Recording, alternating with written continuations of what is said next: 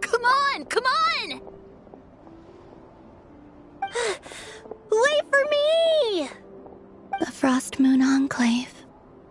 How much it has changed since I was born. These decorations? They're so heavy. It's times like these when you kind of wish men could be priestesses and acolytes too. How fascinating. I've never had the chance to be privy to people's private lives in this way. In the past, people would get so solemn and serious the moment I showed my face, like they were frozen stiff. Karina, Lametti, it's time to eat. Coming! I want to watch them a little longer.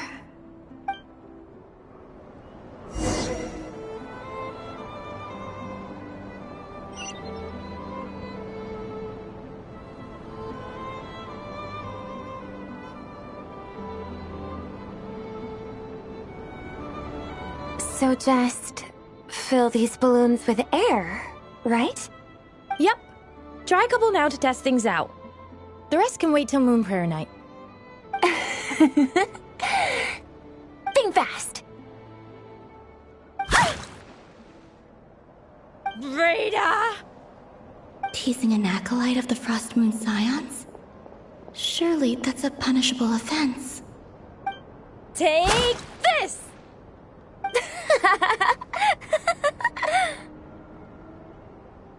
Huh? All right, enough horsing around. Lady Lauma gave us a task. We should get back to it. The task is just to check that the balloons don't leak, right? Doesn't matter if we fill them with air or water. Yeah. Okay, you got me there. And you got me there. But still, we can't use all the balloons before the festival even starts. We won't use all of them. And as long as Lady Lauma's trusted acolyte doesn't snitch, this can stay as a little secret between friends. A couple more can't do any harm, right? Oh, you menace. Then, think fast! Is pumping a balloon full of water really so much fun?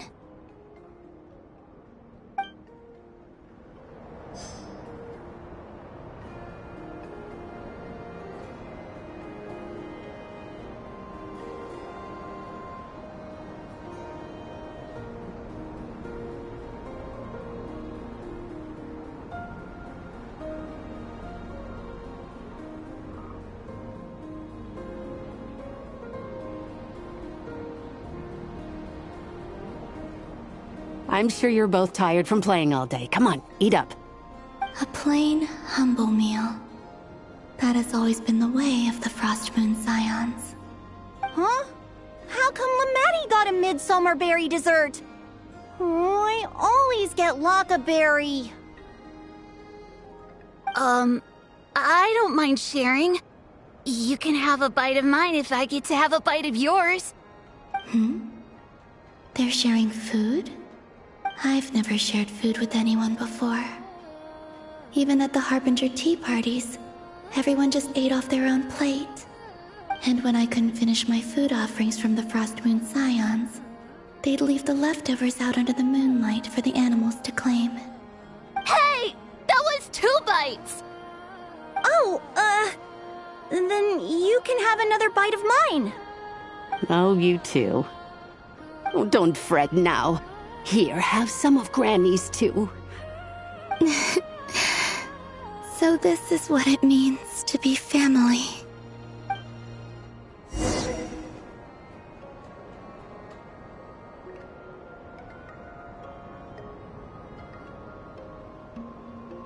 I'm seeing so much that I'd never usually get to see.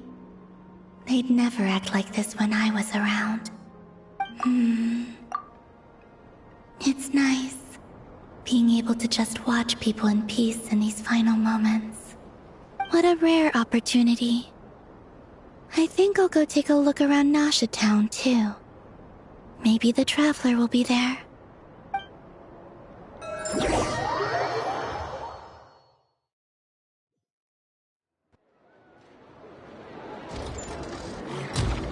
After the War of Funerary Flame, the moon goddesses were no longer recognized by Teyvat. They lost the whole foundation for their existence. That's why the moon goddess's strength is fading. She cannot withstand the world's rejection of her.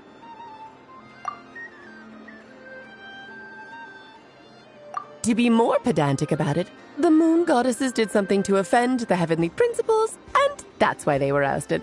Something of a recurring theme in Teyvat's history. Theoretically, speaking so candidly should put me in their crosshairs too, but they can't tell me what to do. I'll say whatever I want. Anywho, the Moon Marrow energies were but a drop in the bucket for her, and that battle against the Ray Hair of Solnari only weakened her further. Fortunately, it happened close enough to Moon Prayer Night when the Kuvaki concentration here is high. That's the only reason she managed to survive this long. What do you mean, fortunately? You said she disappeared. We're too late. Oh, what a headache. I thought this was all common knowledge. I guess I have some more explaining to do. Okay, buckle up. It's time for another lecture.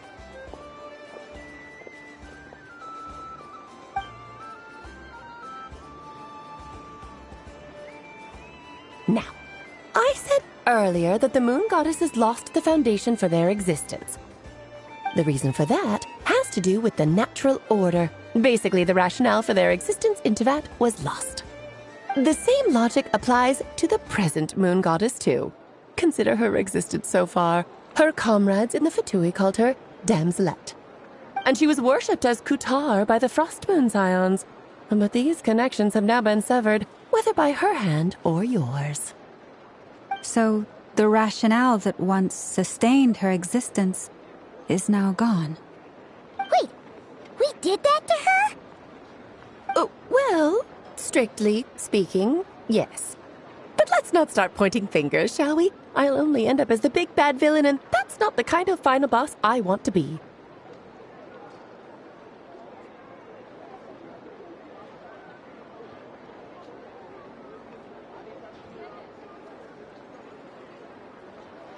Of course I do. I'm only the greatest mage in the whole entire world.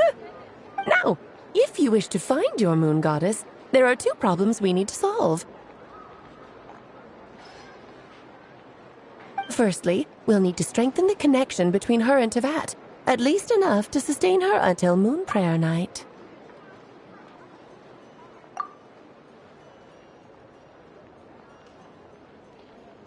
Strengthen her connection. But does that mean I'll have to rally all the Frost Moon faithful behind this? I'm afraid a bygone faith and a former home won't be of any help to her now. Do you know her name? Her name? Yes. Names are very important things. A name is a fundamental concept that anchors one's entire existence.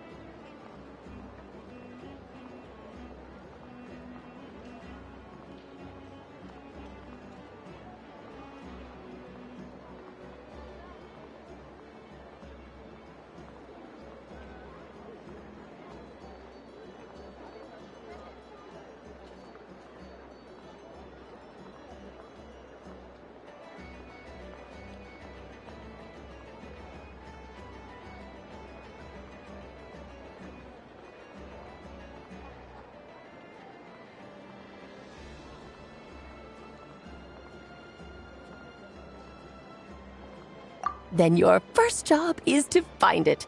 As a moon goddess, I'm sure she must have a name she identifies with. Neither Columbina nor Kutar is her true name, and she's never really accepted either of them. So, finding out her real name is enough to sustain her existence?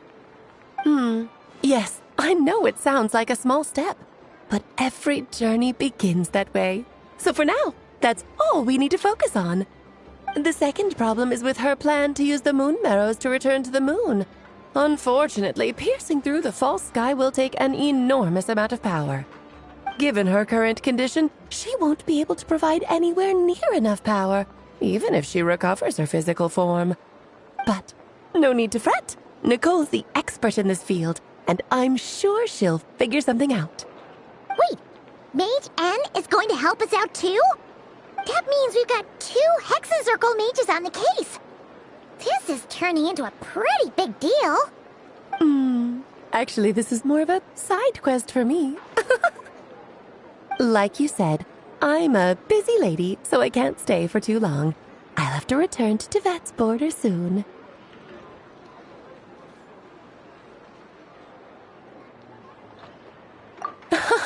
That's the upside you get for looking out for my little Klee. Hopefully that will incentivize you to carry on keeping her company in the future. Anyway, jokes aside, you'd better get moving. It will take quite a miracle for the moon goddess's consciousness to hold out till moon prayer night. Oh, I suppose I might as well tell you where Nicole is before I leave. Off you go now. Time to meet your new friend. Oh, yes, and a little suggestion. Don't forget to mind your heads. What? I wonder how Durin's doing. I should really go see him before I head back. You really are super busy. I most certainly am. There's so many children I have to keep tabs on just in Mondstadt. Durin, Albedo, Venti, Varka.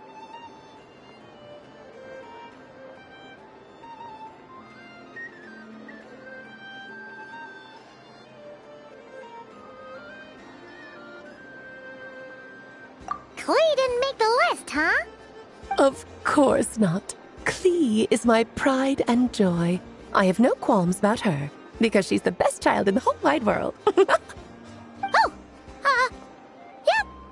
Klee's a little angel. I'm glad you agree. Well, all the best. See you when I see you.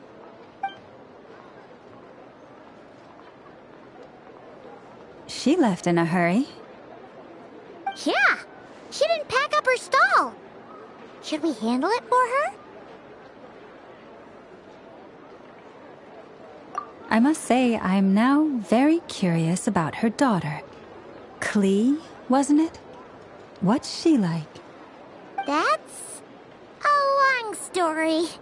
Come on, we'll fill you in as we go.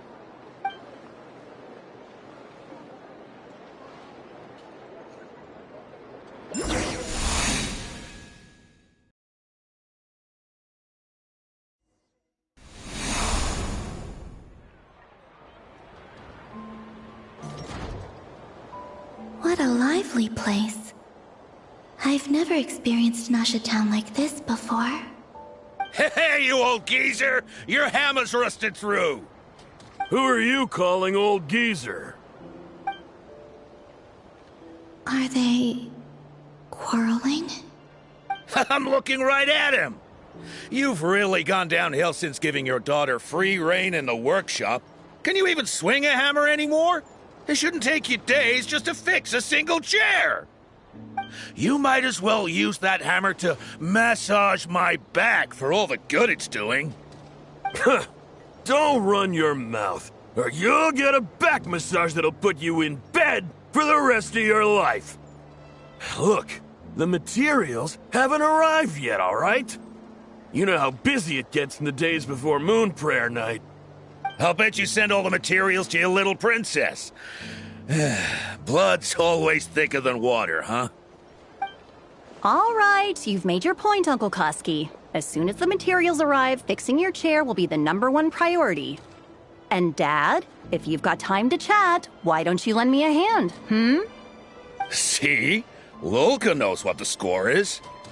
I guess they're friends.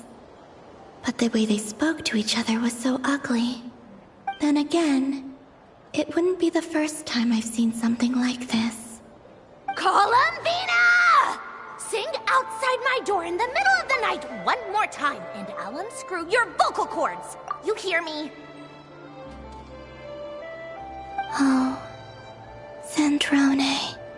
So that was her way of trying to be friends with me. What a pity. I won't get the chance to say any ugly things in reply.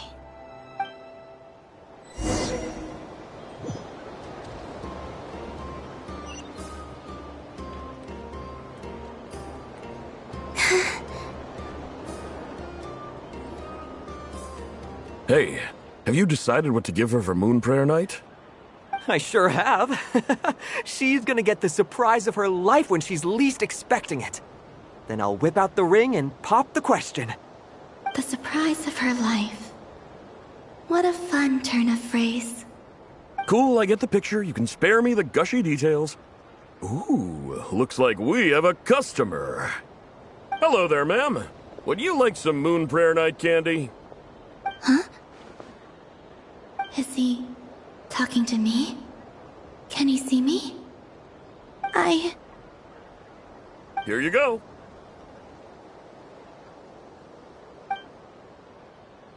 Oh.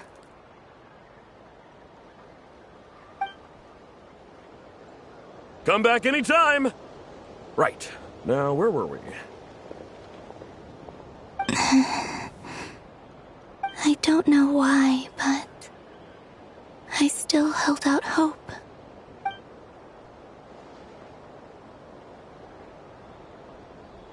The most important thing right now is to find that mage. This name thing seems super important too, but where do we even start looking? I'd better go pay the Fatui a visit.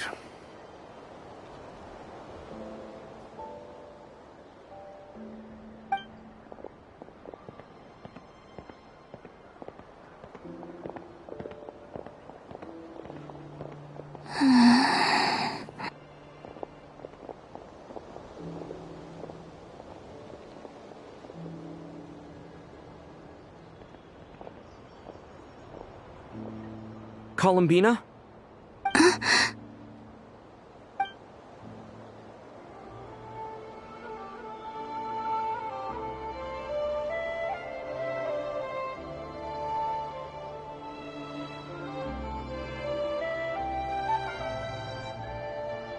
Traveler? Let's go! This is no time to be spacing out!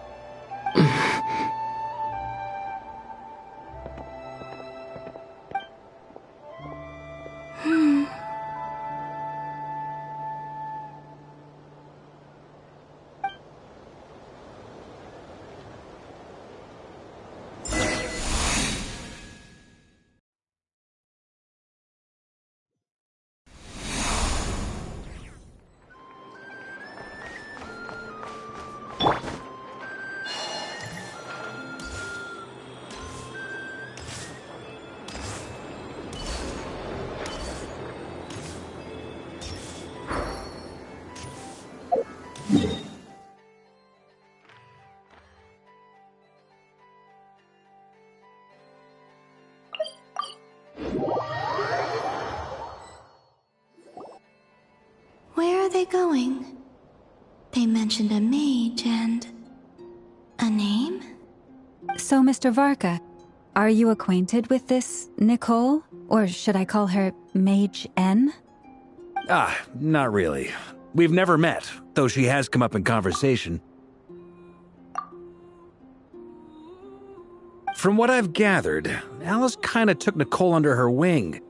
Taught her how to speak in a more ladylike fashion, that kind of thing. Huh. Hard to imagine Alice as an etiquette coach. Yeah, Alice is a larger-than-life personality, I'll give you that. But then again, that's why she's able to draw such an eclectic mix of people into her inner circle. If I remember correctly, being an interesting person is actually one of her main entry requirements. So, if you ever wanted to join the Hexenzirkel, I'm sure you'd both be eligible to apply. Hey! Don't go around making promises on Alice's behalf! I wouldn't dare. I'm just trying to paint a picture of the Hexenzirkel for you. Anyway, since none of us have ever met Nicole, how are we supposed to find her?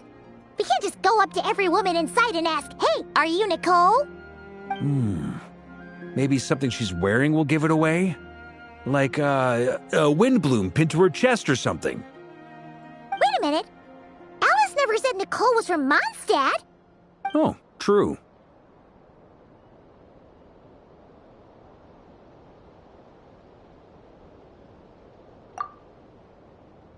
That would be this young lady, then?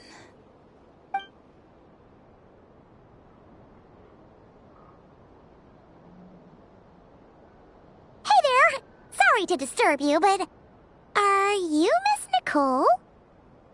Varka, Knight of Boreas of the Knights of Favonius. Alice might have mentioned me before. Ah, have we got the wrong person? Sorry. Well, this is awkward. When I shook my head, I meant, no, Alice hasn't mentioned you before. Huh? Where is this voice coming from? My apologies. For certain reasons, I am unable to speak. This is the only way I can communicate with you. It might take some getting used to, but I hope you can understand. Hey, it's fine. I'm more shocked by the fact that Alice never speaks about me. I mean, As for you two, we have crossed paths twice before, but it is nonetheless a pleasure to finally meet you. Oh, it's really you! Thanks for all your guidance in the past! You're quite welcome. This time, things are different. We have reached the unwritten pages of the story. You might say that we stand at the crossroads of fate. Now then, allow me to formally introduce myself. My name is...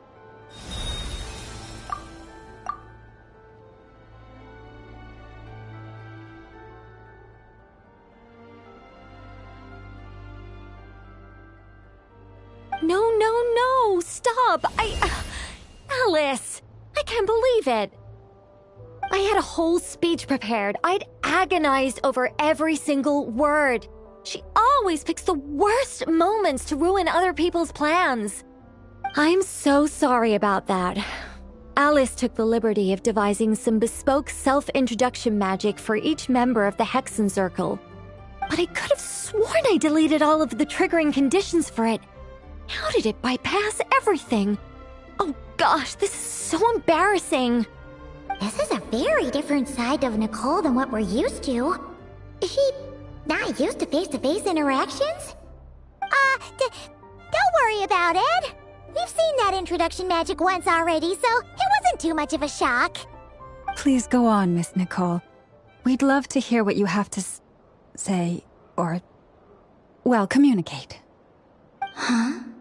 Are they talking to this lady? But... Will you all promise to forget that horrendously embarrassing introduction? sorry, embarrassing. When?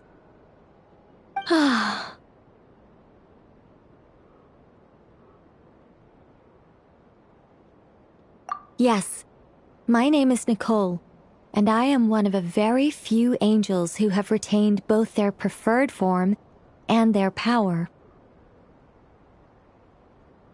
The Traveler and Paimon should be no strangers to this concept. There is another of our kind in Natlan. They call her the Lord of the Night. All right! Paimon remembers her.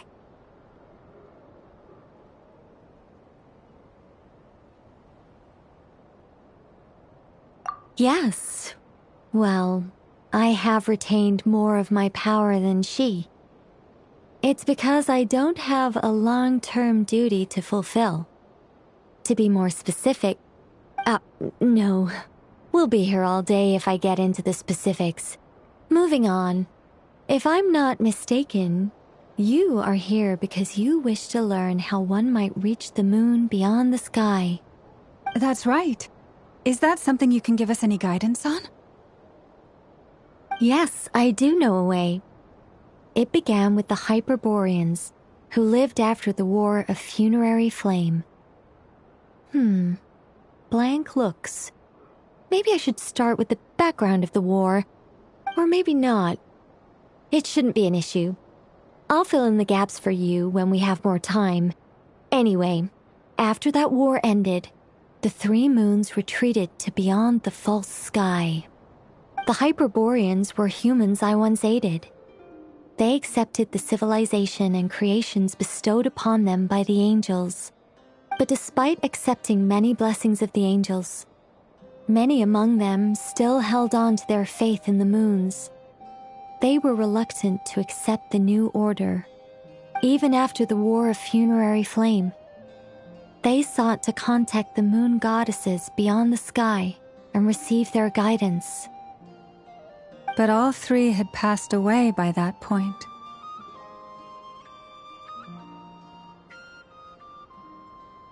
This mage has a unique method of communicating. Is she talking about the moons? Yes, but they did not know. And so, still they prayed for the moon goddess's mercy.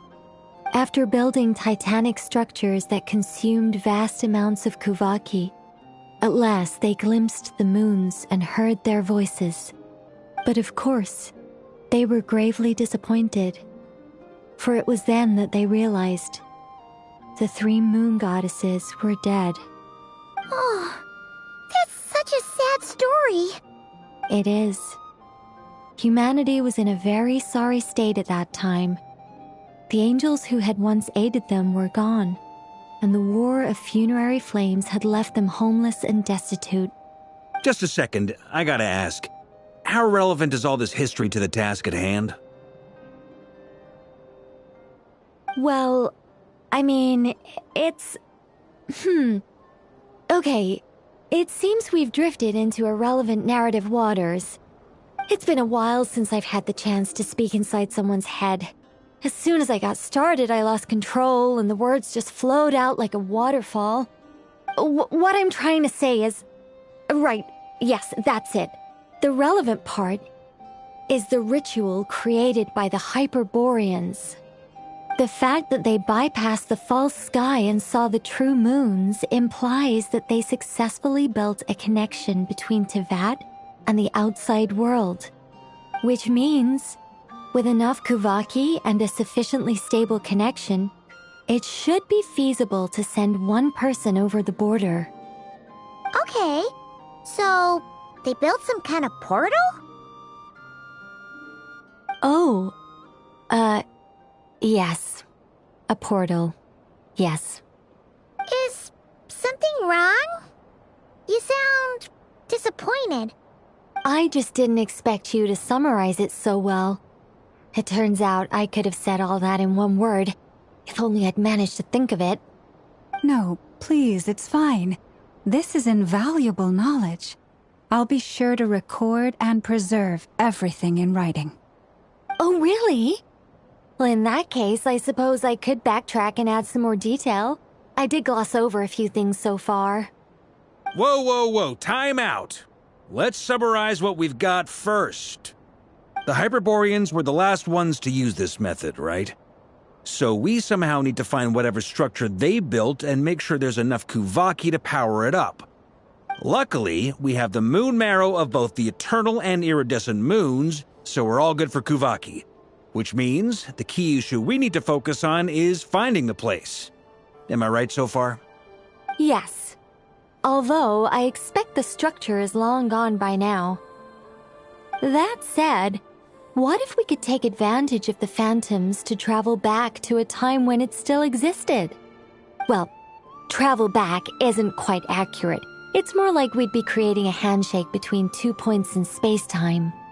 We wouldn't even have to pick a time when it still existed. It could just be a time when it still appeared in phantom form via projection, or we could project our own phantoms, fold them together, and... You look lost. Was that too hard to follow? Yeah, things got a little, still there. Paimon's brain is reaching capacity. All right. Let me think about how to put this more simply.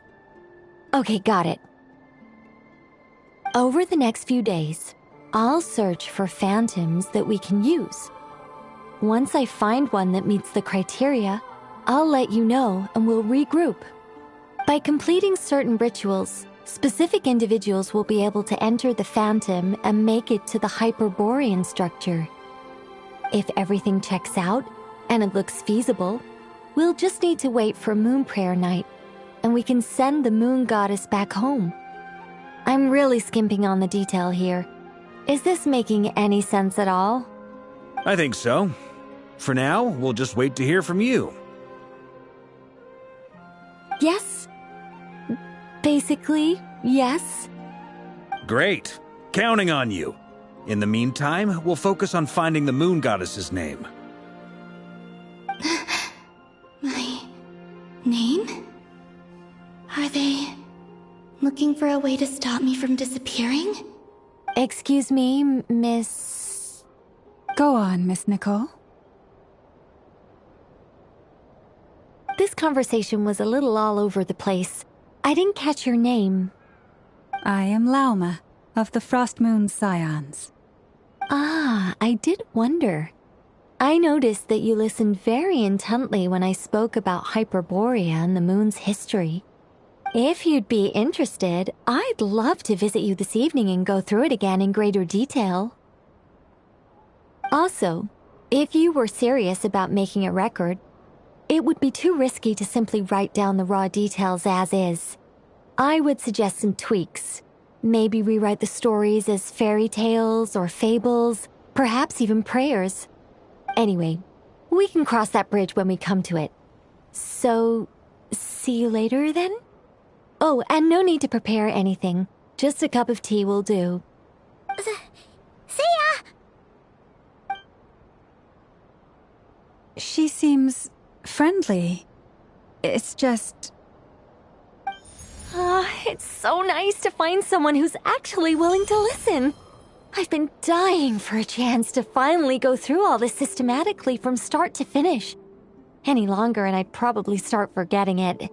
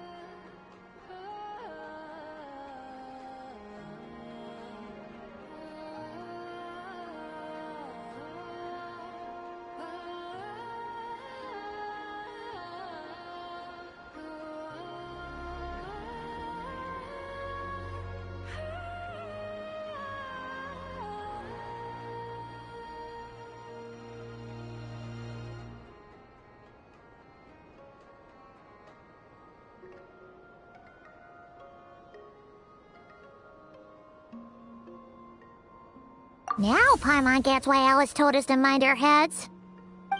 Ha ha ha ha! What did I tell you? A lot of quirky people in Alice's orbit. Now then, the next order of business is, where do we start looking for the moon goddess's name? Maybe the rest of what Nicole has to say might give us some clues.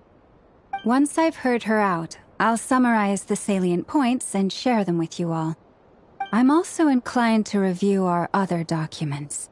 Yes, our faith was first established by our Hyperborean ancestors, but many of the more factually accurate records are from after Kutar's birth.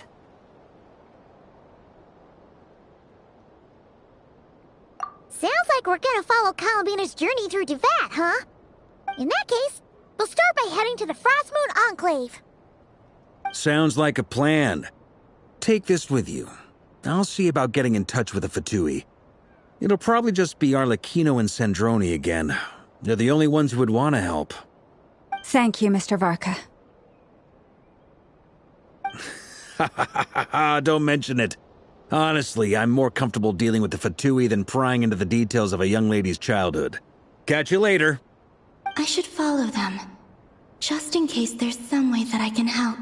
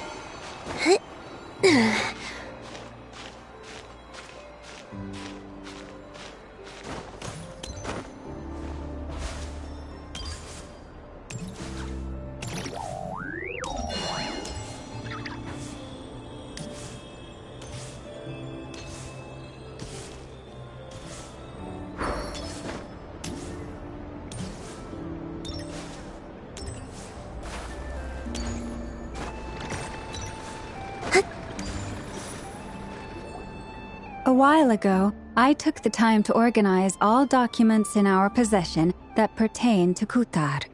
What you see here is the material I consider reliable.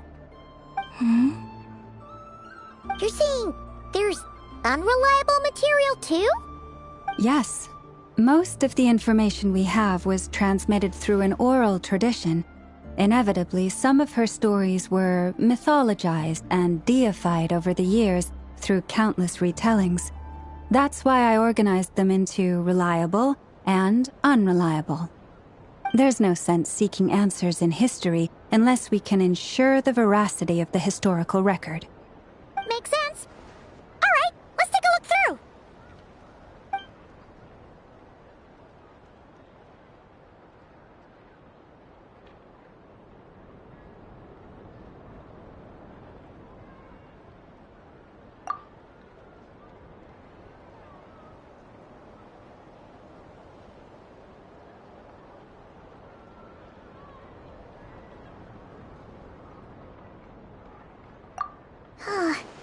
Almost all these records refer to Kutar instead of Columbina. Although neither of those is her real name. Paimon's not sure what point she's trying to make. What we can gather from these records is that the Frost Moon Scions worshipped her as a god, placing impossible expectations upon her. I cannot fault them for their earnest faith, but for all their devotion, worshipping her day in, day out changed nothing. I imagine that none of it resonated with Columbina. It wouldn't surprise me if, even back then, she had already begun to reject the name Kutar and everything it represented. Lama speaks the truth. When I heard them call upon Kutar with hope and expectation in their voices, they may as well have been calling upon somebody else.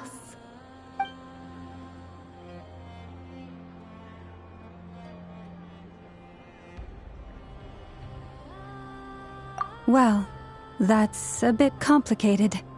I looked at the level of detail, perceived authenticity, prose style, and how realistic their portrayal of Kutar seemed to be.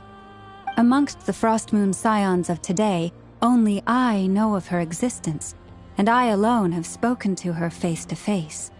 As such, I know that there are certain things she simply would never do. That being said, I have sensed some changes in her lately. Changes? Me? Oh, seems like this is getting us nowhere. Oh, for what it's worth, why don't we check the unreliable sources too? Sure. Give me a moment.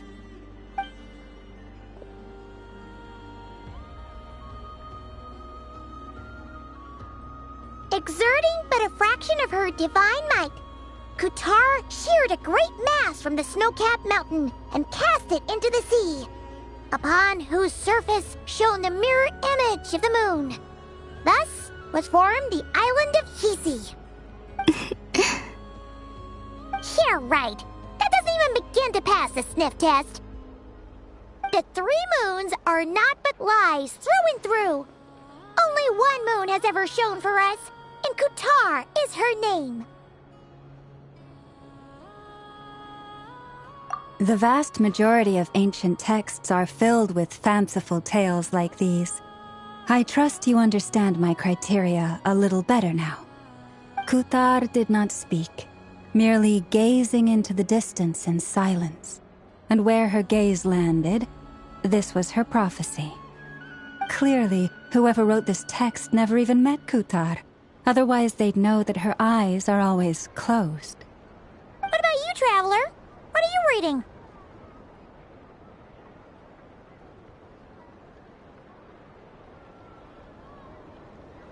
Come on, let Paimon see. The child wished to build a wooden nest with which to shield the fledgling bird from the cold. But being so young and lacking in strength, the child could not snap the branches from the trees. Kutar was passing by. Upon seeing the child, she summoned forth a Kuhenki, who built a beautiful nest for the child. I remember that. Not knowing the meaning of Kutar's divine intervention, the child dared not to respond, and thus ran home to call their parents. But Kutar was gone. The moon chanter declared the event a miracle and took the nest as a relic, placing it on high for all to see. The child was named as one favored by the goddess, and was greatly respected amongst the people. Yet, no further miracles were bestowed, and this matter was forgotten in but a few years. Huh. Any thoughts after reading that?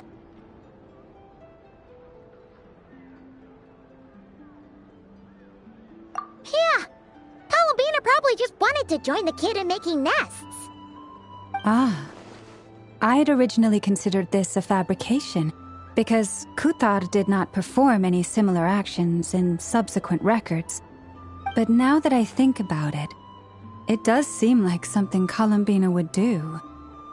It's just that... She didn't know how other people would interpret her actions. She was probably worried about making things difficult for people. And so, she gradually stopped joining in. Yes. Oh, that's so sad.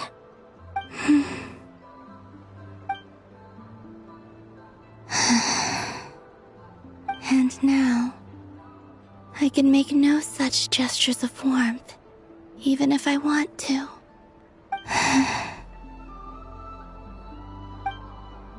Still no name. That's a bit of a shame.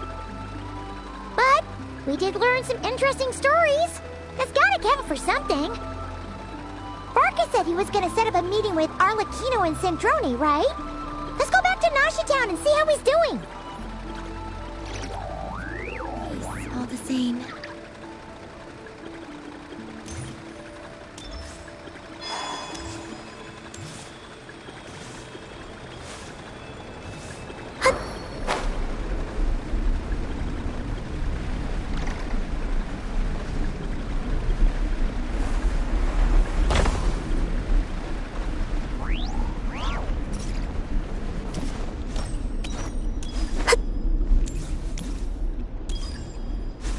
Let's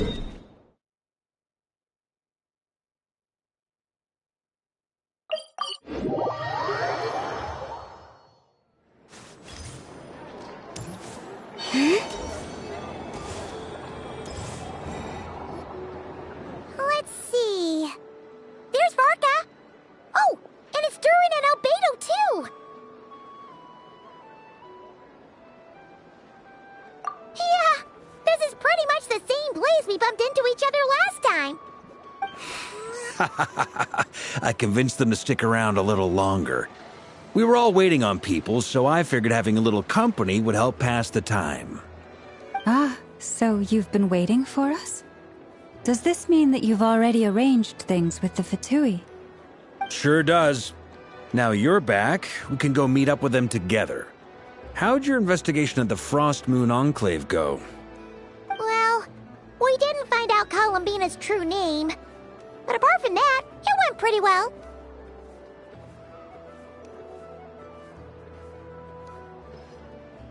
Aha, just as well that I didn't tag along then.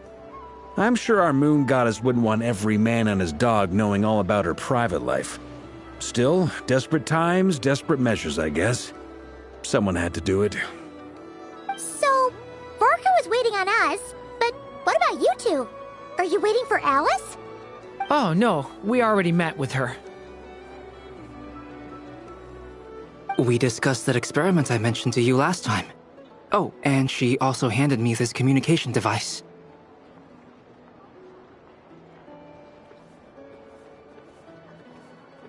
That's right. I understand she informed you about the relationship between the phantom phenomena and Tevat's borders, yes? She wants me to help her with some more experiments on that front. She said that she'll contact me through this device with more information. Ah, I see. Following instructions and making observations. Pretty common research method. Takes me right back to Albedo's lab. Wait, then who exactly are you meeting? Someone you know. Albedo's met him too. But I don't think Miss Lauma or the Grand Master have been introduced. Introductions are overrated. Especially in cases like this. It's you! So? It's not like the Academia has prohibitions against going abroad. Also, I applied for leave. I've been writing to Hat Guy since obtaining a human form. I've already brought him up to speed on everything that's been going on in Nodcry. Hat Guy? Turns out, I actually have heard that name before. Oh? Then why did you react the same way I did? I only knew the name, not the fella. But since we're all here, let's do some introductions for what it's worth. I'm Varka, Grand Master of the Knights of Favonius. Lauma, Moon Chanter of the Frost Moon Scions. And I'm a Driosh from the Vahumana Darshan of the Sumero Academia. Hat Guy. Good to see you again, Mr. Guy. I believe we last saw each other on the boat ride here.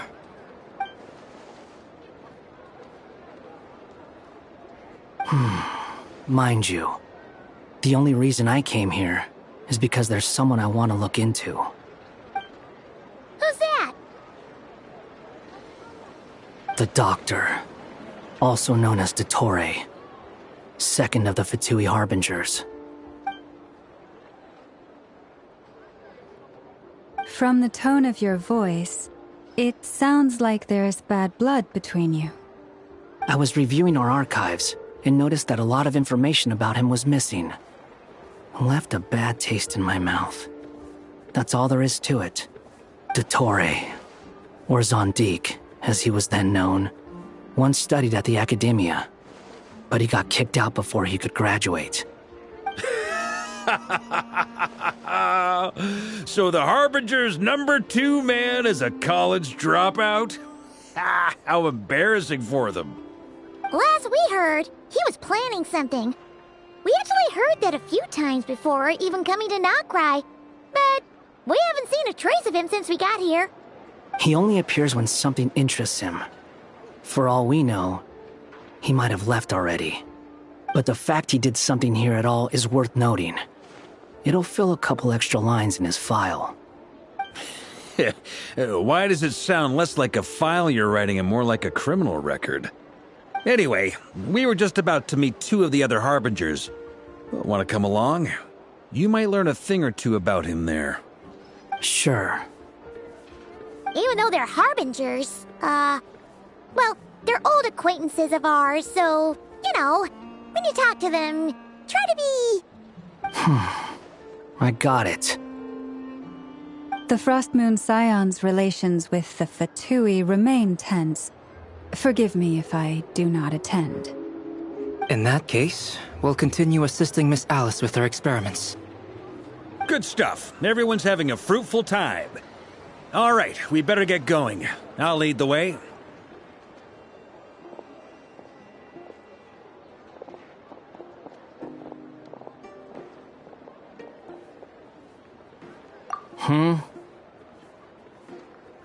Well, yeah. That's obviously part of it. But I'm not the only one who has a score to settle with him. Neither you, nor Lesser Lord Kusanali, nor I want to see him meddling with things again.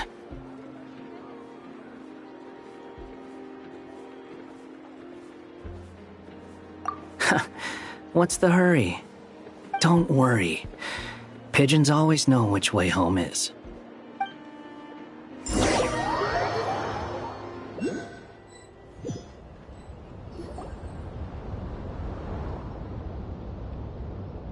You made it.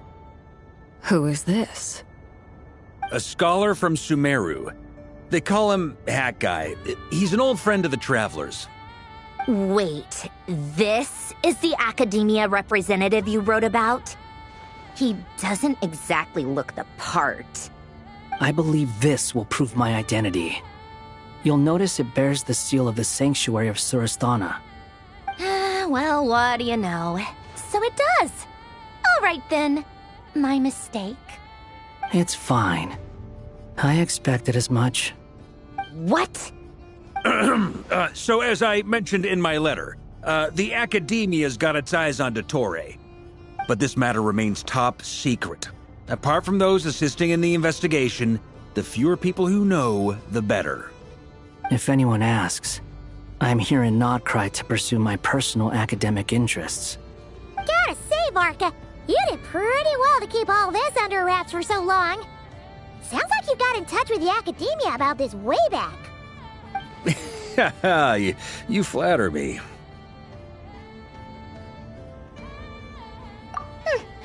Where do I even start? Remember that time we fought Rerir at Star Sand Shoal? He sure let me have it then, didn't he? I'll bet Dottore had that all sketched out, with me as his convenient little pawn. He could not care less about us if he tried, but hey! The feeling's mutual.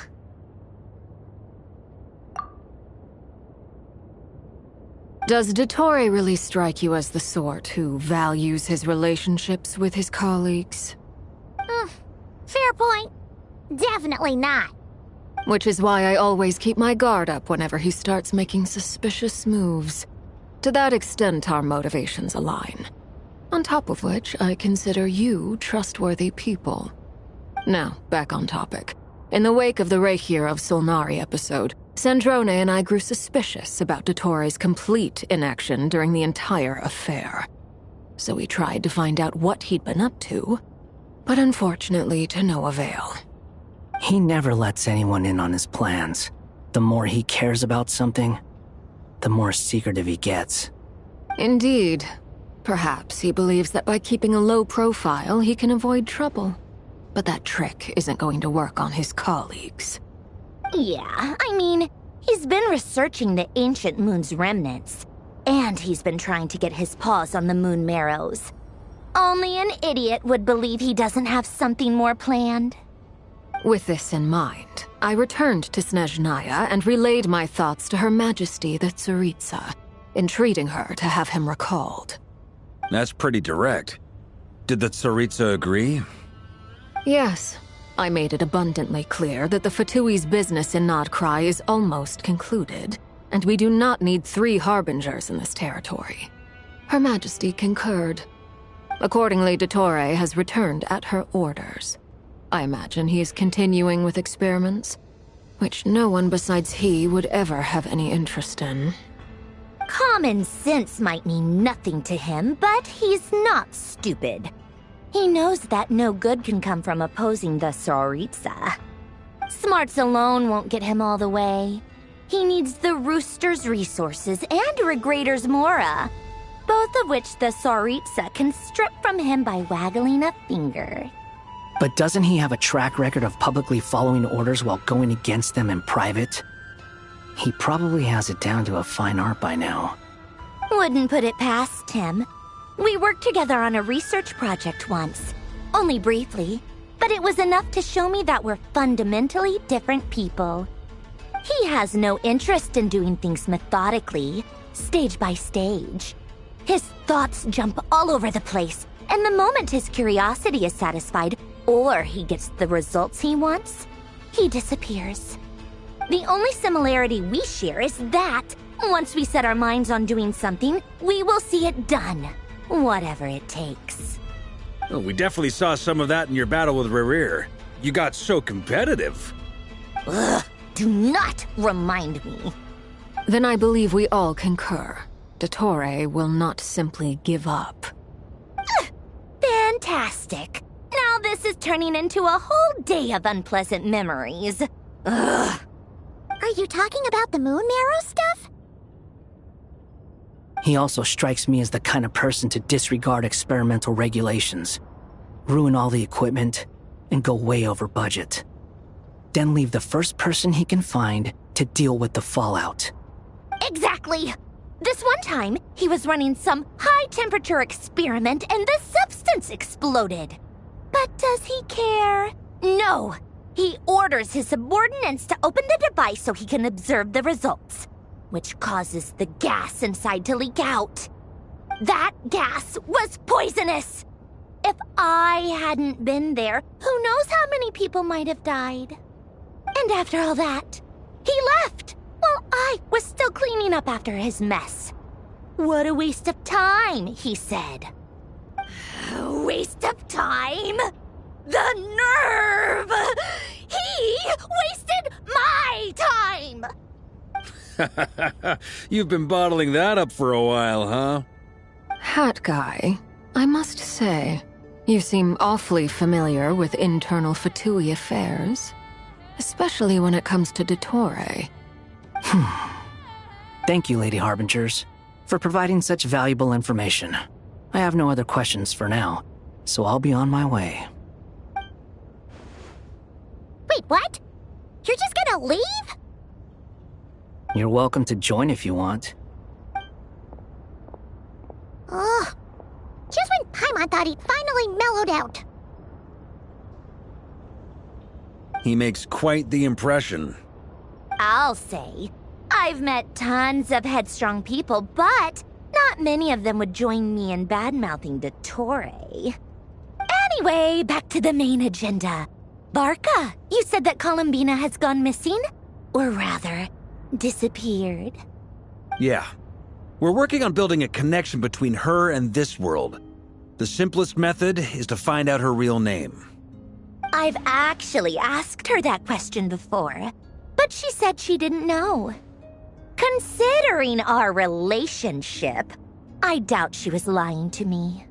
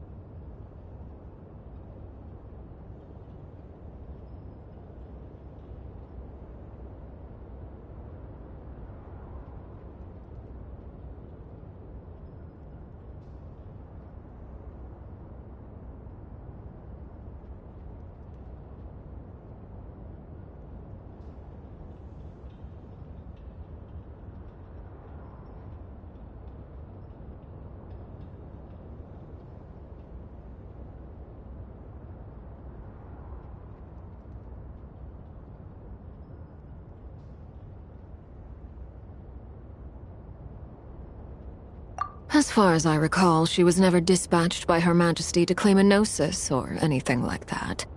The Tsaritsa's plans had long contained a place specifically for— I always thought that was weird.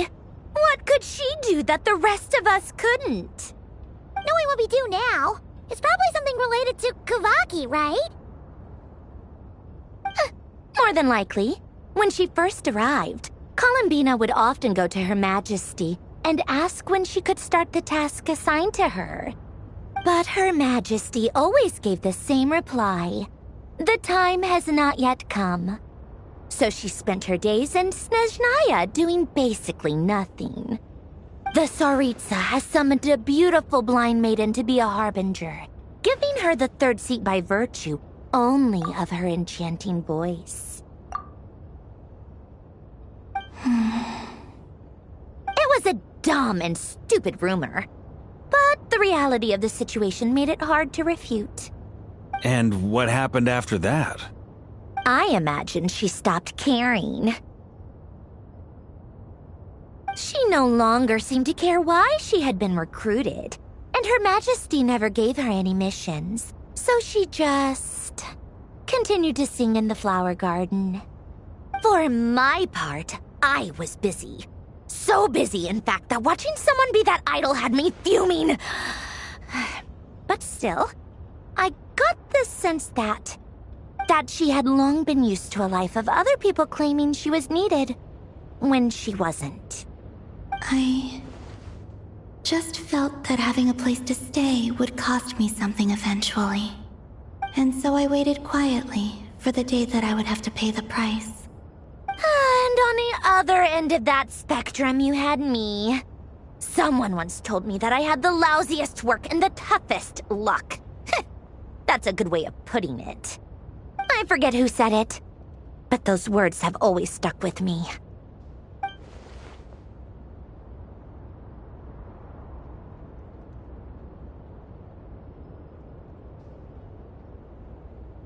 But you've done your job exceptionally well all this time. Because at heart, you are a conscientious person. What is it? Something come to mind?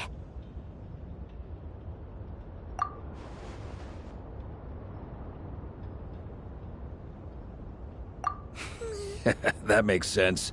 Nothing screams you are needed like your name shouted from across the town. Well, good luck with it. But if you ask me, Columbina is still the most shoutable name. I'm just so used to it now, after all the arguments we've had. I can't be bothered trying to remember another name for her. Nor I. Sandrone. Harlequino.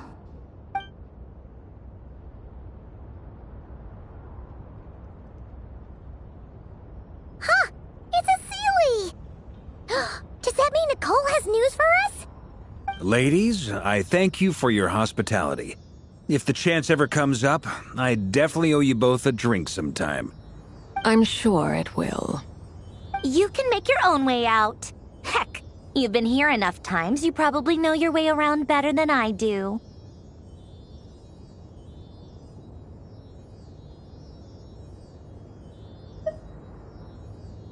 Okay, time to do what adventurers do best. Follow that Sealy!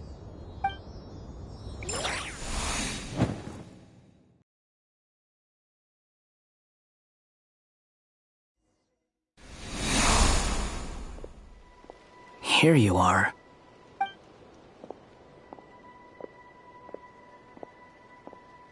Oh, hat guy. How come you're back so soon? Did things go all right with the Fatui? Fine. Dotori's been summoned home by the Tsaritsa. Couldn't get much more than that. How about you? Any progress with the investigation? Unfortunately not. We've tried everything. Different phantoms, different locations, different points in history. But the results are the same each time. Abyssal monsters roaming the land. People crying out in despair, with no hope of being rescued. Every time I see it, I can't help but think, Is this what it was like in Mondstadt when Dragonspine Durin attacked? And if I fail in the task I've been given, will I create yet another tragedy? That's just meaningless speculation. When we encountered similar phenomena previously, I tried to interfere with those illusions, using sounds and lights to guide them. However, we could not change their fates. At most, we were able to extend their existences. The events of the past are like fate that has been written into Irminsul. There isn't a living thing in Teyvat that can escape its past. But Miss Alice instructed us to try to find ways to change the outcome that these phantoms face. It's an impossible task. Can't you just refuse? Since she asked us to do this, I feel like it can't truly be impossible. Or if it is, well, mages can make the impossible possible. I could not have been born as Durin otherwise. But you also said that your past 39 attempts were fruitless. That's true. But you're still going. Yes. After this many futile attempts, surely you realize that you're not doing this because you still believe what some mage told you. It's because you want her hypothesis to come true. It's something you wish for deep inside. So, think for yourself about what you want to do. As long as you don't believe it's futile, it isn't. Yeah. Previous experience indicates that we cannot touch the phantoms, which limits the effectiveness of our interventions. If we want to clear this hurdle, we need to break this rule somehow. Same thought here. Following the same rules means repeating the same failures. Reducing ourselves to mere playthings of fate.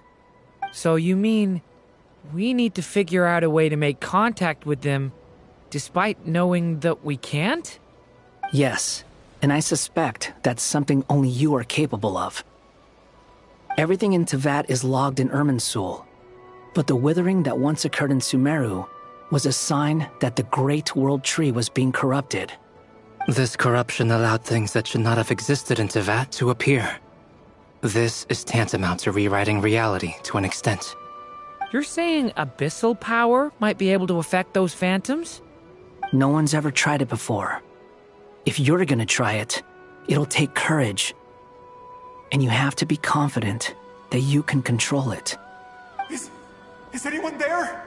Has anyone seen my daughter? She's missing. I have to find her. I hear someone inside. Spargana? Are you in there? Ah! If I can use my abyssal powers to warn him that there is danger here, maybe it'll change his decision. Maybe he'll stay away. Yes. The important thing is not the nature of the power, but rather how you use it. To intimidate and obstruct. Sounds about right for the Abyss. Well, let me try. I should be able to influence that thing. Have you seen a little girl? What? This isn't the time for that! Just run!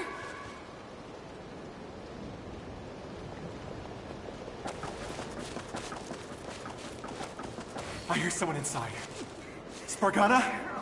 Are you in there?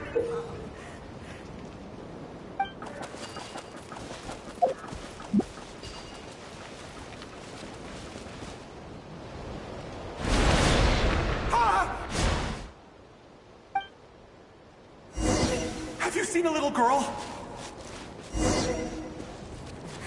What? This isn't the time for that! Just run! Where are all these monsters coming from?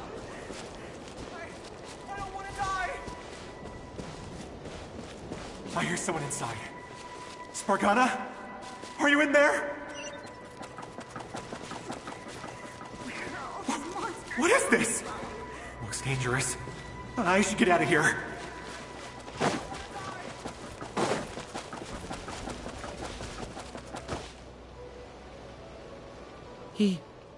He really left.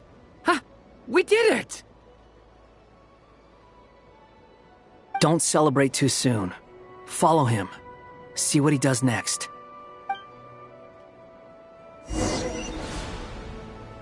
Monsters approaching from the front. You need to stop them and create an opportunity for him to hide.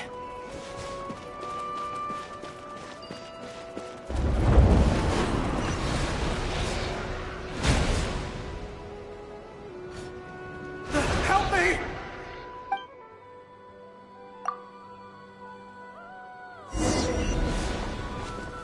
Monsters approaching from the front. You need to stop them and create an opportunity for him to hide.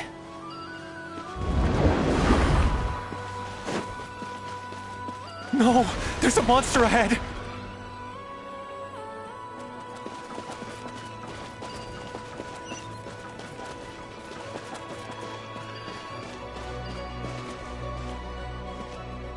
Wait, is that the barrier I saw earlier? Why is it appearing now? It's as if someone's controlling it.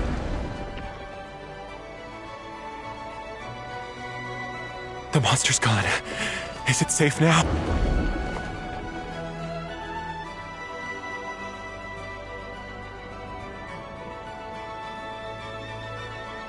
The barrier's gone too. How odd. Anyway, I guess I'll keep going. Quickly, let's...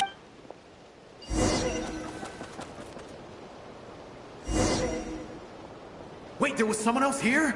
Don't go any further. We've got anti-monster traps laid out everywhere.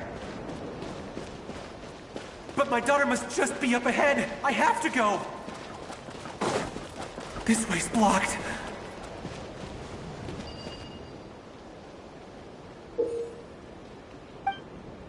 We might be able to use the explosives over there.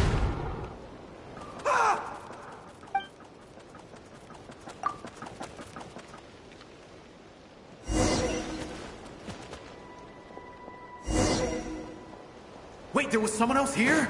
Don't go any further. We've got anti-monster traps laid out everywhere. But my daughter must just be up ahead. I have to go. This way's blocked.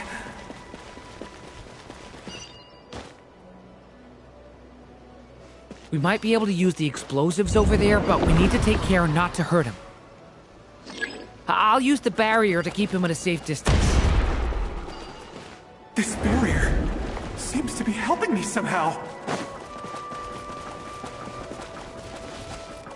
Hey, wake up! Oh, no good. Gotta keep moving ahead.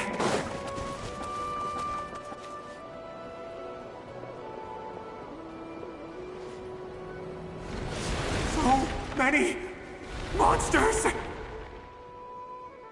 There's still a chance, Durin. Use the traps.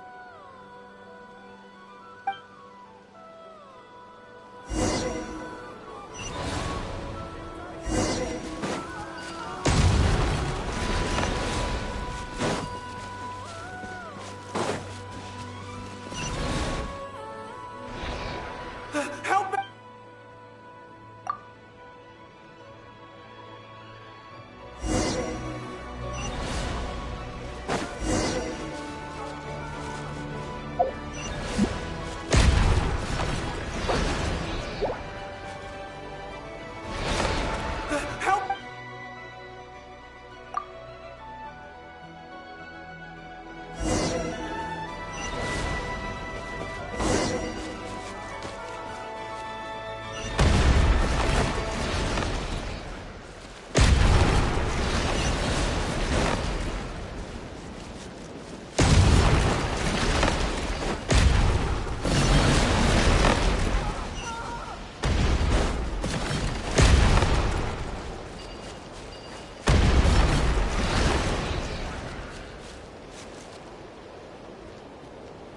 This is a new development. I've never seen this happen before. We might just be able to save this person.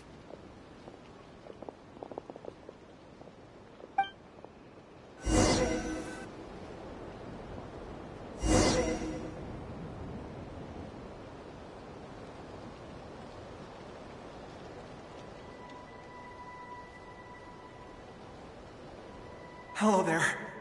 Have you seen my daughter? Spargana's her name. She's carrying a large backpack. Get out while you still can, you fool. You won't find any survivors here. But I can't just leave her here. She must be so scared right now. Sorry. Wish I could help, but I haven't seen her. You'll just have to keep looking. Okay, thank you.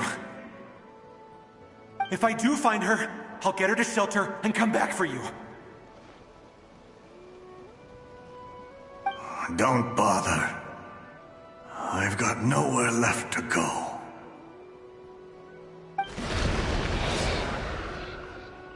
What's that noise? Monster! No, if he goes inside, he'll be walking into a trap. Let's try this once more. This time, we have to stop him.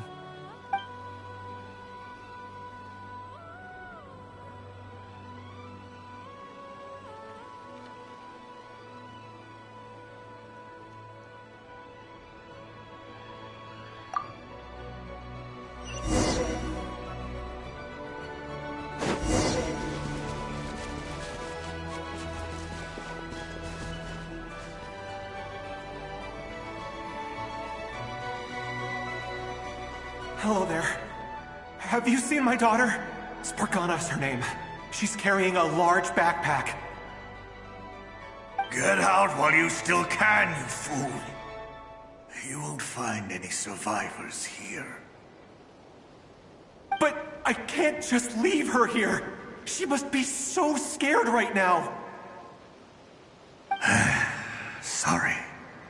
Wish I could help, but I haven't seen her. You'll just have to keep looking. Okay, thank you. If I do find her, I'll get her to shelter and come back for you. Don't bother. I've got nowhere left to go.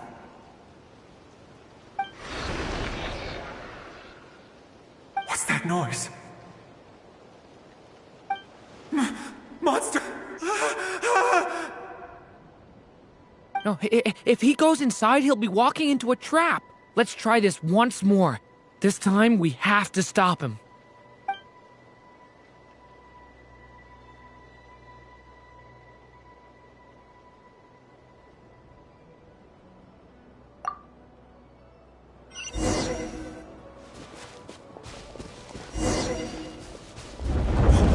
Why? How will I know where Spargana's gone like this? You know what?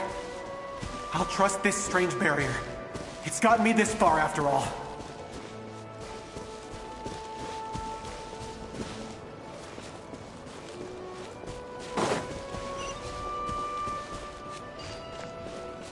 What? Spargana, are you there?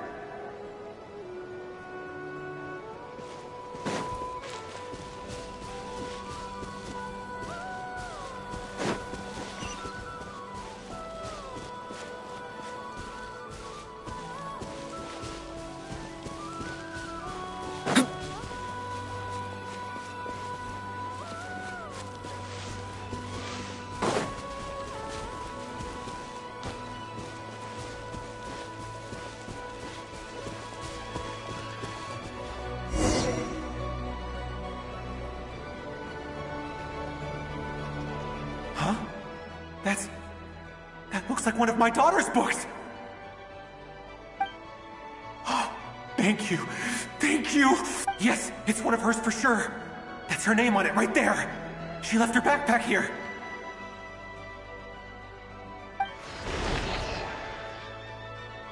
Durin, just like last time. Use the explosives.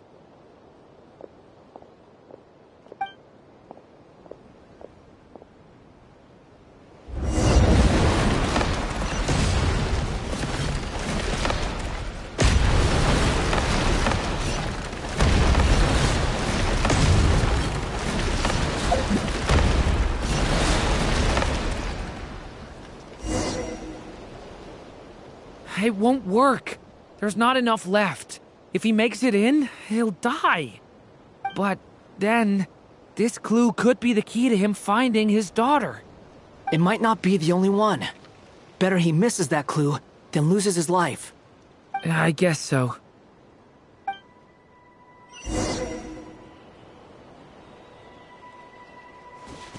Stop him, Durin. We can't let him get any further in. That's my daughter's book! She's passed this way! Why? Why won't you let me go in? I've searched and searched and searched just for this! I no longer have anywhere else to go.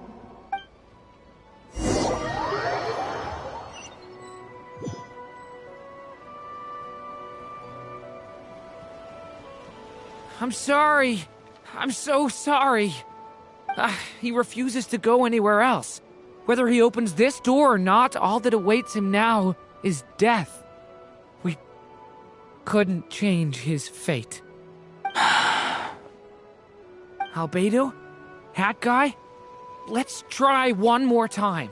I don't know how we're gonna do this, but I don't want to give up either.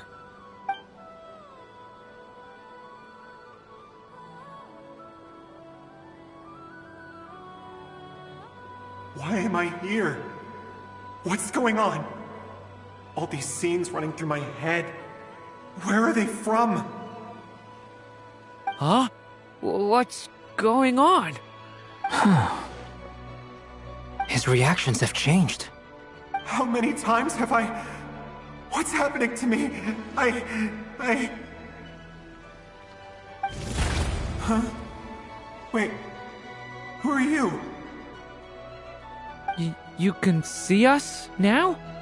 I feel like I always could, but that I only just realized you were there. I'm sorry, I don't know how to describe what I'm feeling. But you were the ones guiding me using that marked barrier, right? I haven't done anything yet, but those monsters, those deaths, they feel like memories. Like things I really did experience. I won't find my daughter. In fact, I'll ultimately die trying to find her. Isn't that right? What? No, it isn't. Yes, it is. Even so, we're trying to find a way out of this. You've not seen my daughter either, have you? It seems she really isn't here.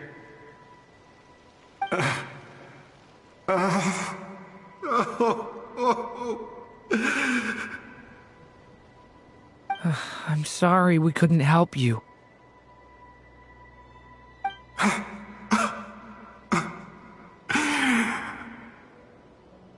I'm just tired. Maybe this is destiny. Maybe it doesn't matter how hard I search. How long do I have left? Experience says 15 to 20 minutes. 15 to 20. Thank you for all your help. Let's rest a while. You look exhausted too. Now's not the time for you to start pitying us. It's not pity. I'm just realizing that I've only got 10 or so minutes left. You know?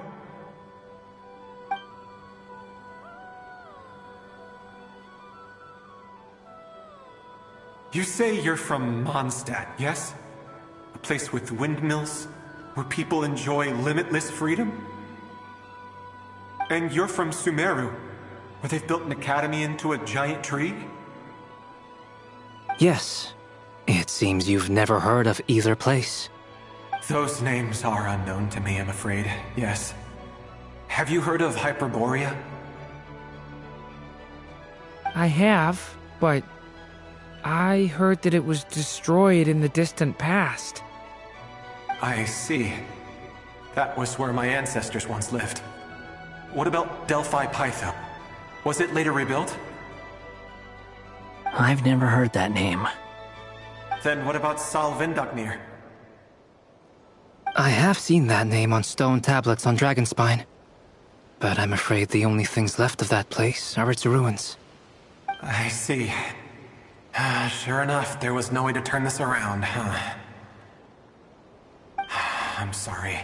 I was the one who asked to chat, but it seems like we're too many ages apart. There's barely any common ground to start from. It's all right. We did hear something new, at least. From how you speak of your lives, things must be going all right for you, I guess. They are. Mondstadt is a place of freedom and happiness. There's a lot of good people in the church and the Knights of Favonius, and even outsiders find that it's an easy place to feel at home. We have festivals a few times a year. Everyone gets together to drink, sing, and be merry. Sumeru is a lot more uptight. Not really the kind of place where you can relax. It's a nation fraught with problems wherever you look. But if all you want in life is to seek knowledge, I guess it's pretty much paradise. That's wonderful.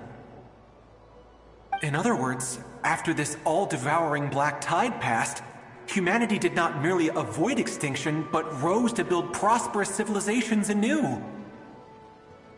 I mean, I can see you all right now. That must mean the future isn't a total mess, right? That's true.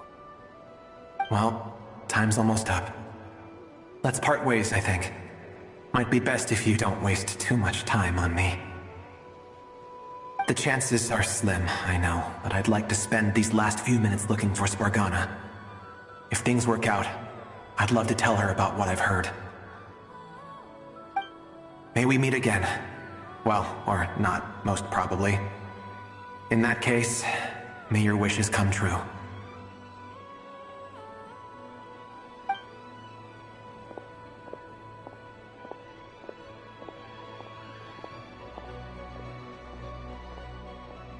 He's gone. In a few minutes, he will meet the end that was his to begin with. The ending of this tale did not change, but I believe that we've just made the most progress we have yet. May your wishes come true. If only it were so simple. Hat Guy, could I ask you a question? You've never talked about your past. It seems complicated, and it weighs heavily on you, too. Would you be willing to tell me about it? I mean, sometimes it's better to get things out in the open. Take that guy we try to help, for instance. At least he said goodbye with a smile, right? I know about Albedo's past. Our experiences are very similar, and he created me. As for you, you're my first friend, and you've witnessed every step I've taken. But by comparison, I know nothing about you. Either way, I mean, we're still best friends. But if I knew more about you, I might understand your thoughts a bit better. I've told you about myself. I'm a student at the academia. And what did you do before that? Prepared for the entrance exam? All right. If you really don't want to talk about it, I won't press you any further. I was a puppet built from the branches of a white tree, using technology left behind by the Conrian schools of mechanical engineering. A white tree? You mean an Irminsul tree? Yes. A branch of Irminsul that was once connected to the main tree. So you had a human creator too? Yeah. But my creator abandoned me after deciding that I was a failure. After that,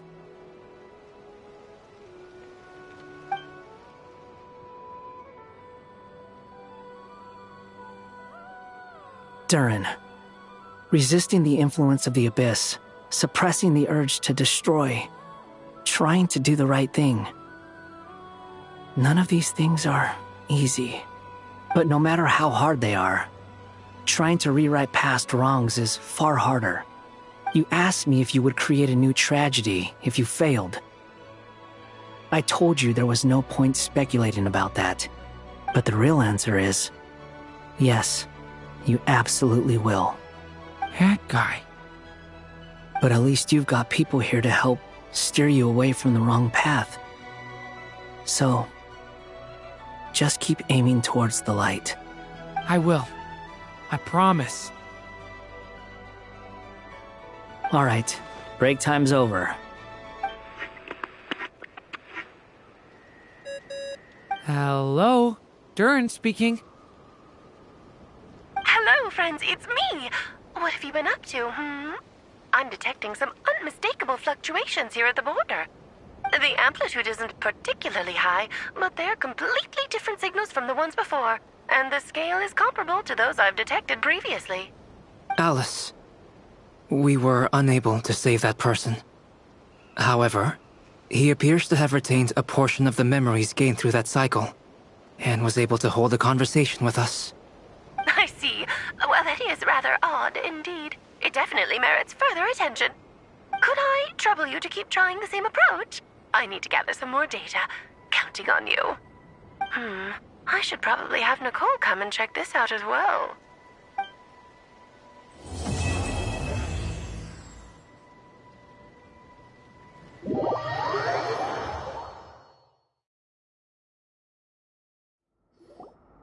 There you are. I was worried you might stop to collect treasure chests opened by the Seelie along the way. It would have taken you so much longer to get here. Another conversation I cannot hear. I am delighted to see that you understand what takes priority, and that your adventurer's instinct has not swayed your resolve. Really, I must applaud you for it. You should know. Paimon's head. Okay, I'll try and keep it short. My senses are telling me that this is where we shall find the entrance to the ruins. Oh, cool! Well, what are we waiting for? Let's open it up and see! Patience. This was a sanctuary of great importance to the Hyperboreans. A special process is required to open the gate. Oh! Like the place that housed the Eternal Moon's marrow?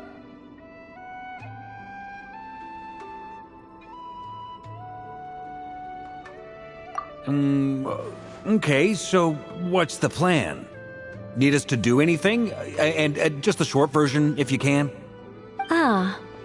Alright then. I was planning to start with some background on the invention of these techniques. Are you sure you don't want to hear it? It's quite informative. Remember what you were saying about priorities? Fine. Simply put, we need 3 human representatives to successfully undergo a process of Kuvaki resonance. Think of it as a test from the 3 moon goddesses to see if the entrants are qualified, with the most recognizable qualification being Kuvaki. Pretty sure Lauma would ace that test. Oh, wait. But we need 3 people. I also have no doubt that the Moon Chanter would be qualified. But we would need 2 other people with the same constitution. Therefore, the most feasible method is not so much to follow the rules, but to figure out how the test functions and find a workaround. I've done some research, and it turns out the mechanism is rather crude. We'll simply need humans to stand before it who have sufficient Kuvaki energy within them. I'm with you so far. How do we get the Kuvaki in them? The easiest way would be transfusion. Take some Kuvaki from Nodkrai's soil, put it into the bloodstream, and get it circulating in the body. So we're going to cheat on the test? Precisely. There are other methods, but this is the simplest one. Cheating the system is much easier than trying to hide from it. Sorry? Does the idea of cheating upset you, Miss Lauma? No, that's not it. I suddenly had an idea. Ooh, what is it? It's about Moon Prayer Night. I figured out a way for Kutar to join in the festivities. But as Paimon said, we need to have our priorities straight. Let's get back to the test. I'll follow up with Nefer on the festival arrangements. Oh, okay. Anyway, is this really the best method we have? A Kuvaki transfusion sounds dangerous, no matter how you slice it. If you think that's dangerous, wait till you hear the other methods. I'd be more than happy to go through them if you'd like. There are several. No need, we're good. Let's go with this one. Very well. Kuvaki transfusion it is. Now, I should mention that the risks can be greater or lower depending on individual compatibility. It would be rash to simply infuse the Kuvaki and hope for the best. If the body rejects it, the reaction can be quite severe. The symptoms are similar to another condition that some people living here suffer from, known as congenital Kuvaki sensitivity. So, before we execute our plan, I will perform a simple test of my own to see who is compatible and who is not. Once that is done, we will have to complete the resonance process as rapidly as possible. The participants must remain stationary while the Kuvaki circulates and bonds with them, and they mustn't eat or drink anything. What? No eating or drinking? That's some hardcore fasting. They'll all be monks by the time they're through.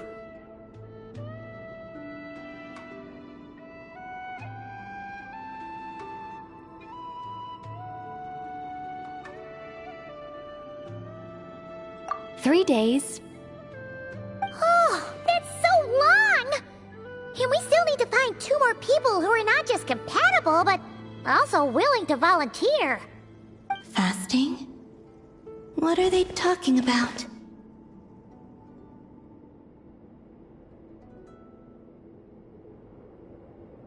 Really? Don't you want to think this through? Haha, count me in too. 3 days without food? I can handle that. Miss Nicole has made it clear that this is the easiest way. The way I see it, there's nothing else to discuss. It's time to step up.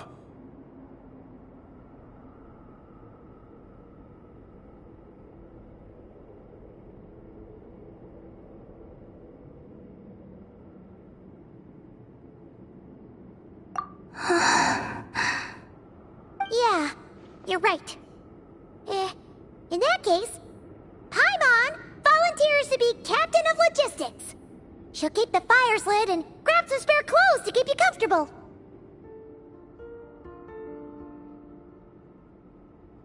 Then we'll start with you first, Traveler. Please step forward.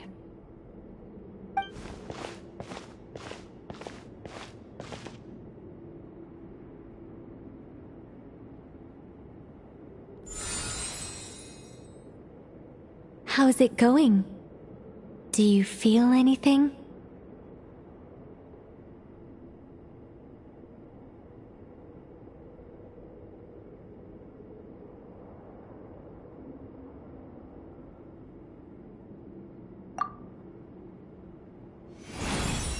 How about now?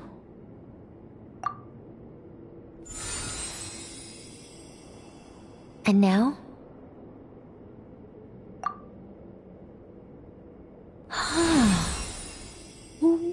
What about now?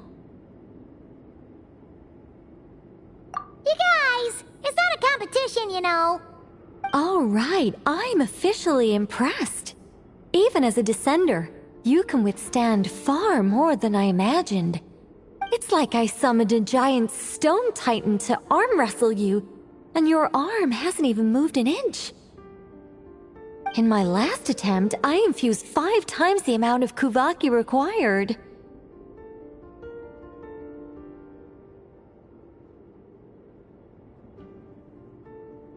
Yes, safe to say, compatibility won't be an issue for you.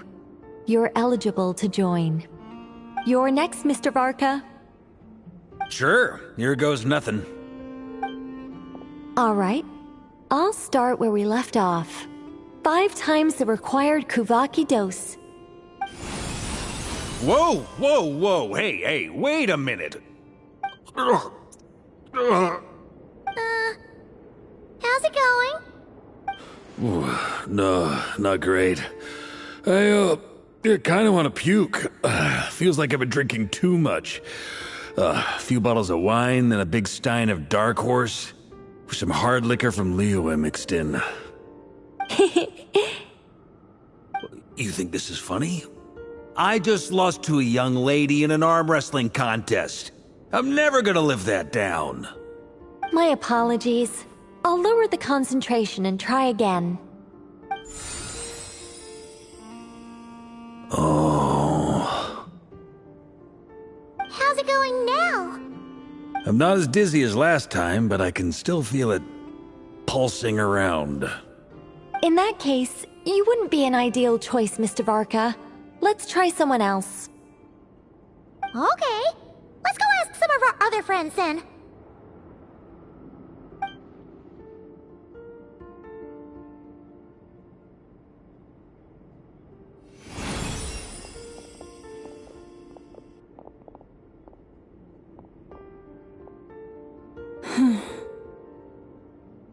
No surprises here, Miss Moonchanter. You're perfectly compatible. You may join.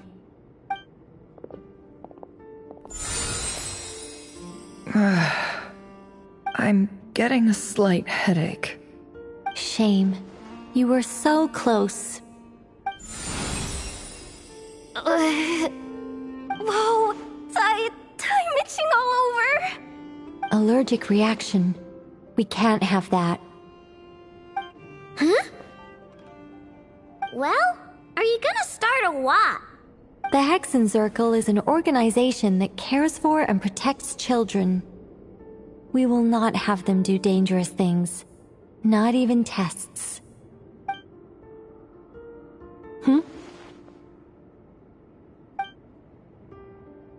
Is something the matter? The candidates have to be human. I guess that rules me out too. Huh. Everyone except the Moonchanter got beaten. Guess I don't need to feel so bad after all. I mean, looks like this isn't gonna be as easy as we thought. Perhaps I could ask for volunteers among the Frost Moon Scions. I'll see about talking to some trusted Lightkeeper colleagues. Itlua springs to mind. In fact, I think we had some former Frost Moon Scions join our ranks recently. Can you give me the scientific explanation for how the test works? I can probably make some kind of test bot. Then we can just zip through Nasha Town, going up to people and pressing a button to check their status. Wouldn't that be way easier? No. Wow! No elaboration for once. How about I contact the Knights of Favonia's garrison in the Wave Chaser plane? Shame that Lohan's already left. And that guy's even tougher than I am. Strange. The moon goddess is clearly revered by many people. So why is she on the brink of disappearing? She mentioned that the world has rejected her from the very beginning. And when we fought the Reikir of Salnari, it seemed like she exhausted her power for our sake. Also, Paimon's not sure revered is the right word for how people feel about her. Gratitude, certainly.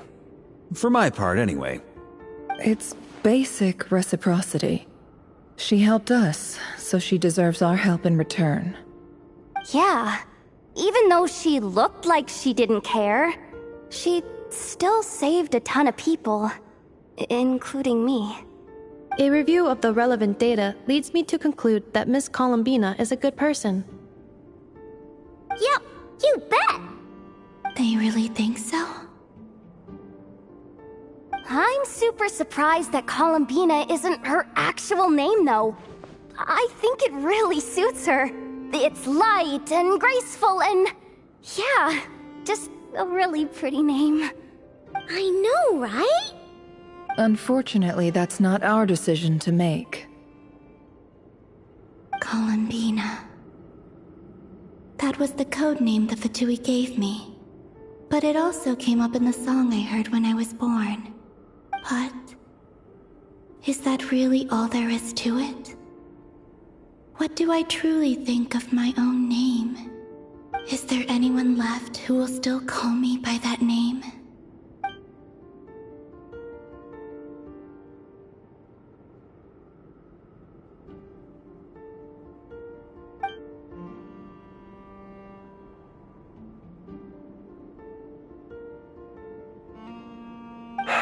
Moon Prayer Night is getting closer by the day. We're running out of time. We need to look for other candidates. Then allow me to try. Huh? What are you doing here? You contacted your friends via the Adventurers Guild. Sandrone has been keeping an eye out for something like that, so she informed me. Since I have the ability to accommodate a moon marrow, I should prove to be a suitable candidate. Arlecchino. When can we begin? I see. We can begin right away.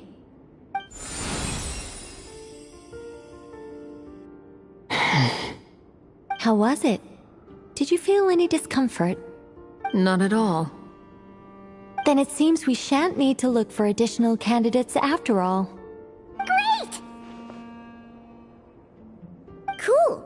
Alright, like Paimon said, the rest of us can take turns making sure the three of them stay warm and comfy. Then, my job is to take care of the caretakers. I will ensure everyone receives food and accommodation.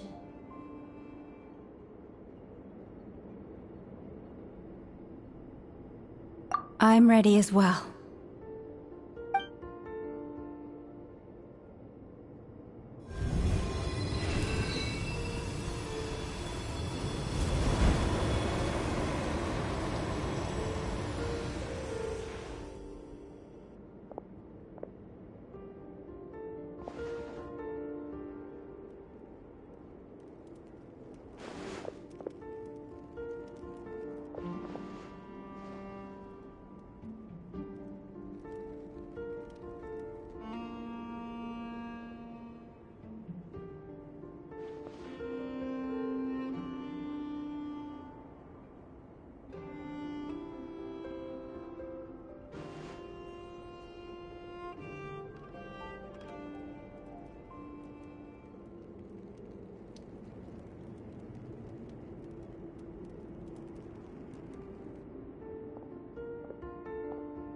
The work is done.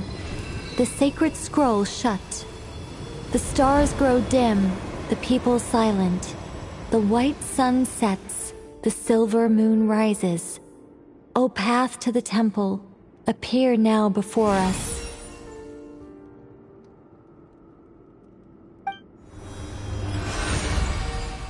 Wow! It really opened! So that's what all this is about. They've been trying to open this gate. With a calm mind, this proved not too arduous. Come, let us enter.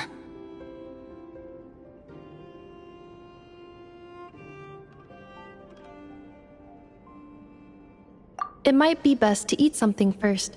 Take care to chew properly and swallow slowly. It will give your body time to readjust to the digestion process. They will head in soon. They will need to enter this gate.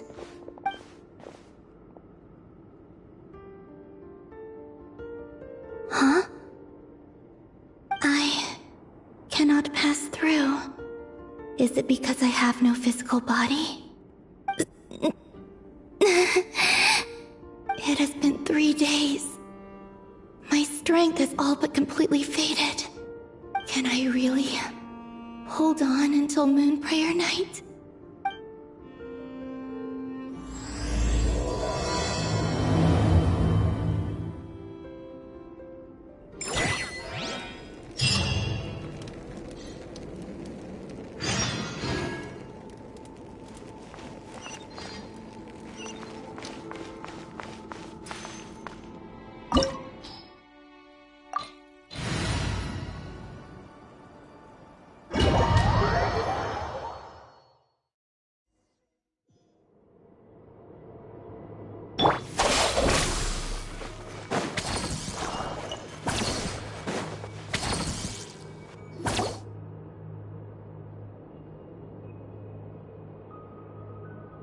Are these people...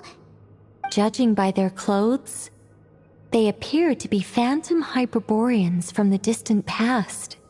That could mean they have some clues about the moon goddess's name, right?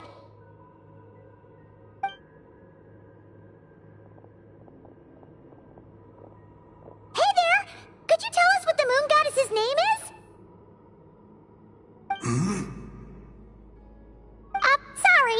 probably a weird question, huh? How do we explain this? The moons are long gone, and their goddesses are dead. Their names no longer mean anything. When a new moon goddess is born, we will surely know her name. We have used every last resource at our disposal. All that remains is to wait, patiently and quietly.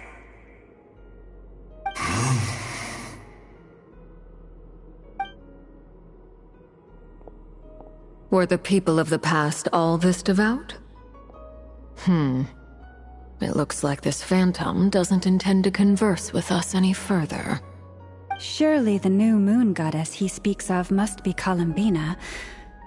Alas, Kutar's birth came long after the age in which he lived.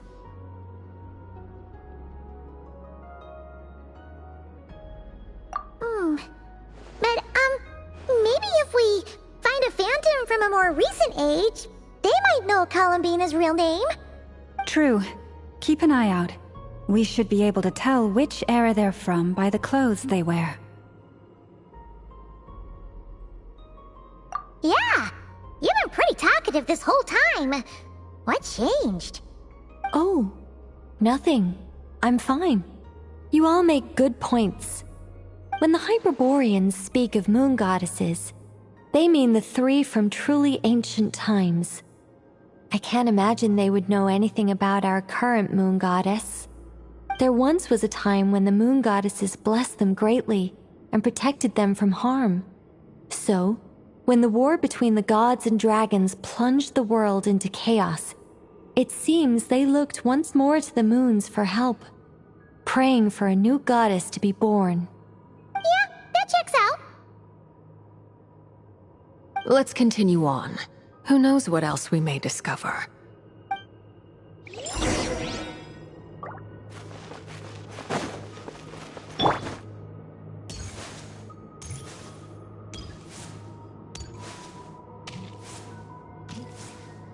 There's a door blocking this path.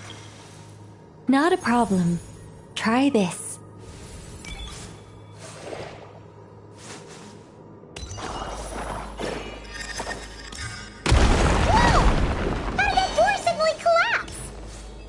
This device was maintaining the door's integrity. Remove the core, and the device stops working. Is this our destination? Impressive.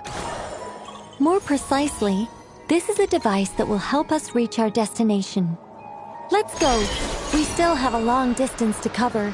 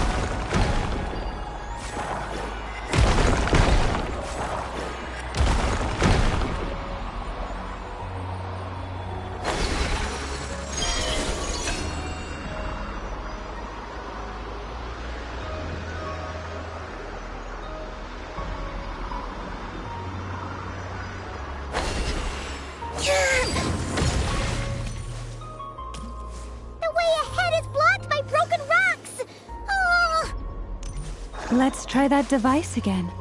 Remember the door from earlier?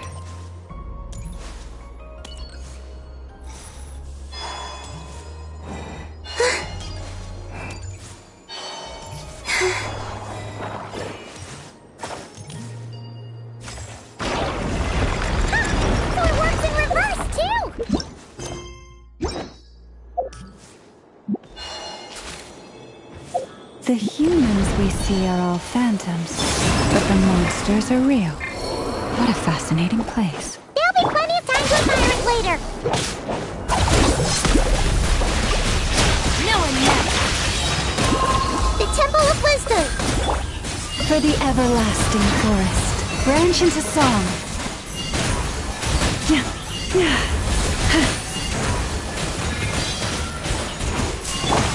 may hurt a little. Stand with me!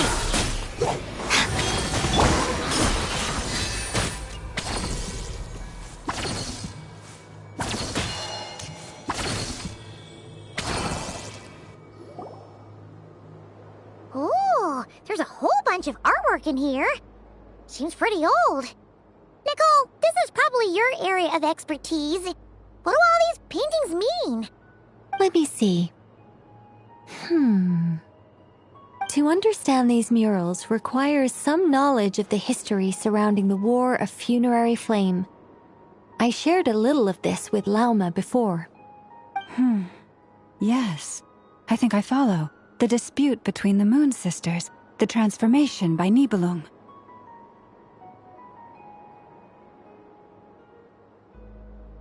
Oh no, it's no trouble. I'd be delighted to share the tale again.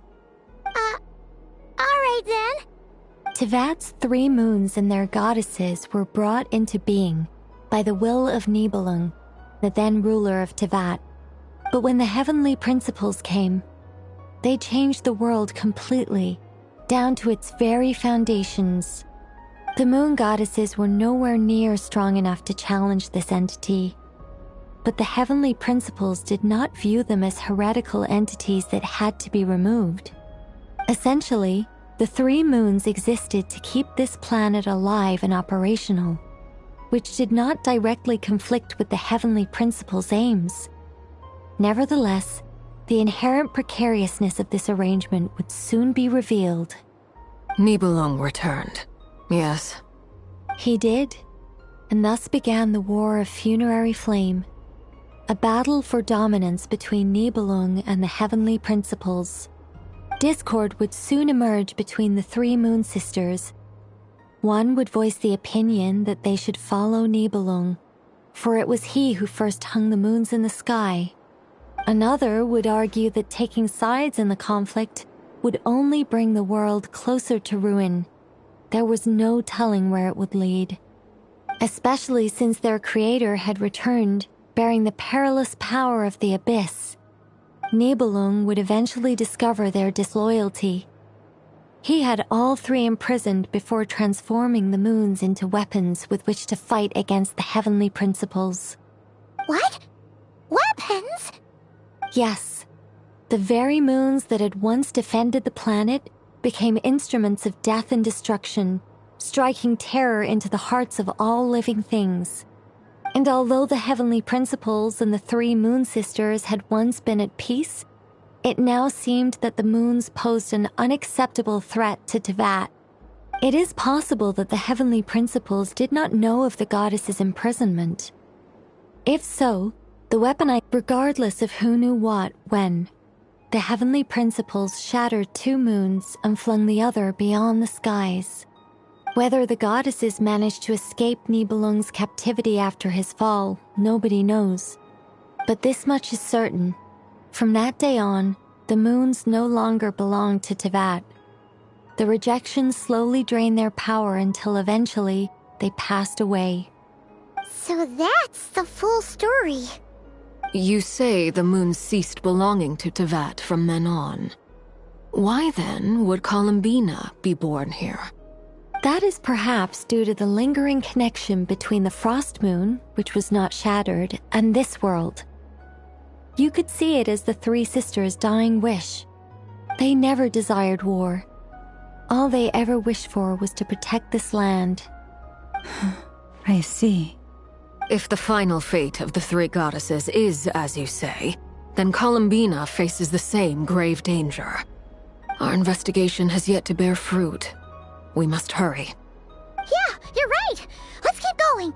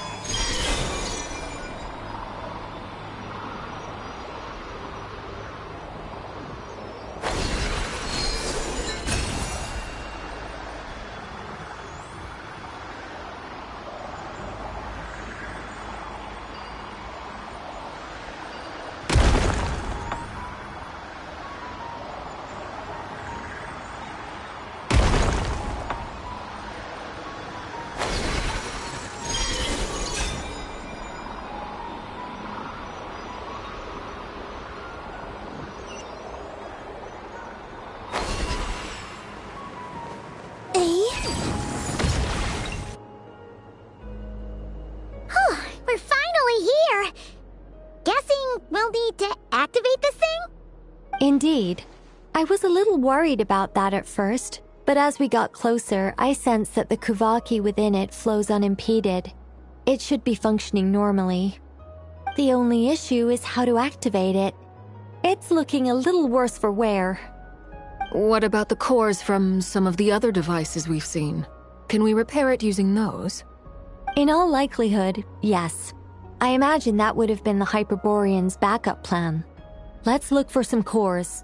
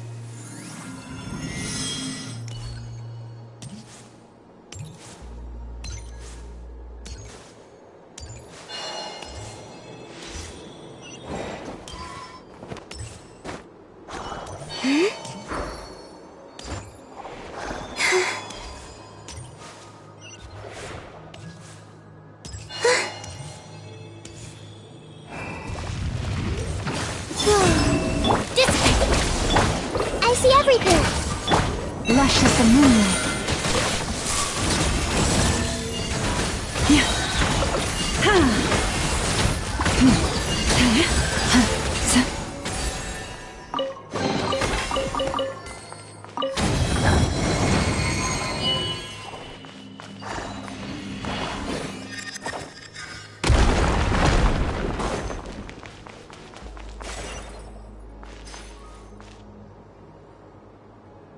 Stand with me!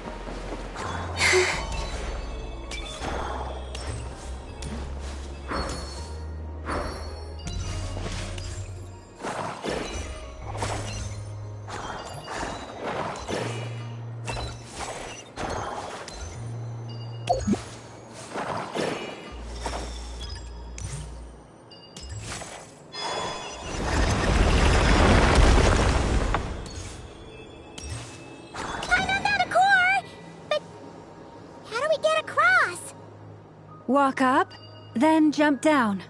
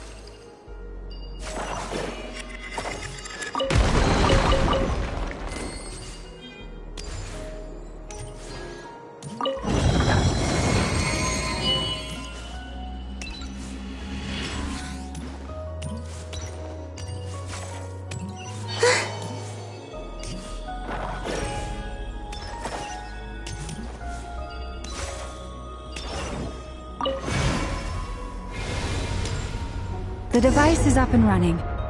It's hard to believe that the ancients were capable of constructing such things. Paimon sees our destination! It's right up ahead! Yes, let's go.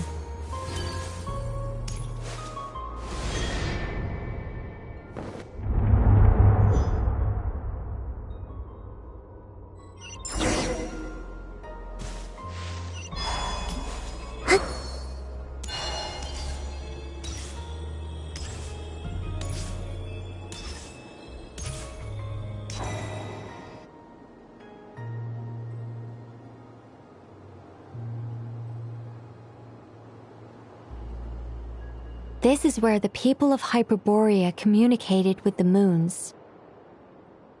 We need only place the moon marrow upon this platform on Moon Prayer Night, and we shall be able to open a portal to the moon and send our moon goddess back home.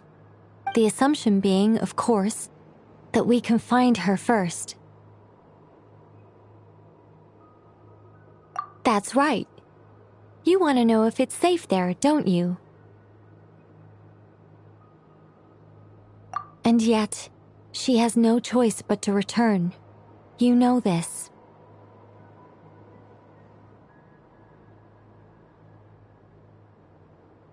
Oh, that's not the only issue here.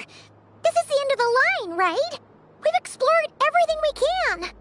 And despite looking at historical artwork and talking to people from Hyperborean times, we're still no closer to learning Columbina's name. If it's not too much trouble, could you tell me exactly what Alice said to you about finding her name? Oh, sure. What she said was... Then your first job is to find it. As a moon goddess, I'm sure she must have a name she identifies with. Neither Columbina nor Kutar is her true name, and she's never really accepted either of them. Is it not also possible that she has never had a true name? Not at any point in history? That would be a hard pill to swallow. But at this point, we may have to accept that that is the truth. No one knows how she came into being, and she certainly doesn't have parents in any sense that we're aware of. Perhaps she was never granted a name at all. But does that mean there's no way to get Columbina back? She's just gonna disappear and there's nothing we can do about it? Huh? Wait, why all this pessimism? Was it the way I phrased this question?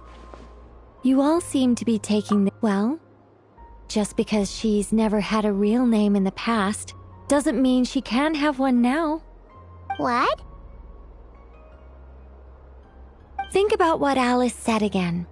She never once said that you'd have to find a new name, did she? Are you saying what I think you're saying? Yes. Names are anchors that connect us to the world. If she doesn't have one already, then all we have to do is create one, no? It's like... yes.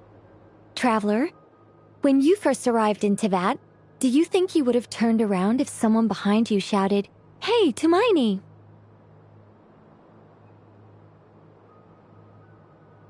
But what about now?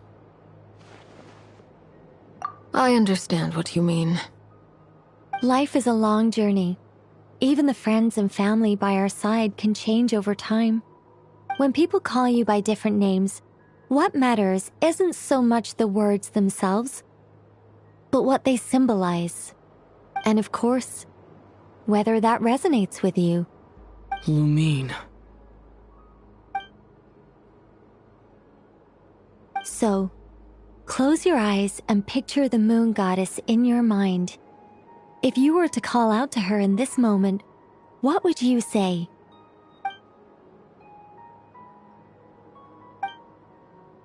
Columbina. Columbina. Paimon would call her Columbina too. Well, she has long forsaken everything that Kutar represents. I think from now on I should call her Columbina too. Well, It sounds to me like you found your answer.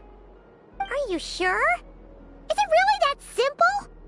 We haven't found her this whole time, and not for lack of trying. For a journey like this, the process is every bit as important as the outcome. Had you not searched far and wide, rejecting every other answer you were offered? How could you have come to an answer you felt was finally correct? Oh, it all makes sense now. This has Alice's fingerprints all over it. Are you suggesting that Mage knew from the start that Columbina never had a real name to begin with? I can't say for sure. But I can definitely imagine her chuckling in satisfaction somewhere right now, saying, "Ah, what fun." Llama! Your antlers! You should hurry. The festive moon has begun to rise. Do not worry, for when you called the name Columbina just now, I could sense that the power within was enough to summon back the moon goddess. The power within what? The name? Yes. So, the thing is... What's wrong now? This is so annoying. I really want to explain how that whole thing works. Starting from the founding principles of Teyvat and... Oh, I could talk about this for hours. But... Deep breaths, Nicole. Deep breaths. You're an angel. A sober, sensible, solemn angel who has her priorities straight. Okay then. Sorry for asking. Clearly a bad call on Paimon's part. Anyway, you all need to hurry. Last thing, remember how it felt when you called out that name. Then it is agreed. By the name Columbina, we shall find her. Then we'll throw her the best Moon Pair Night party ever! And at last, we will send her home.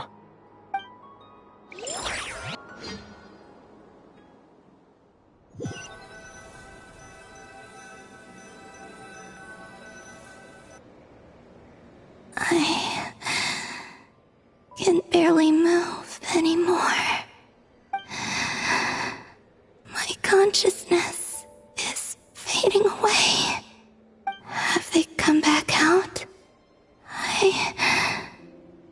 I'd love to see them one more time.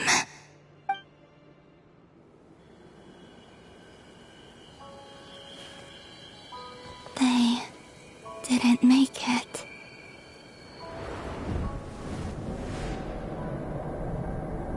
Could you tell me your name?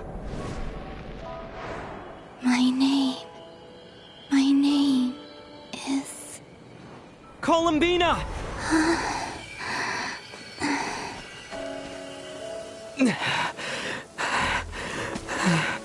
Columbina! Are you here? Columbina! That's the name you gave when we first met. And it's what I've called you ever since. Columbina. It's a fine name.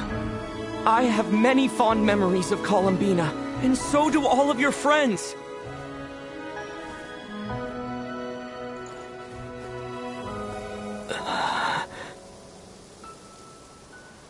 If you like this name...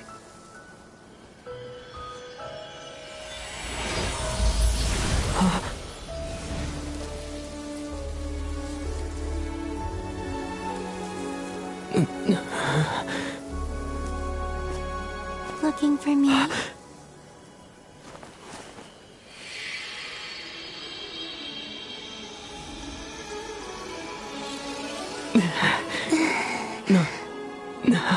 I like it. You can carry on using it. My name is Columbina Hyposelenia.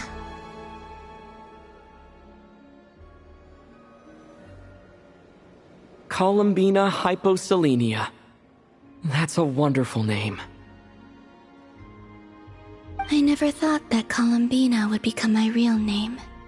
But after I met you and my other friends, the things that this name stood for slowly began to change. It went from being a Fatui code name to something my friends call me.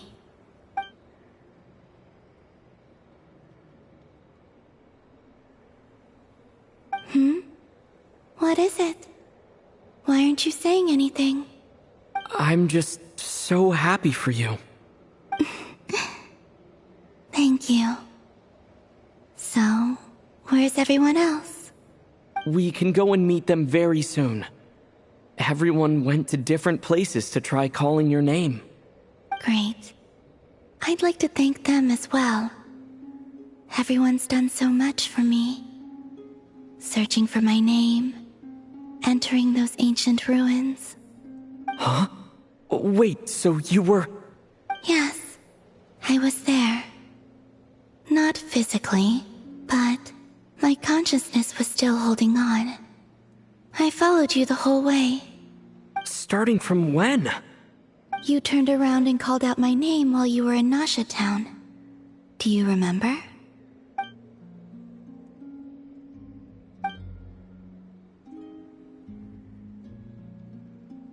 Let's go. We don't want to keep them waiting. Sure. In that case, come with me. But... Before that, could you call my name one more time? Sure. Come with me, Columbina Hyposelenia.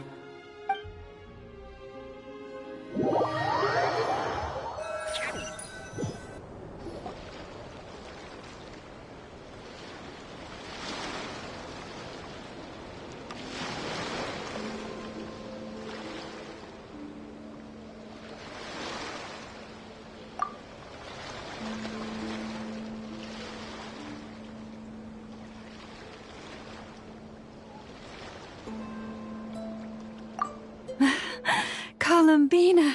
Oh, this truly is wonderful. Llama, I can't breathe. Ha ha! Just in time for Moon Prayer Night. It's good to have you back, Miss Columbina. Yeah, we were worried sick. Thank you, my friends. With your help, I now have a name that belongs to me. Columbina Hyposelenia. Where's the second half from? You added it yourself? That's right. It means... Born beneath the moon. Yes. And by extension, it can also mean born beneath this world. A fine name. Now, as much as it pains me to interrupt this beautiful reunion, I feel obliged to remind you that the Moon Prayer Night celebrations in Nasha Town have already begun. Don't you want to enjoy the festivities? There's so much to see and do. And some of the ambient lighting and entertainments were sponsored by the kind souls in the Hexen Circle. Nicole? Why have you turned into Dodoko? So you're Miss Nicole. Thank you for helping us, and for helping me find my name. It's nice to finally hear your voice. You're quite welcome. Guiding lost people to hidden treasure is what we Seelie do. And if you ask me, spiritual treasures are far more precious than material ones. Chests are all well and good, but this was what it's all about. Oh, so satisfying. Anyway, I had to go help Alice. It seems like she ran into some trouble. That's why I couldn't be here in person. But don't worry, we're with you in spirit. We'll be celebrating right along with you. Keep an eye out for the Hexen Circle's festive stalls in Nasha Town. I think you'll like what we came up with. Alice said she even managed to rope B in this time. The Frost Moon Scions have also prepared various attractions. I believe Aino, Ineffa, and their crew are setting things up as we speak. On that note, Nefer, about that request I made. It's all in hand. Yehoda is on site to ensure that everything goes off without a hitch. Wonderful. In that case, Traveler?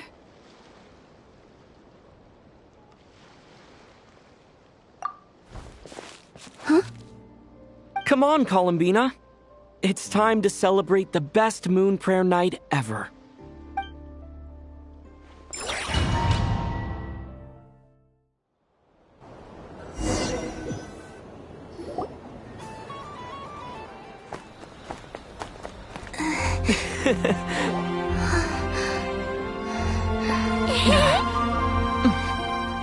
Hey, young lady. Would you like some moon prayer night candy? Happy moon prayer night. Oh, yeah. I almost forgot to say. Welcome home, moon goddess.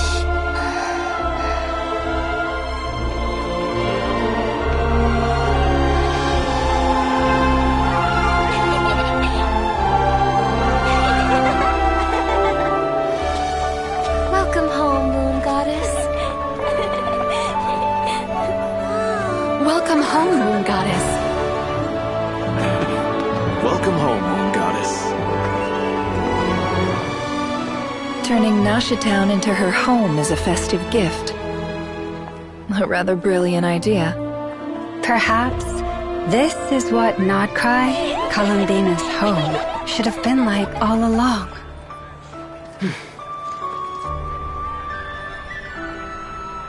Thank you for the gift.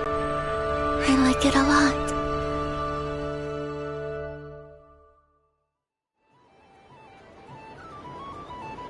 This feels like the surprise of my life.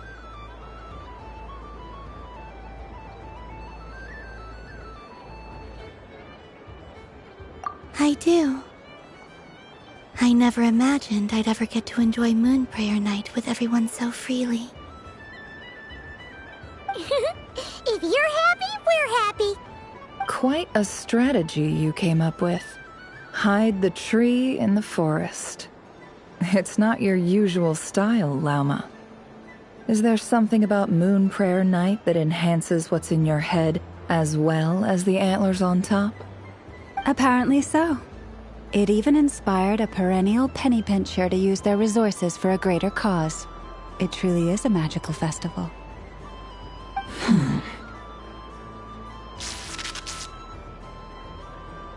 I see it now.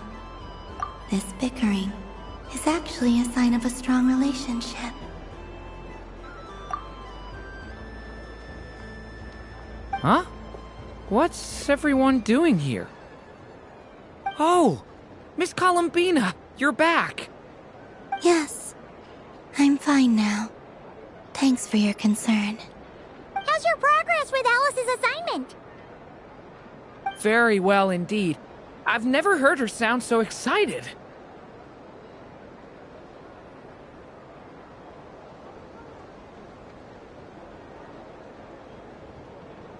Not like this.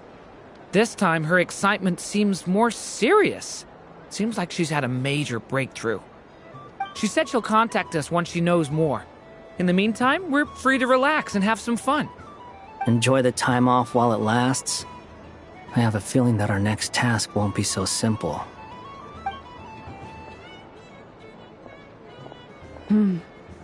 I should go. I still have a few things to attend to at the Frost Moon Scion's stall. And I think I'll take a look around. With any luck, this once-in-a-year festival will come with once-in-a-year opportunities. Hold up a second. Where's Varka? I believe he made a beeline for the flagship the moment he entered Nashatown. Ah, that's Mondstadters for you. They know what they want when festivals roll around. Goodbye for now, Columbina. I hope you have a wonderful night. I will.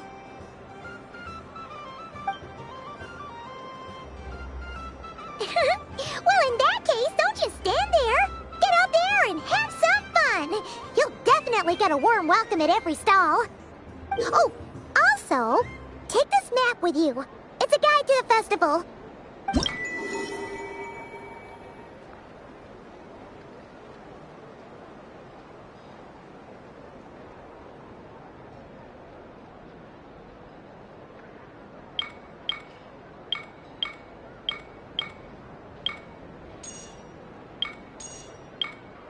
Thank you.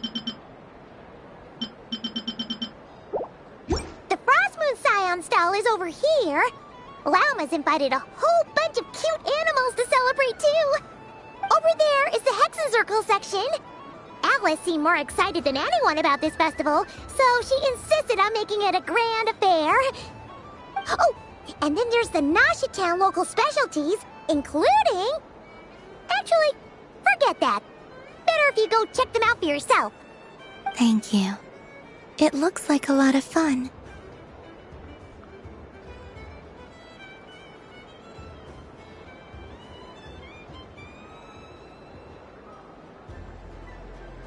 You're not coming with me? We'll be around. But don't you want to browse by yourself for a bit first?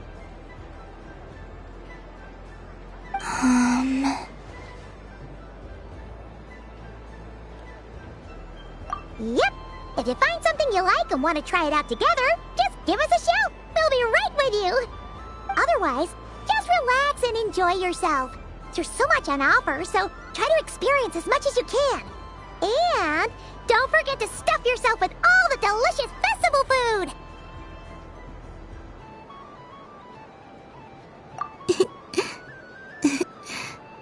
All right then. Off I go. Where should I go first?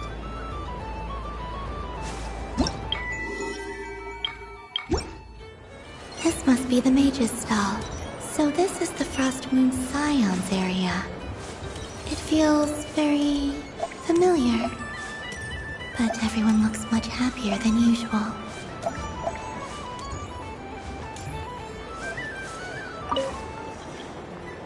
A soft and furry creature that bounces and jumps. Welcome home, Moon Goddess. This one talks too. Allow me to introduce myself. I am a Dodoco from a distant archipelago, the most mischievous of all my Dodo brothers and Dodo sisters. When the going got tough, I powered through, and when I met obstacles, I boomed them away. That sounds like a lot of fun. Doesn't it just? Oh, but then the trouble started. Recently, I found a lovely beach, the same beautiful jelly color as my hometown, and so I dove in to have a look. Only to find it overgrown with seagrass and nasty little spiky fish everywhere, looking to turn me into a Dodoco kebab. I made it back to shore by the skin of my teeth, but my tail was sorely hurt. Couldn't you just boom them away? Oh, I wanted to, believe me. But I've heard that you, Moon Goddess, can understand animal speech. The last thing I wanted was to cause a gigantic fuss and get taken to court by a school of spiky fish. I'd be driven out of these waters for good, and my winter holiday would be ruined. And so, dear Moon Goddess, I was wondering if you might lend me your allegiance. Are you roping me into a crime? Oh, let's call it a once-in-a-lifetime carefree adventure. Does that sound better? All the festival goers tonight are dressed up as the Moon Goddess, but there's nothing to say that the Moon Goddess can't disguise herself as a Dodoco, is there? Besides, this is your home. You should be free to be whoever you wish. I'm afraid I'm not well acquainted with Dodocos, Madam Mage. Oh, that's quite all right. We Dodocos are innocent, happy creatures with a free-spirited nature. Many, like myself, are mischievous troublemakers. Others are lazy souls who like nothing better than to lie down on a nice rock and take a nap. In our eyes, every creature who yearns for happiness and freedom is a Dodoco.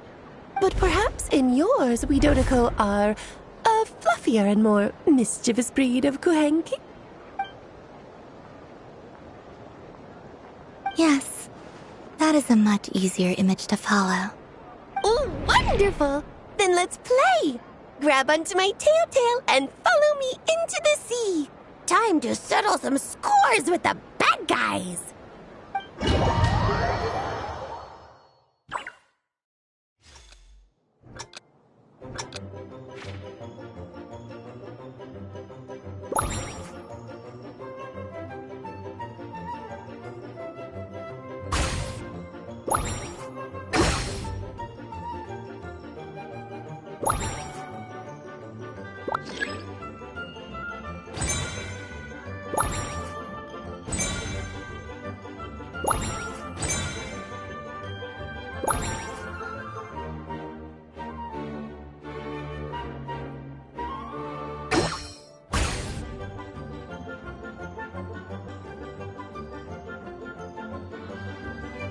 Ooh,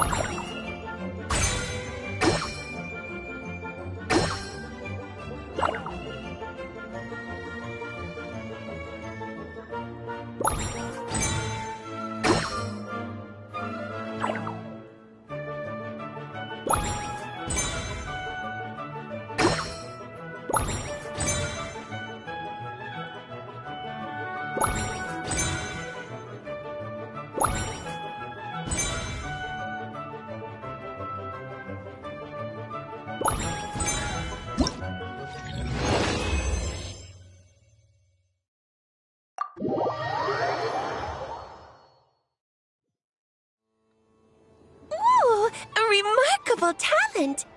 So, what do you make of it? The use of Jumpy Dumpties doesn't come as naturally to me as Kuvaki, but their unpredictability makes it fun. I think they call this novelty. Indeed! And how did it feel blowing those pesky nuisances away? Not bad. Any guilt? What do you mean? Oh, wonderful! Lovely answers to all 3 questions. You've passed the safety test. Now I can get... Remember, if you find any meanies living on the moon, you can use this to boom them into oblivion! I will.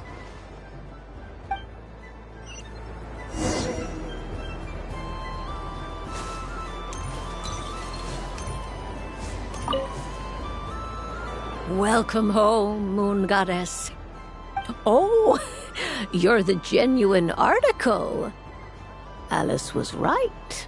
This moon prayer night was worth watching after all. Another one that talks. Greetings. Pleased to make your acquaintance. I am the Hexenzirkel member they call B. Barbeloth Trismegistus. Columbina Hyposelenia. Pleased to meet you too. Hyposelenia. A fine name indeed. Now then, Miss Columbina, do you wish to hear a mage's divination? Divination? The Frost Moon Scions used to ask me what would happen in the future. Is this like that? From the perspective of the one seeking answers, perhaps. As you look to your journey ahead, if you seek to understand the unknown, resolve your doubts, and soothe the confusion in your heart, divination could be for you. The unknowns on my journey. Of course, if one wishes to peer into fate, then hydromancy is the more precise option. But that is a complex affair, and to relegate that majestic art to the status of a festive amusement would seem somewhat uncouth. Besides, it is sometimes better to not know fate with great certainty. Hence, I shall use the suitably festive Luna Arcana to tell your fortune instead. It is more popular with the youth in any case. Lunar Arcana. Indeed. Unlike hydromancy, this will only display possibilities and trends. People like to think of themselves as creatures of agency and free will. Peering too far and too clearly into the future is detrimental to both body and soul. I'd like to give it a try. Of course you may. Come then, take a seat, Miss Columbina.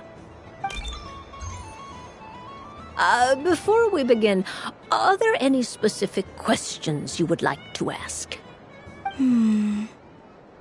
Let's stick to general possibilities and trends, like you suggested. Ah, very well. Then I shall use the basic Lunar Arcana deck. Now, try to relax. Cast your mind upon the things you have experienced and the things you are soon to experience. I will shuffle the deck. Would you like to cut the cards yourself? You do it. No problem. Now then, to make things easier for the seeker, that is to say, you, I shall decipher the cards from your perspective.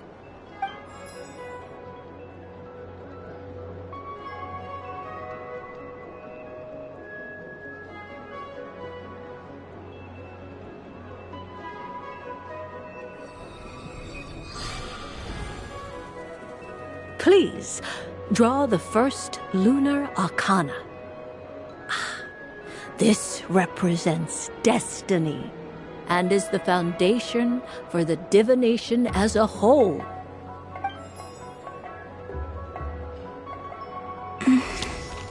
Now, draw your second card. This will stand for the past, the sum of all your experiences that have come before.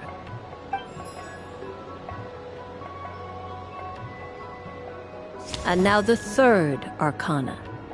This is the present, your interpretation of the current moment. Finally, the last card. This shall speak of the future, which... Oh. Kuvaki pulse? Fascinating. I've never encountered this before in my role as a diviner. Something has exerted an influence upon this card, causing it to leave its designated position. What do you make of this, Miss Columbina? Perhaps this is the guiding hand of fate in action. Of course, if you wish, you can choose to deny the validity of this card and draw the future for yourself. No, it's fine. Let's go with this one. A bold decision. I must say I'm looking forward to the results. Well then, let us flip the lunar arcana in sequence and see what emerges. Sure.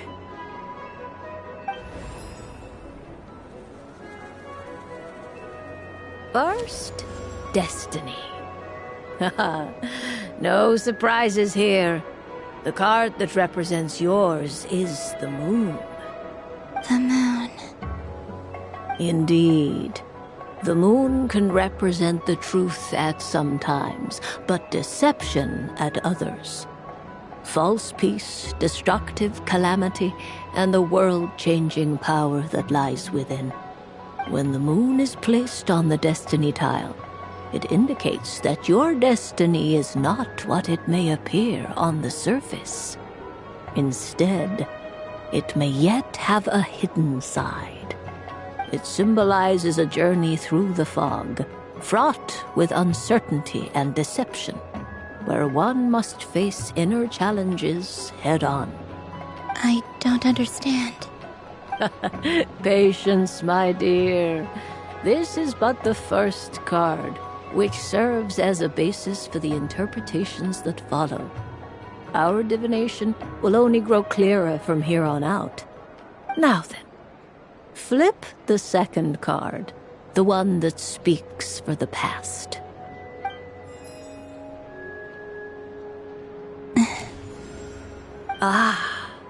The Hermit, but inverted. Inverted? Yes. The Hermit symbolizes solitude, introspection, and the pursuit of truth. When inverted, it represents isolation, truth out of reach, and a path that leads one astray. Combined with the moon as one's destiny, the Hermit inverted represents a choice you made to stand alone in the past. It was a choice made not out of fear or arrogance, but for reasons that others could not perceive.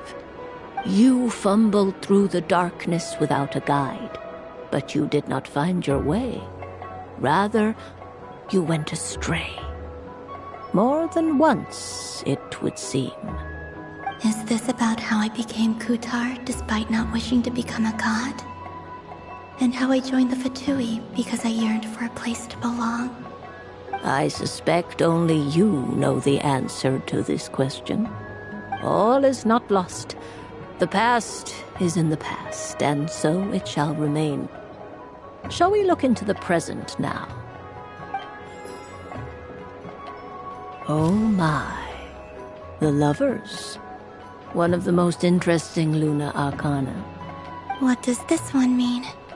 This means that you have had an unprecedented emotional experience. The joy of finding your soul becoming intertwined with that of another. A precious and wonderful thing indeed. It's true. I've made a lot of friends recently, and they are very good to me.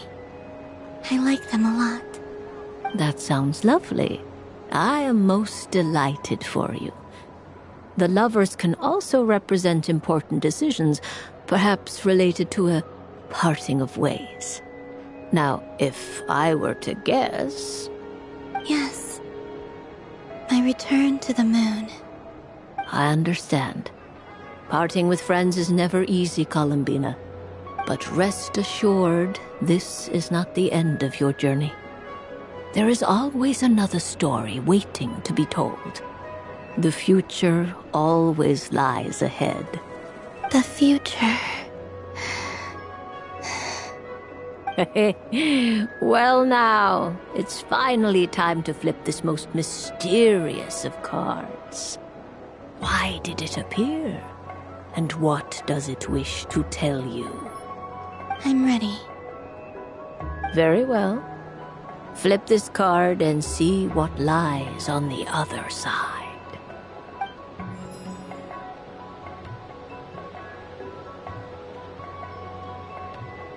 Oh. Miss Barbeloth? What is it? This card is death. That doesn't sound very good. It depends on how we interpret it. It is true that it can represent an agonizing death, a complete and utter end, but at the same time, it can also represent rebirth. Do not forget that your destiny card is the moon. That lends your future many different potential meanings. If death spells the end, is it unavoidable? As I have said, divination can only display general trends. It is a rough guide, but it does not show predetermined outcomes. Allow me to summarize it for you. In the past, you may have lost your way, but now you have gained new connections and new strength. You now face an important decision, one that may bring about a great change in what is yet to be.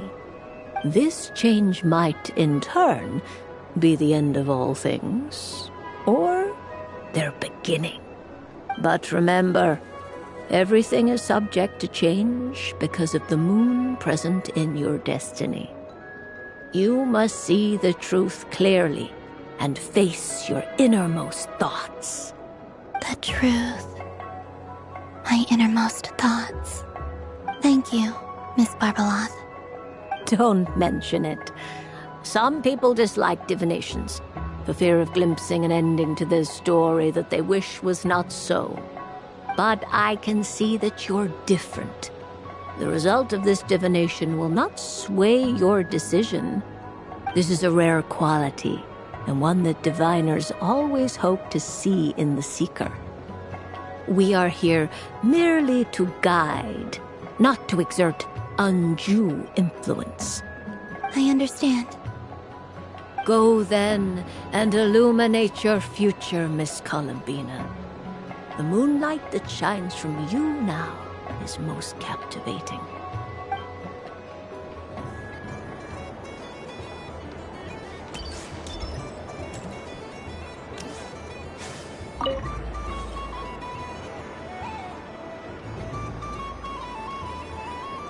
I wouldn't say it's unfair, exactly. I mean, your voice goes right into people's heads. How would you explain that to the kids? You can't just explain it away as magic. Is something the matter? Ah, Miss Columbina! No, nothing you need to worry yourself about. Ah, impeccable timing. Stick around for a second, Miss Columbina. I need your input on something. This self-proclaimed Knight of Justice has yet to give me a satisfactory answer. I, for one, would like to hear your verdict on the matter. Hey, now, I left the flagship just to help you out, Miss Nicole. What's going on? So Alice and I are both using long-range remote control spells that work on similar principles, allowing us to attend this festive fair in Dodoco form. Sorry, let me backtrack a little. While similar, there are some key differences. Alice, being a great mage, wanted her Dodoco to reflect something of her own charm and mystique. So she adjusted the way its tail moves when it spins around. An entirely gratuitous move, in my opinion.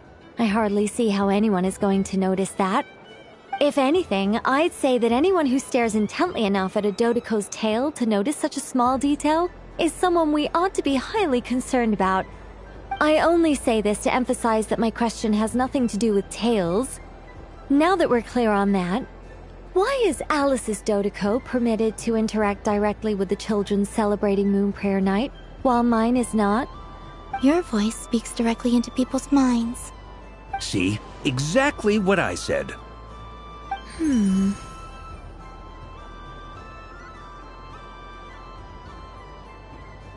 Miss Nicole? Ugh, I can't stand it. I know that probably makes me sound like a whiny child acting out in front of their parents. And it's a little embarrassing now that I think about it. But hey, I said it now, I can't take it back. That would be even more embarrassing. Also, don't go reading too much into that analogy. It was off the top of my head. I'm actually an awful lot older than either of you. Miss Nicole, are you saying that you'd like someone to play the game you've prepared? I'm not so invested in that. It's just something cobbled together using items I borrowed from Alice. She probably didn't even make them herself. The point is, I want to know everyone's thoughts after they receive their prizes. But as you've said, I can't just ask. I've been biting my lip for so long, and I've had no one to vent my frustrations on. I thought this was going to be a nice, straightforward festival where I'd get the chance to guide people to treasure. Well, can I play? I can't guarantee that I'll win a prize, but... You will? I'd like to try. Then what are we waiting for? Let the game begin! It's like they forgot I was ever here. Ha ha ha ha.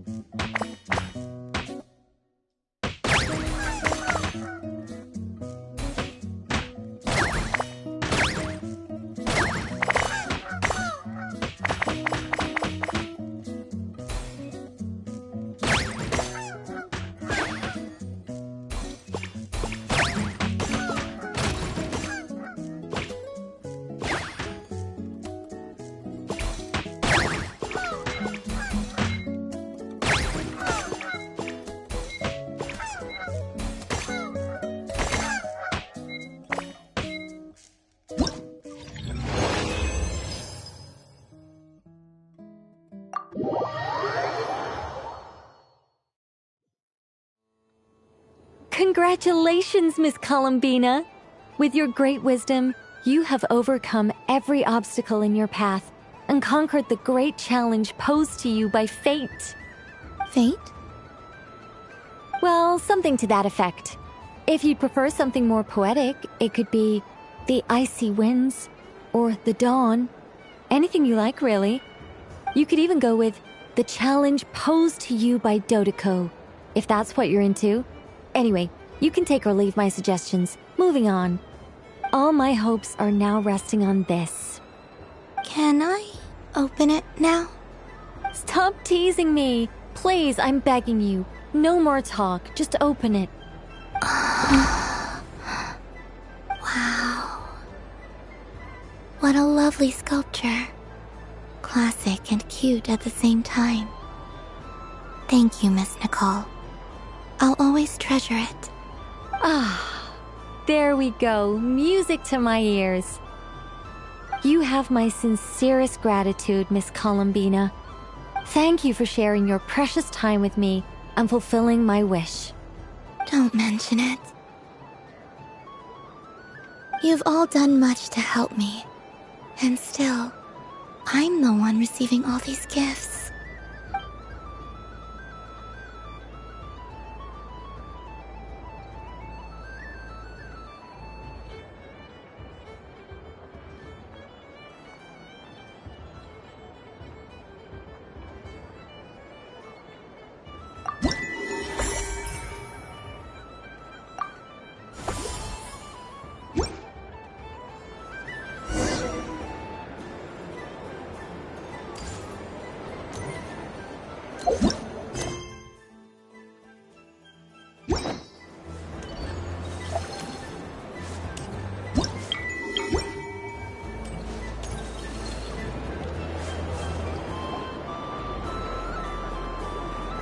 Dodoko's Whirligig! Come check out Dodoko's Whirligig! Ah, welcome home, Moon Goddess. Might I ask what this is? Ah, it's a very special amusement sponsored by the Great Mage herself. Ride on a soft and furry Dodoko and embark on an unforgettable adventure. I say that, but I'm just following a script here. Who is this mage, anyway? And what the heck is a Dodoko? I'd like to ride. No problem. But, are you by yourself? Is that not okay? Oh, no, it's fine. It's just that each Dodoko can accommodate 2 passengers. Would you like to bring a friend along? My friends... That should do it. Now, we just need to get everyone else to draw something on it too. But we gotta keep it a secret from Columbina. Traveler? Ah!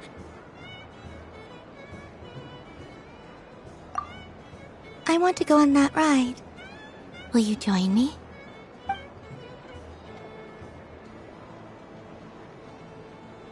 Let's go then. Don't worry.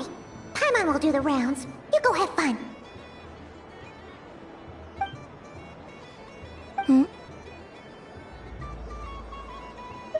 All right. I think we have to wait in line over there.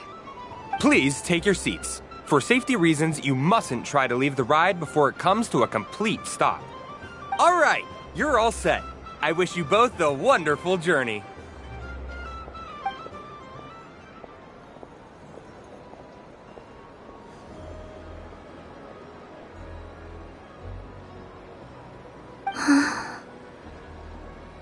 Not bad. It reminds me of riding a moon lane. Sometimes, the Kuhenki circle around me like this, playing their beautiful melodies. Yeah.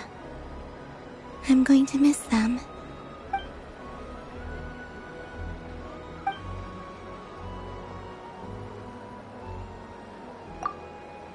It does. I've felt scared in the past, too. But this is a little different.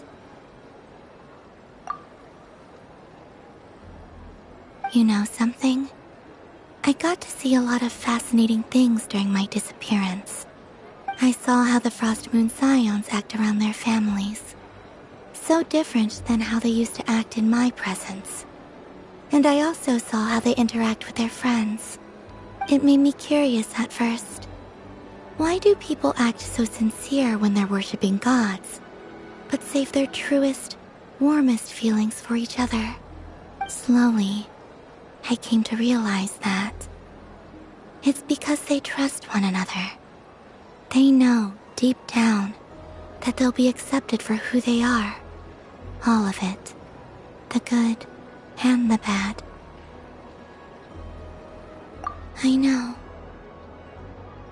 I knew it the moment you started calling out my name. What I fear now is the end. I fear losing all this the very night I have gained it.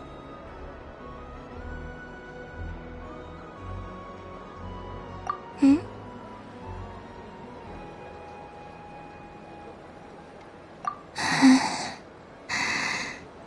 Thank you for this conversation.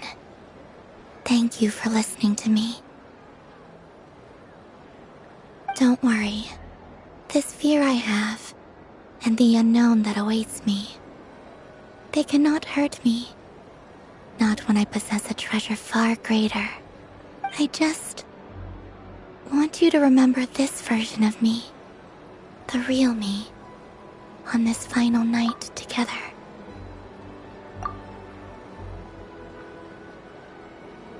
Dear passengers, Dodoko's awesome adventure has come to a close.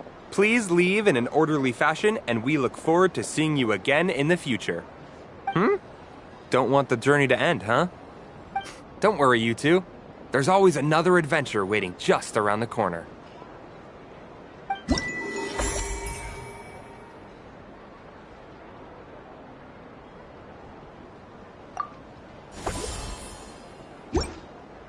So this is the Frost Moon Scions area. It feels very familiar. But everyone looks much happier than usual.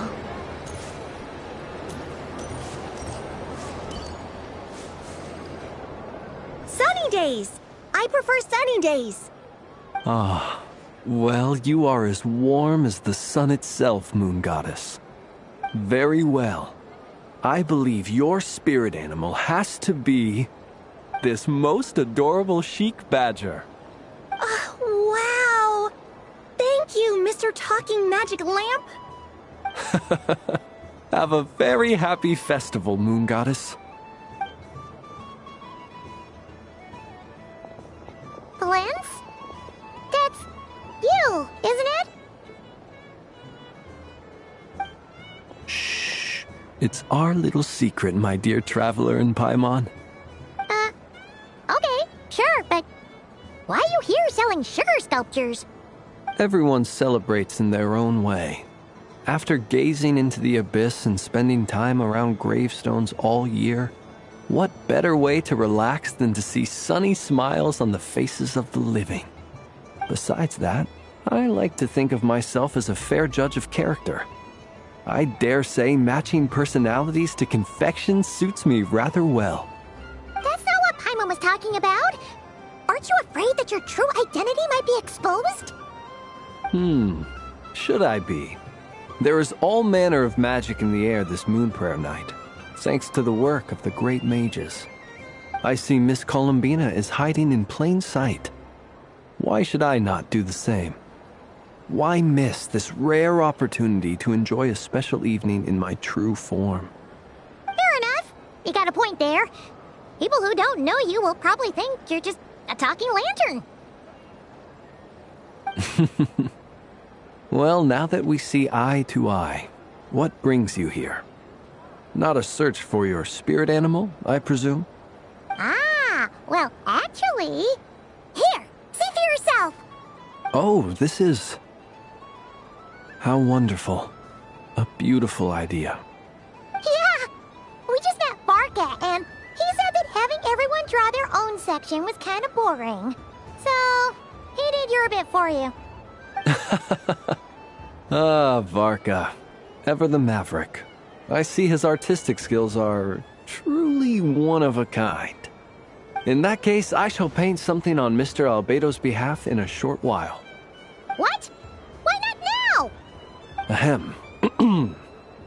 Welcome home, Moon Goddess. Phew, that was close. Hello, Flins. She recognized you right away! What keen eyes you have, Miss Columbina. Especially considering they are shut. I did not see you. Rather, I sensed you. I can sense the fluctuations in Kuvaki all around me. One would expect no less of the moon goddess. Might I interest you in some candy? Yes, please. Excellent. I shall make some for you right away. Hmm? Something the matter, Miss Columbina? What about my spirit animal? All the other children carrying sugar sculptures are talking about it. Wait, is she taking the test seriously? Ah, my apologies. How could I neglect that? You are quite right, Miss Columbina. Every one of us has a magical creature living in their heart. Would you permit me to help you find yours? Yes, please. Do you prefer the day or the night? Night. Which of the 4 seasons is your favorite? Winter. Think of a perfect day. What is the weather like? Sunny, rainy, or perhaps cloudy? Rainy in the morning, sunny at night. What kind of answer is that? Forests, lakes, and open seas. Which do you prefer of these? I like them all. Imagine you opened your very own shop. What would you sell there? Moonlight, I think. Wow! Paimon would totally shop there. It wouldn't cost anything. You'd just need to visit. Aha! I believe I know what your spirit animal is. Here, for you. Oh, it's a Kohenki! Indeed. A free-spirited being with a deep love for all things here in Nodcry, who selflessly lends her aid to as many people as she can reach. It is the perfect fit for you, Miss Columbina. Thank you. It would be my honor. But you shall have to forgive me. We have known each other for quite some time. I doubt there is any answer I could give that would come as a surprise to you. So instead, would you accept this sugar sculpture as a token of our friendship? It's a lantern.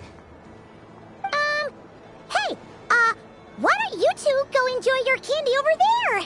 Paimon wants to try out this spirit animal thing too. Right, Blintz? Come on, play ball. I get this drawing done. But I want to hear Paimon's answers. Ah, but it'll probably take ages. Paimon's a complex soul. And we don't want your candy to melt while you wait, huh? Oh. Okay then.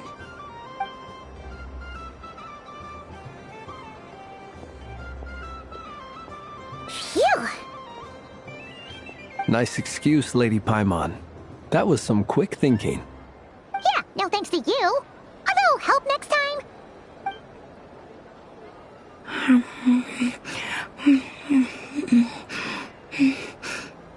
It's sweet. Is that Lockaberry? I wonder what flavor the traveler got. This way, this way! It's the candy-selling lantern! I'm coming! Of course. Traveler, maybe we can share? Yes. I found out recently that people share their food sometimes, so I'd like to try it. Or... is that a no? Thank you.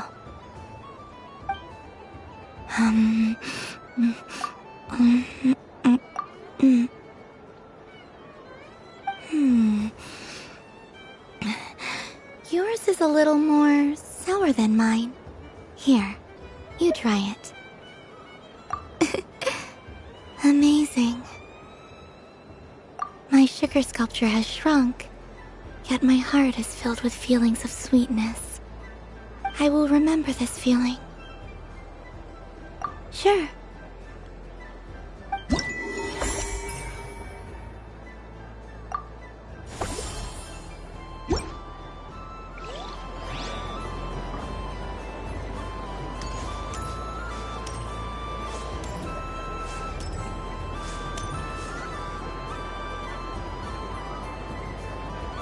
I wish for a never-ending supply of laka berries.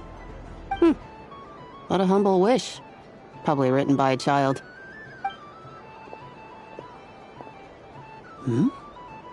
Is that Lauma the Moon Chanter?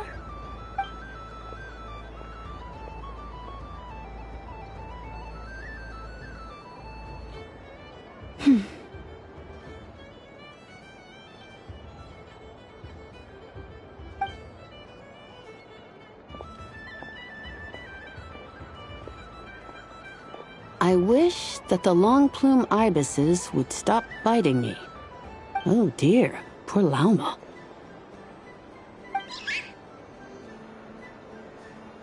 All right, I'll write that one down for you.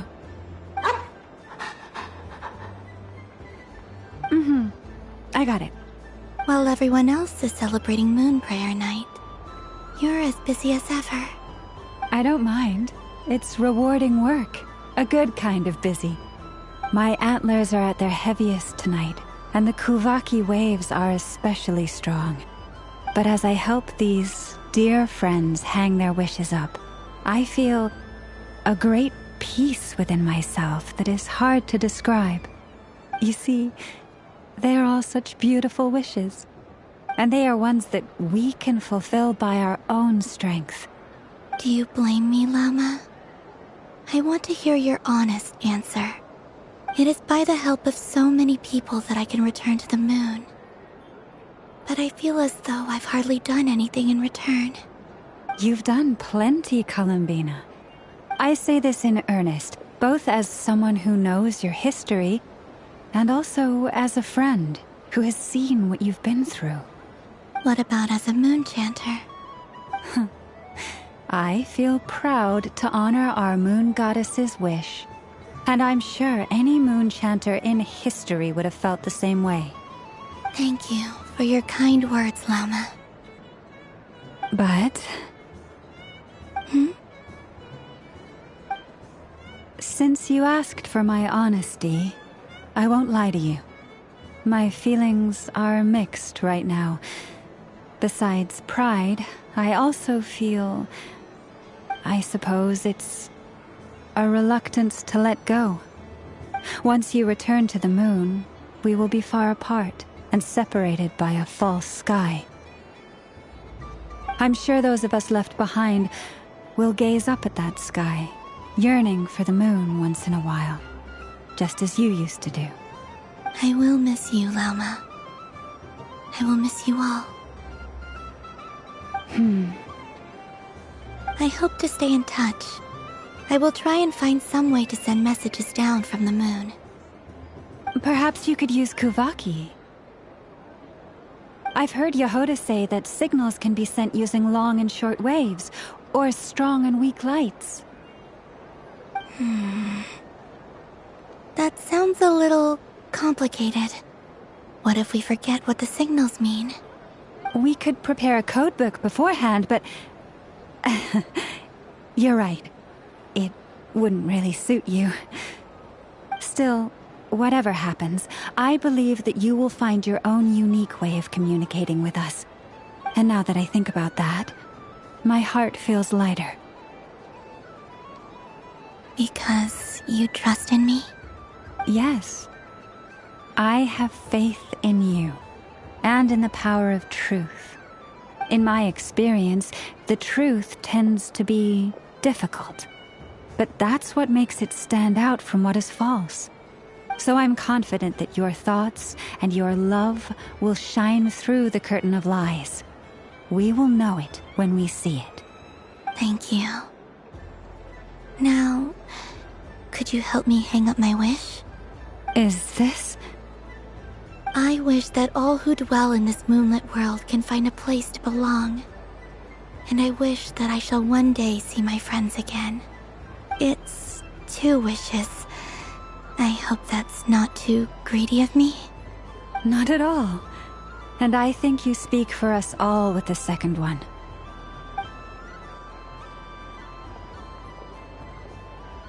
I shall continue to pray until the day that all of these wishes come true.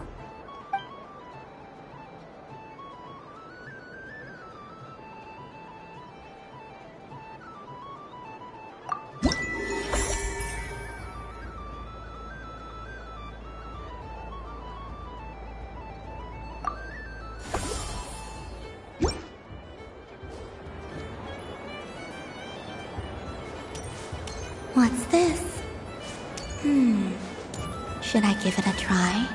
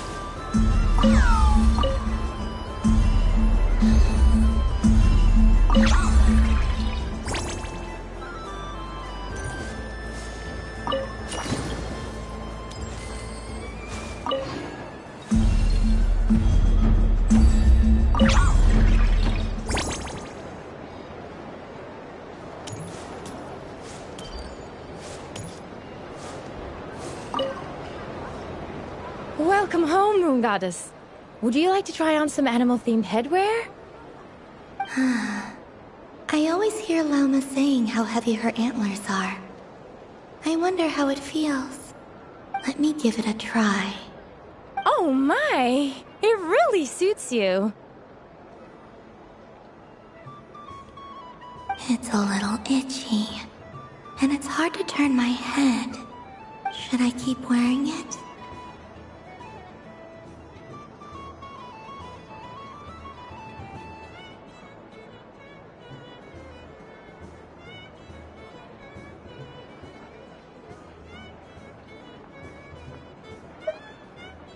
How does this look?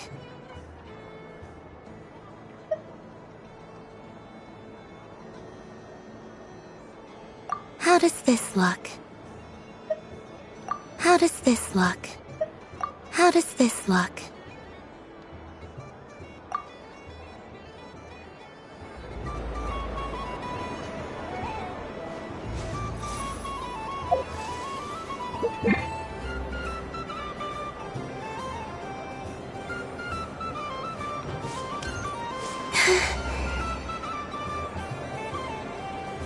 Wow, the Frost Moon Scion stall looks kind of plain, but it's pretty cool once you get into it.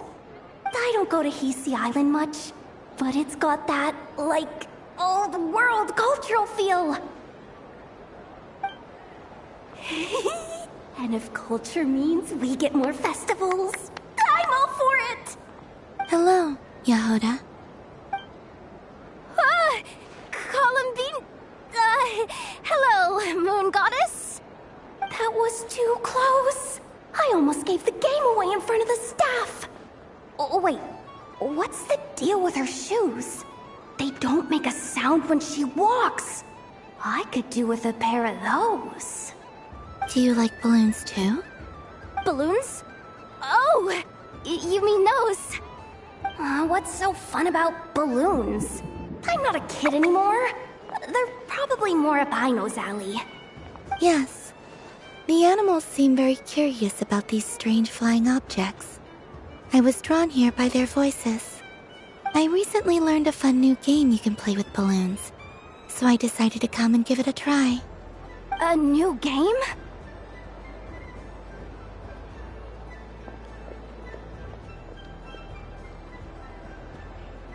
Hello. Welcome home, Moon Goddess. Here to buy some balloons? Yes. Could you give me a few that haven't been inflated yet? Are you sure? I guess it's not a problem, but... Yes, please. Thank you. Uninflated balloons? But those are just little rubber pouches. What does she want with those? Would you like to play the balloon game, Yahoda? Huh? Sure. I guess. How do you play it? Wait here a moment. Oh. This is so weird. What have I got myself into now? I thought I saw Columbina nearby.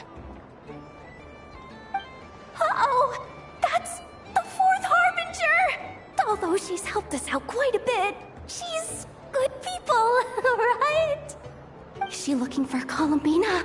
Oh, guess that's my ticket out of here. I'm not sure my heart can take being sandwiched between two harbingers.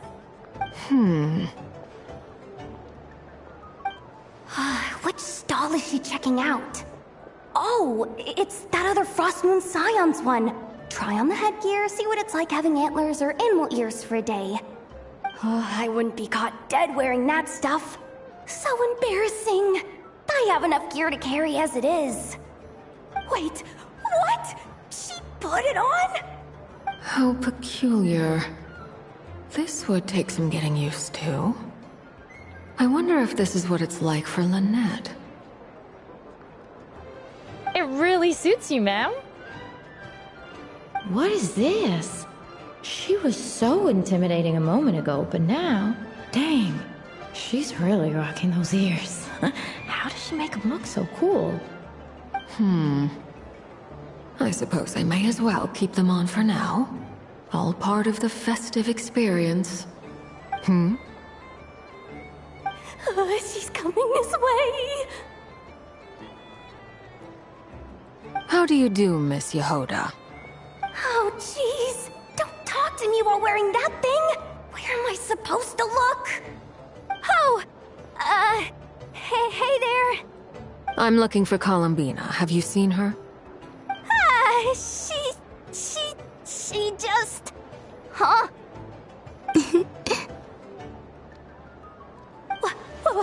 Wait, is that what she meant by balloon game? Yeah. Huh? No fair! How come I get caught in the crossfire? An ambush from the rear? Is this a declaration of war, Columbina? Would you like to play too, Arlecchino? Seriously? Are they gonna start some beef right here, right now? Gladly. That said, I believe there is another who would like to join. Boss Nev! Thank goodness! You've gotta get me out of here! Things are kicking off big time! Hello there. I'd like 10... no, make that 20 balloons, please. Uninflated. What? Miss Moon Goddess, I hope you're prepared to pay the price for assaulting my employee. Welcome to the game, Nefer. Just to be clear, let's keep this a fair fight, okay? No strange powers, please and thank you. Naturally. Don't just stand there, Yehoda. Aren't you going to team up with me? Huh? Do I have to? Of course. Don't forget, the Curatorium has a reputation to uphold. I knew something like this was gonna happen.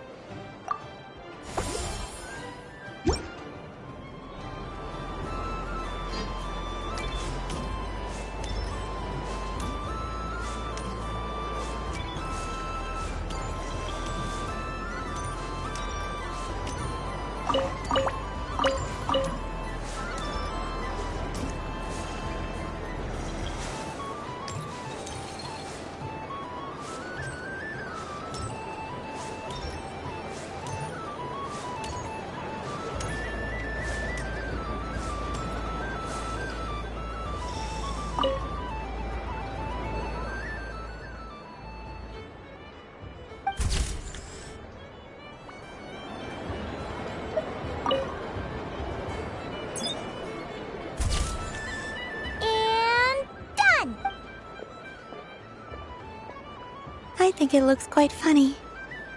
Well, Paimon thinks it's super cute. It looks like a silly chic badger and a rat.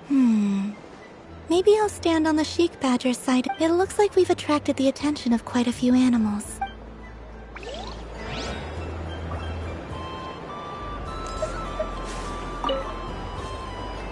If this were any other day, I'm sure it would make for a great photo opportunity. But Moon Prayer Night has rendered my antlers uncomfortably large. Doesn't it look like this rhyme-horned deer has 2 sets of antlers?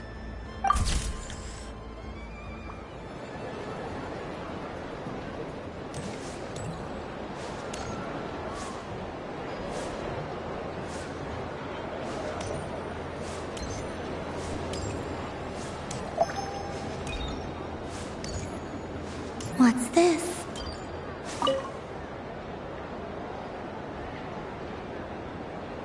Come on, Citrus. One more round. Just one more. But my neck... oof. It's acting up again. You should take a break. Health comes first. Yeah, don't push yourself. We'll find someone else. Hey, don't look at me. I'm the referee. What are we gonna do then? Do you need any help? Yes, we do. We need one more player for our game. All right. Could you teach me how to play? It's really simple. You just throw the dice and move by that number of tiles. First one to reach the finish line wins. Rolling a hamster means you move 1 tile. A paper frog is 2 tiles, and a flying squirrel is 3 tiles. 'Cause they go the fastest. Okay, I get it. So, we're all set? In that case, please take your places and let the game begin!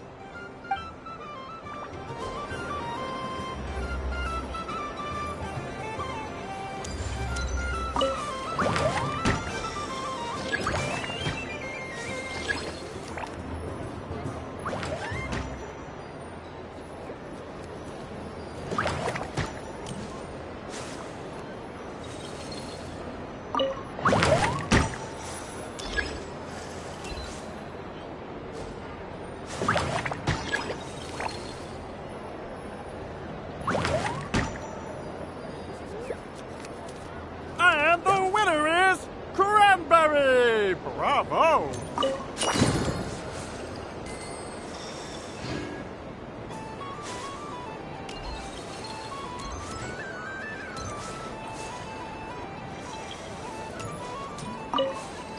It's a pity that my good friend Far... If he could have been here...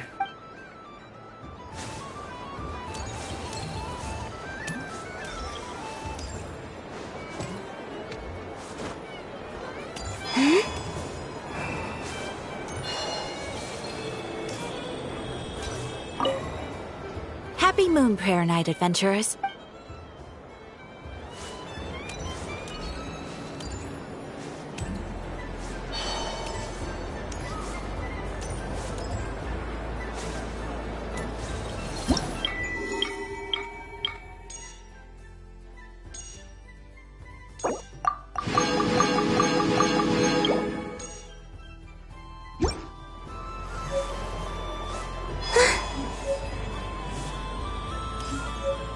There are so many attractions here. Since I rarely get out, I might as well make the most of it.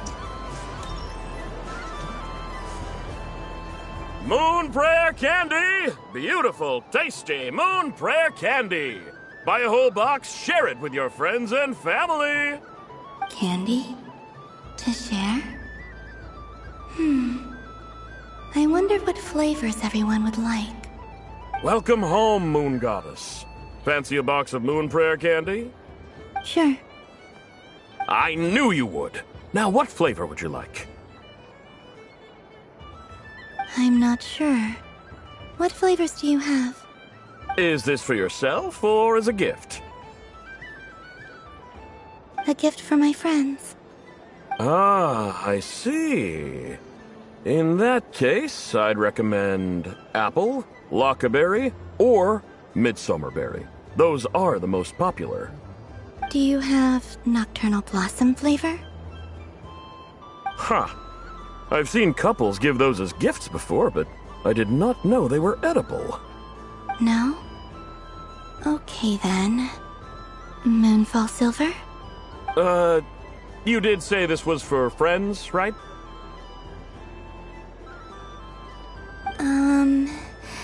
Maybe Smetana then. Hey, now that's a creative idea! I've never tried it before, but if you're happy to wait, I can see about whipping up a batch on the spot. While we're at it, you got any other ideas?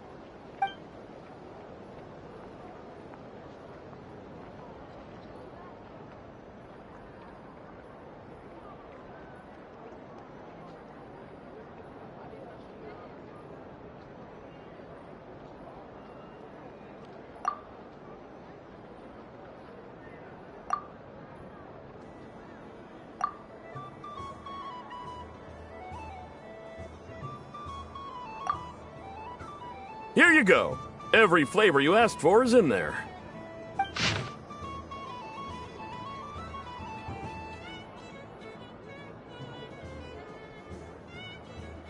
Thank you.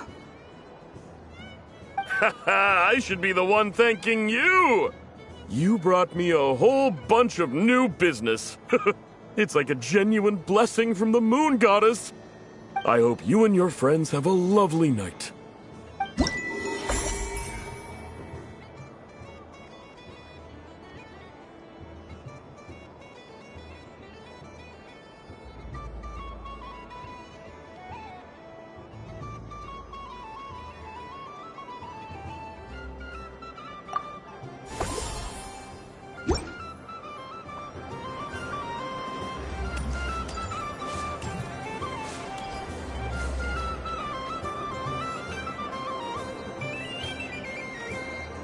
What is going on over here?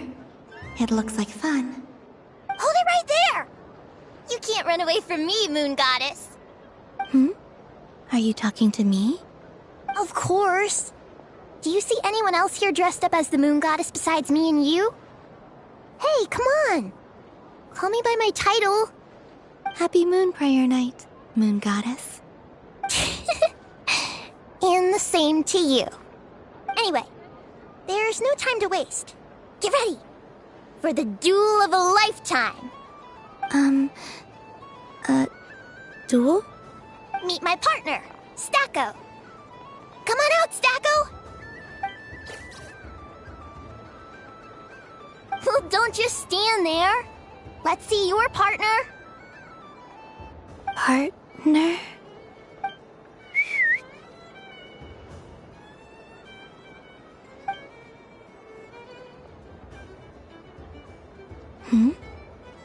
So I need to select a partner and command them in battle. Partner. I need a partner.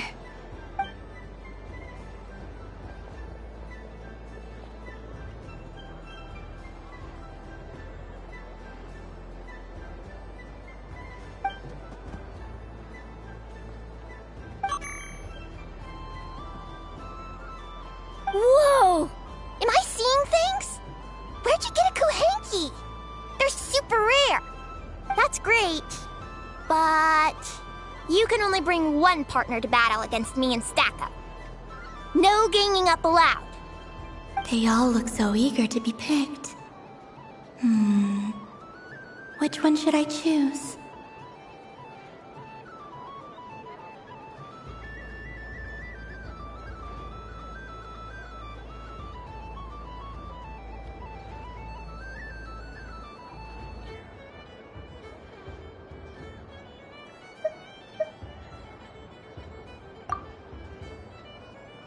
This one usually lives in Nasha Town. She likes falling asleep to the sound of striking hammers. And I bet she's quite familiar with robots' weak spots.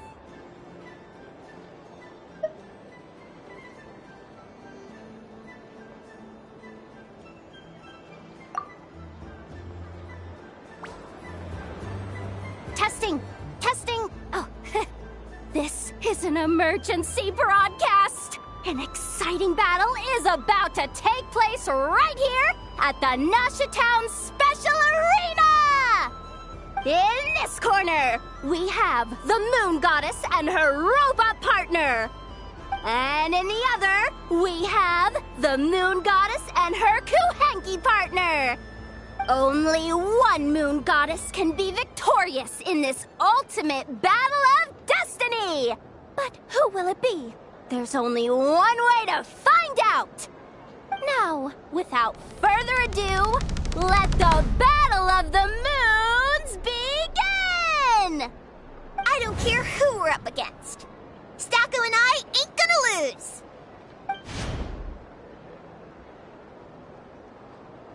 Let's strike first! Stacko, formation shift!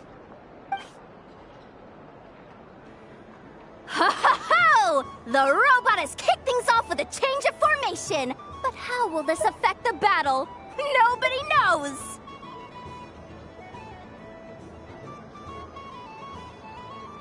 The other party chooses to attack!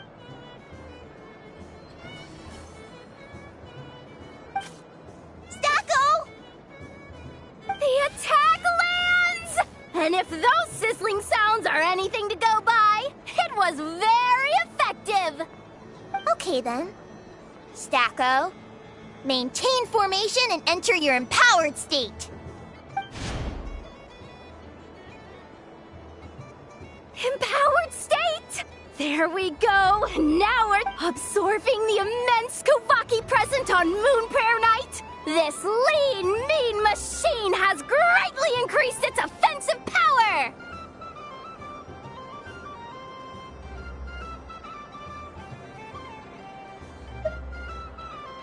Oh, they chose defense! But Stacko's about to attack with the battle is heating up fast! I'm about to start. Go for it, Stacko! Set Kuvaki to maximum! Can their opponents withstand this blow? And what will this moon goddess do? Don't be afraid. Fight however you wish. It's a moon lane! A deft use of a moon lane allows the Kuhenki to dodge the blow! And now it's spiraling around its foe in circles!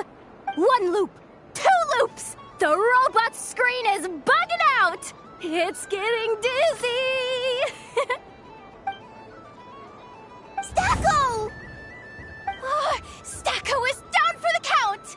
Our winner is the Moon Goddess! You did your best, Stacko. I'll take you to Ainos for a checkup right away, don't you worry. Well, you beat me fair and square, I guess. Honestly, I underestimated you. I think my partner deserves most of the credit. Just you wait. When I'm a little bit older, I'm gonna come back a whole lot stronger. Be ready for a rematch.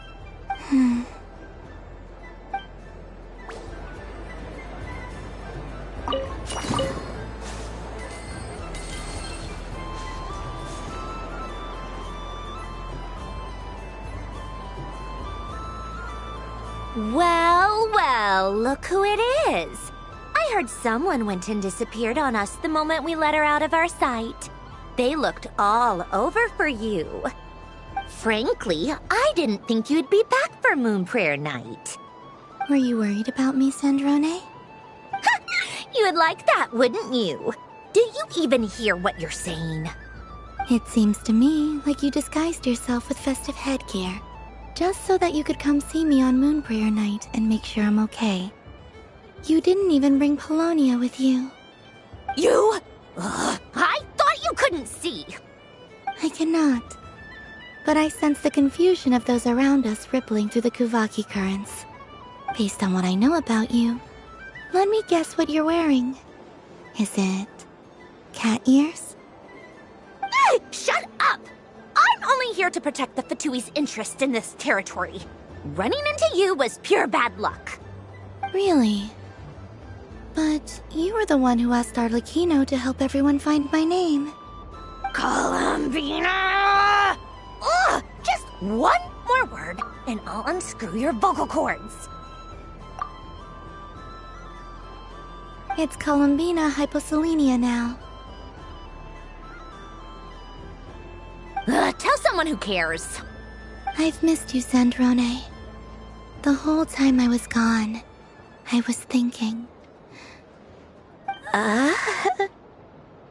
I hope I get a chance to say some ugly words to you.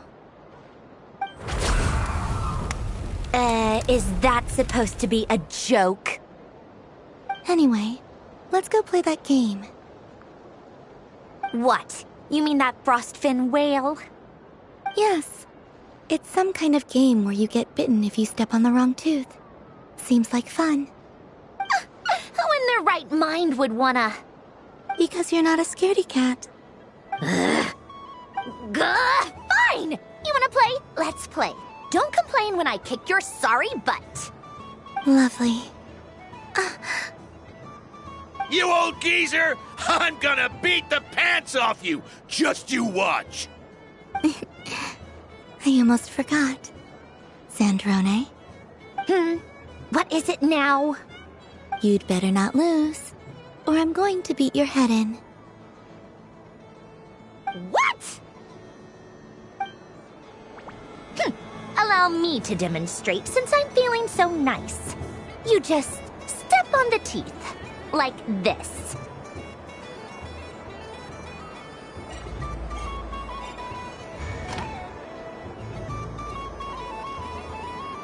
Which should I...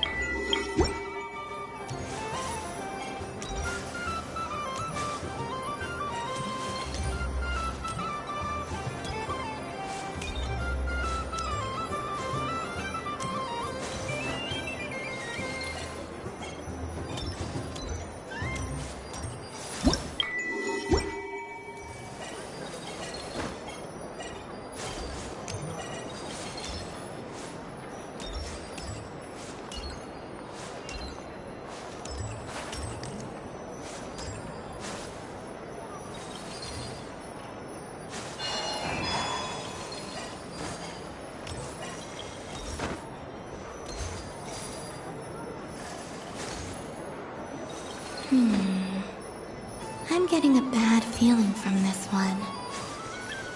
Sensing Kuvaki doesn't count as cheating, right? I want to switch. Your turn, Sandrone.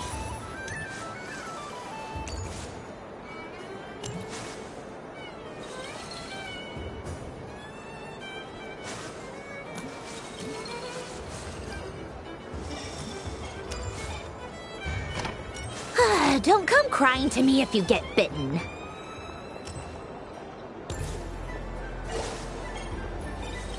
There are less and less teeth remaining.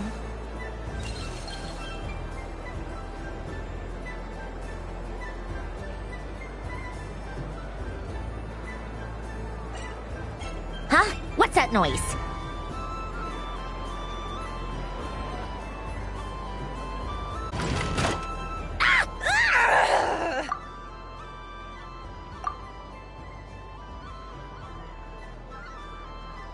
I think you might have picked a bad tooth, Sandrone. Shut it! Do you need any help? It seems like you're stuck. No! It's just a blasted toy! How is its grip this strong? Stop laughing! All right. Well, you lost. So just like I promised... Hey! What are you doing? Are you seriously? Hiya! Why, you... Oh, just you wait! Rematch! Are you all right, Sandrone? That was quite a strong bite. Are your clockwork parts? Quit your fussing! I don't need it! All right. I'll go first this time.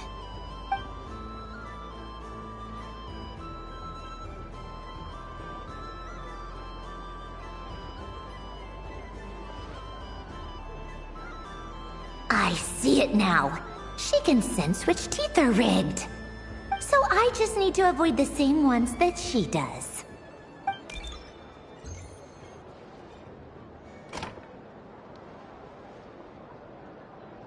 This one...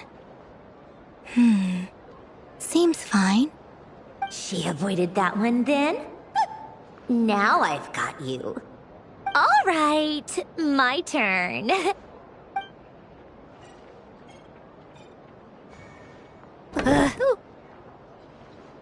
What? Looks like you lost again, Sandrone. Wait! There's more than one bad tooth! Bonk.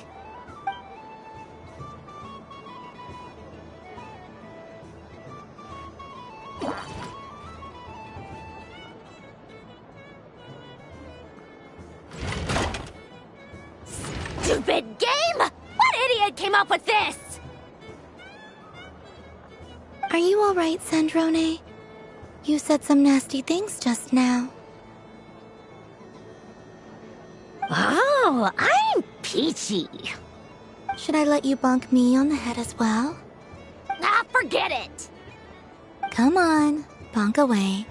It can be your consolation prize for losing so badly. I told you, forget it! Gah, you've always been so annoying. Singing right outside my door, inviting yourself to my tea parties, going AWOL. And now you're off to the moon or something.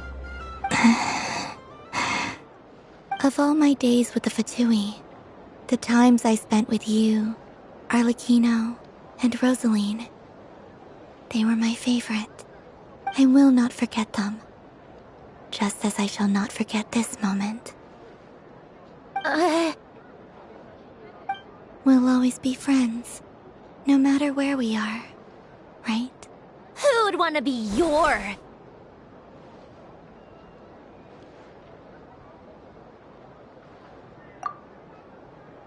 I'll miss you, Sandrone.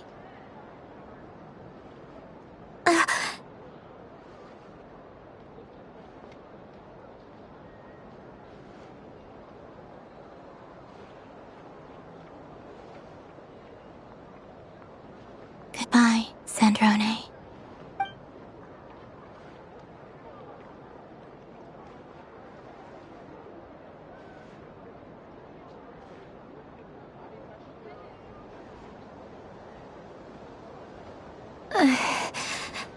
I'll miss you too, Columbina.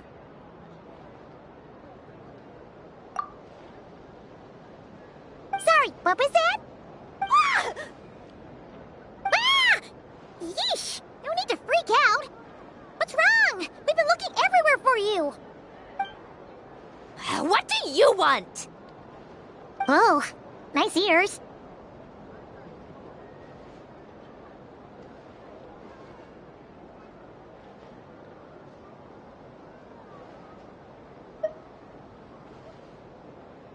What do you want?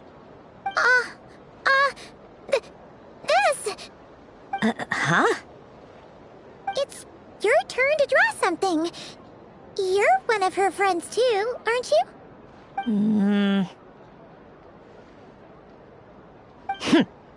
Doesn't know how lucky she is. Sorry? Nothing. I'm done. Take it. Oh, that was fast. Oh, and one more thing.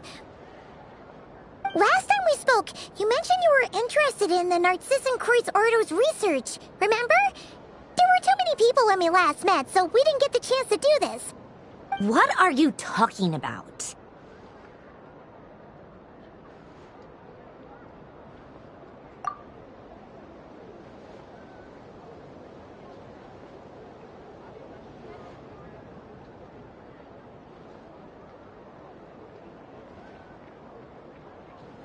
This is...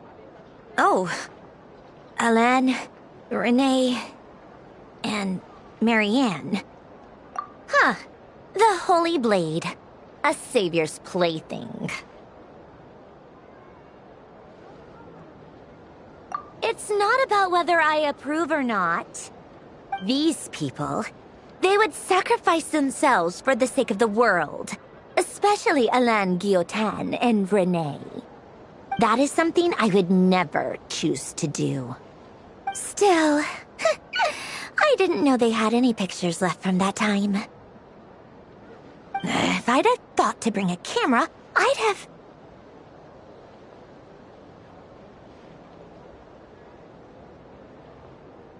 What? Yeah, of you being bitten by the frostfin whale and Columbina bonking you on the head. Tear it up! Now!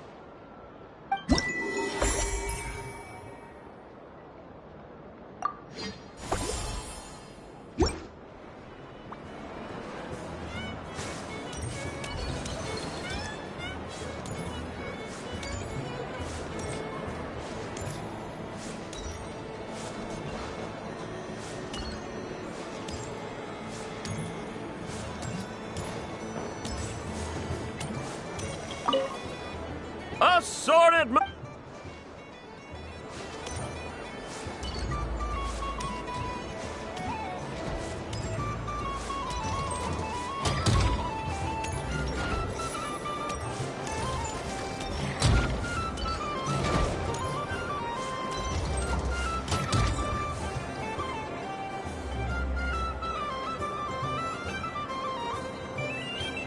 This doesn't make any sense. How am I losing every single time? Wait, Inefa, you're cheating, aren't you? Yeah, that must be it. I am not cheating, Aino. Uh-oh, sounds like Inefa's turning into a big baloney bot. I think it's time for some serious maintenance. Moon Goddess, help me. Miss Columbina, Aino is attempting to cheat.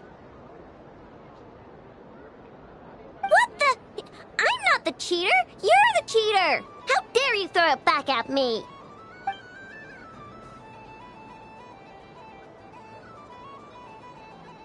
All right, fine. Let's all laugh at Aino. Just you wait till I get home, because I'm going to make a game bot that can win 100% of the time.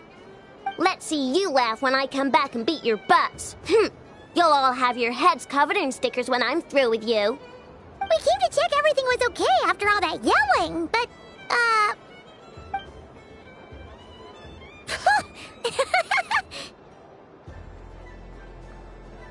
Whatever it is, it sounds like cheating is allowed. Kuhenki concentration. Each player starts with differently colored kuhenki. Each round, they draw one kuhenki from their opponent. When a player has two kuhenki of the same color, they make a pair and can be discarded. Any that can't form a pair must be kept. The round ends when a player can't form any more kuhenki pairs, and that player gets a sticker.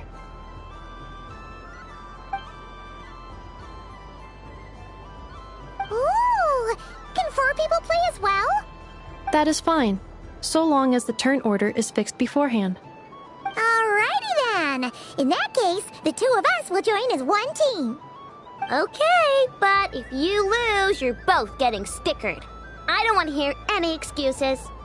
Sure. And if we win? If you win, only one of you gets to sticker someone else. I have taken to calling this. I know logic. Hey, lay off me, alright? Okay, so we're starting the game from scratch again, which means all my stickers so far don't count. Looks like Luonatar is the Kuhenki of honor for this game. Anyway, let's go clockwise, starting from Inefa.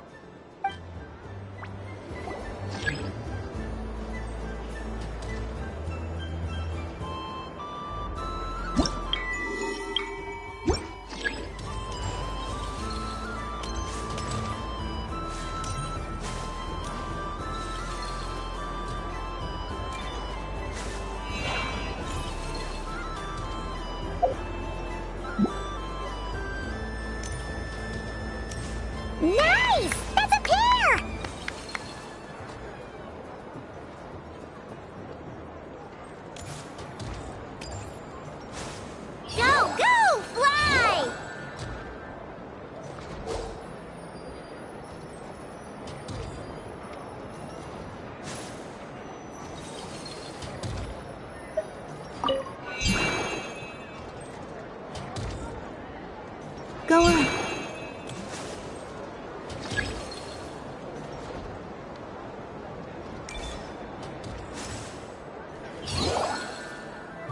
I have a pair.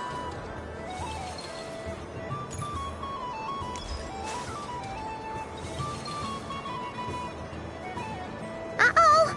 We gotta pick up the pace!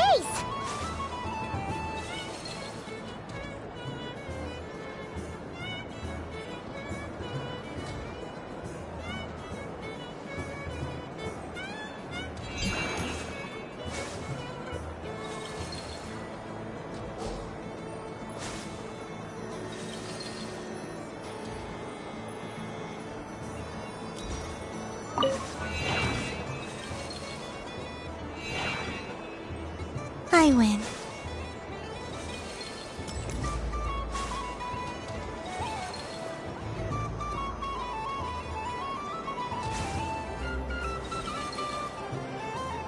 Phew, that was too close.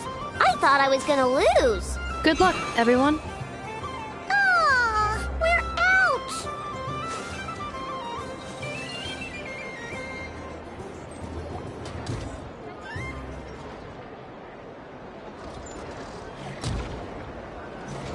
Let me pick a good one. What's it gonna be? You're looking very pleased with yourself there. What happened to being a huge Grumposaurus? I won. Duh.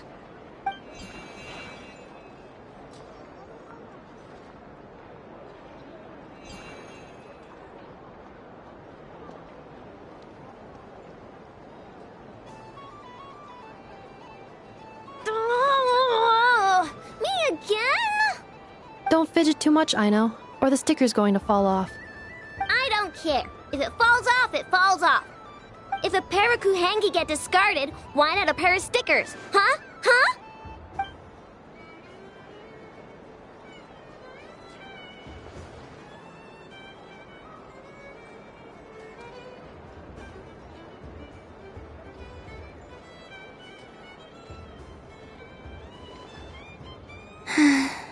I've lost.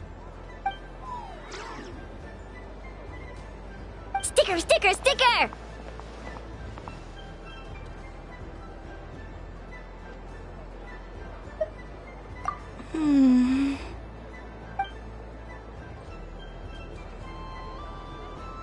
Cute! You think so? Shame. I can't see it for myself.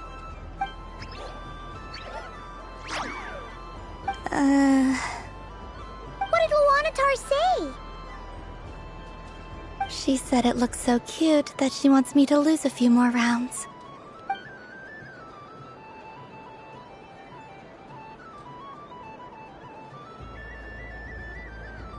Who put these stickers on Paimon's eyebrows?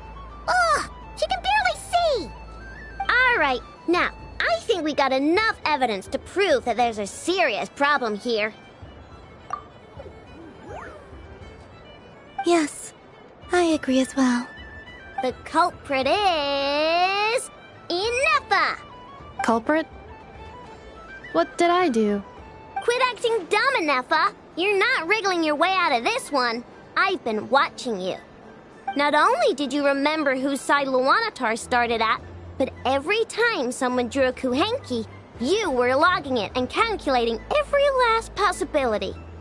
Which Kuhenki pairs were gone, who had what color Kuhenki in their hand, even our facial expressions. You were keeping track of it the entire time. Exactly! What Ino said! Putting aside the fact that running calculations is not against the game rules, do you have any evidence to support your allegations? But that's not against the rules either. So she admits it. She certainly does. Alright, everyone grab a sticker. It's time to get Inefa back. But... Take that!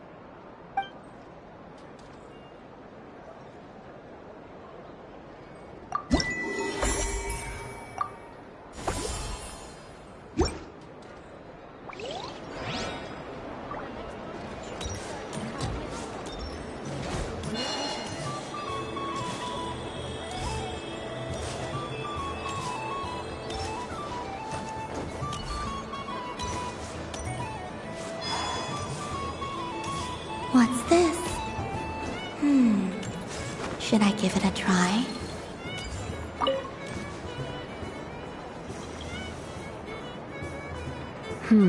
I don't have enough data. Need more samples. Who should I ask for help? Is this one of the amusements?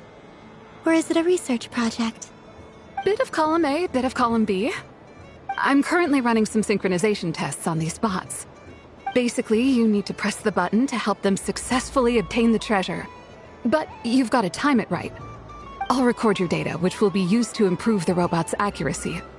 But, ma'am, I mean, Moon Goddess, don't you think you should take your eye mask off first? There's no need.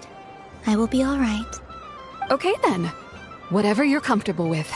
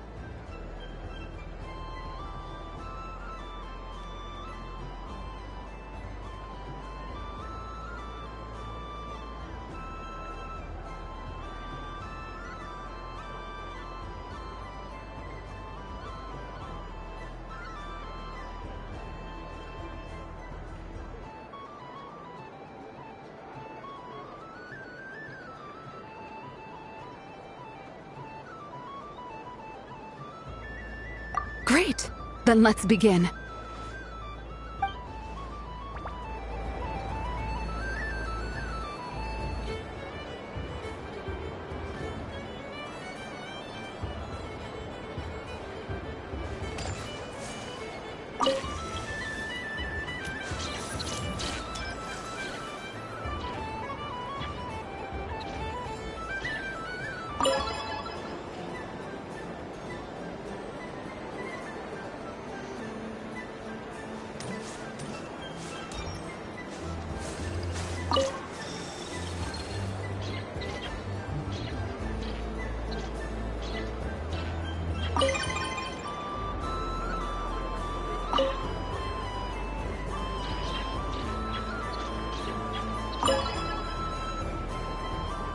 Nice! Data collection complete.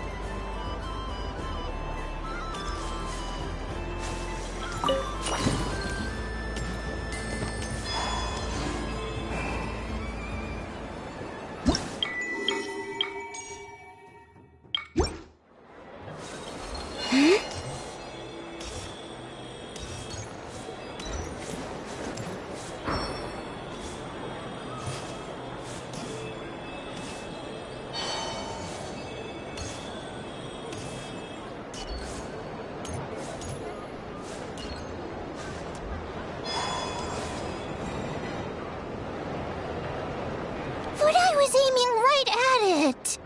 Aw, what a pity. I saw it with my own eyes. You were so close. So very close. That's not true! It dodged out of the way right as I was about to snag it! I'm sorry? You heard me! This paper frog can move! I swear! oh dear, what are you saying? How could a paper frog move? Unless you believe there really is magic in this world. But even if I, the mere humble merchant that I am, knew such magic, surely I would not use it on a paper frog. I'd sooner give Mora legs, so it could walk right into my purse. My dear, dear customer, why not have one more try? This time I'll give you 12% off, a very generous discount for one of my most regular customers. Just think about how much experience you have under your belt now. You're sure to win the next one. Darn, I used up all my coins. I'll be right back. Just gonna fetch some more from my house. Take your time, but don't take too long. This event is Moon Prayer Night only. Miss it, and you'll have to wait a whole year before I'm back. Next customer, please. Welcome. Hello. Whoa! What's this bigwig doing over here? How do I tell my employees not to go running around this time? Shooting them a glance won't work. I haven't known them long enough. Dory? Why, hello there, Miss Columbina. Would you like to play my ring toss game? The rules are very simple, and it's easy to get the hang of. How much for a round? Oh, first time's free. Not a single mora. After that, well, we can cross that bridge if and when we come to it. But with your sharp skills, I'm sure you'll win all the prizes in one fell swoop. That was an obvious enough hint for them, right? Right?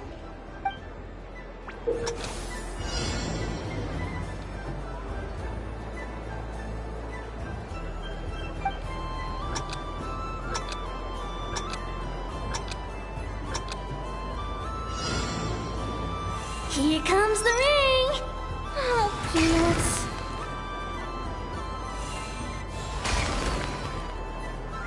Change tracks. Roselle, should we move or not? Just a tiny bit.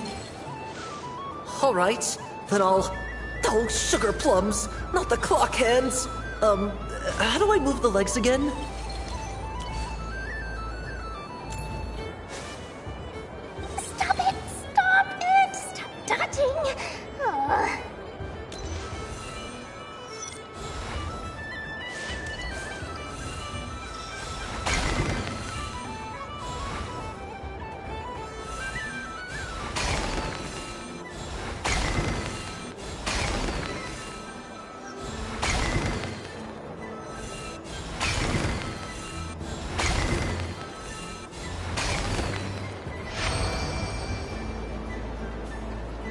Let's see now. Let's see. Wow, very good. That's the highest score we've had all night. And here's your prize. Now, how about another round? As for the cost... Happy Moon Prayer Night, Miss Columbina. Happy Moon Prayer Night, Durin and Hat Guy. Are you here to play the game? Yes.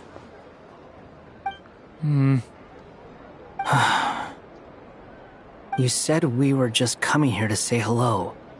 I did, but then I recognized a few more people as I got closer. Do my eyes deceive me? Is that... It's our little dragon! He's all grown up! Someone's popular. Well now, since you came all this way, why don't you try out this lovely game we have going? First try is free. He'll have a go. I'll pass. It's only one free try per customer. You can't give your try to him. I'm aware. How has Elder Almond been lately? He's in great shape. He goes for a run in the forest every morning to stay fit and healthy. He tried to go boat racing with Firecracker a while back, but he couldn't even make it onto the Lotus Leaf. Firecracker was in fits of laughter.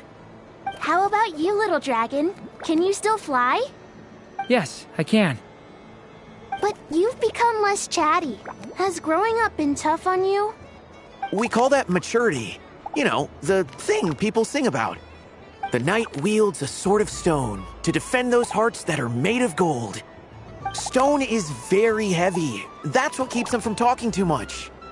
That's awesome! I want to be a knight when I grow up, too. Ring, here I come!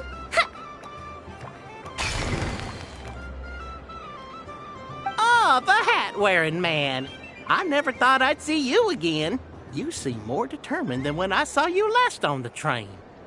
If you say so. Oh, I do say so. The people you once helped see it clearly. It's because you are once again on the right track. May the engine in our hearts propel us to the station of our dreams. I can move! I can move now, Roselle! What are you doing, running into the rings like that? You got them all so quickly! I have never seen anything like this in all my travels! Is this guy actually an old friend of theirs?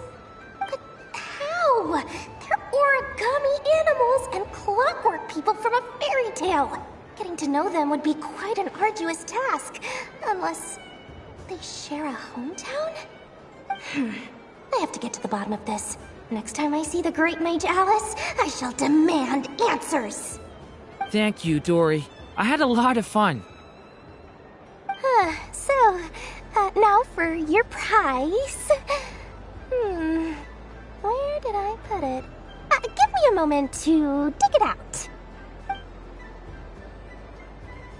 Oh, sweet grand prize. How I wish I didn't have to let you go. Good thing I've already turned a profit from the customers earlier in the night.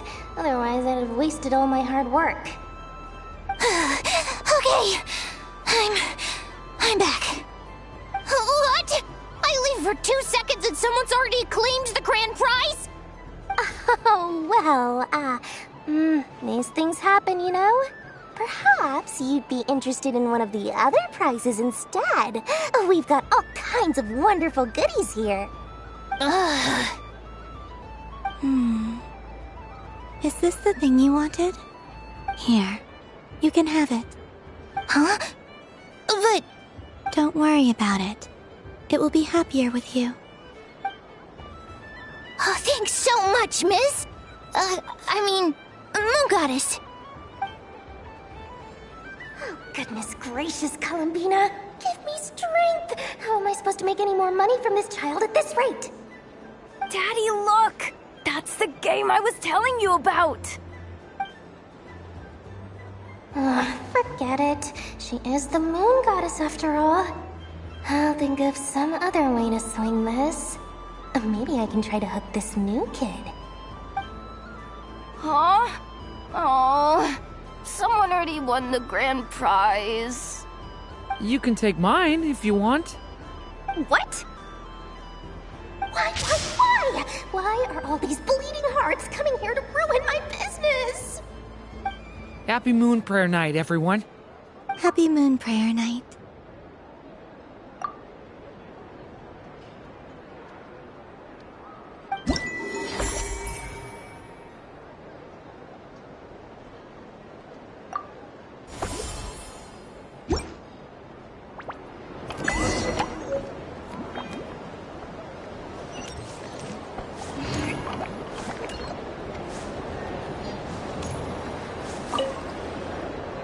Traveler. Hey there, Columbina! Are you done checking out the festive amusements already? Are you sure you don't want to look around some more? You might not get another opportunity like this for a while. Right now, what I'd like to do is...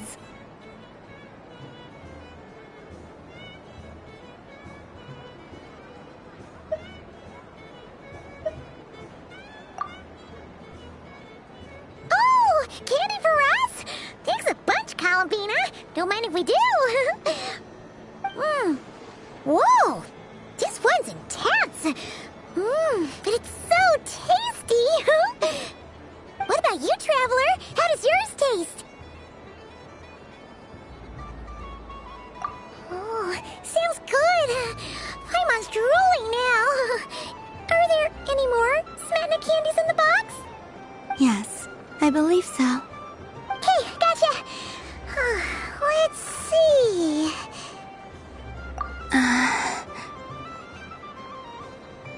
Sure. This one, and yep, this one looks right too. Okay, that's 3. Here we go. 1 per person. It's so sweet.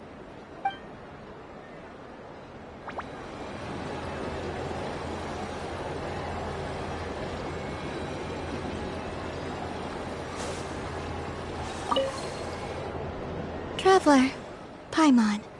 Columbina! Finished with the festival already? Really? You're sure you don't want to have a little more fun out there? Final answer. Yes, I am sure.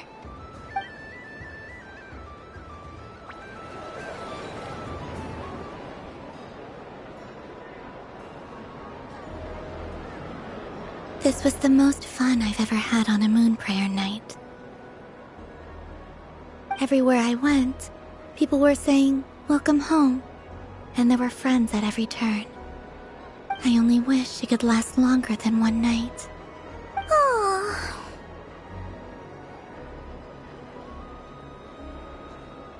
Yes, you're right. The moon prayer blossoms. Ooh, look! Look! Moon prayer night is here!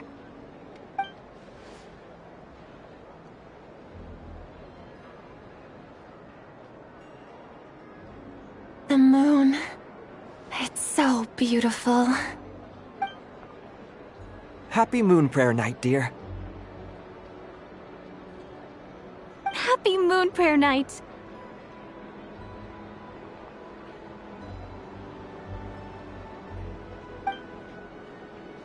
Happy Moon Prayer Night.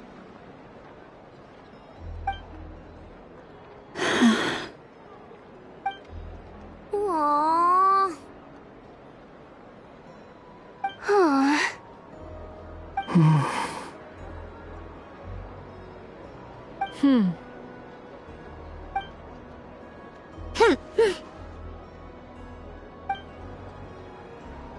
Time flies when you're having fun.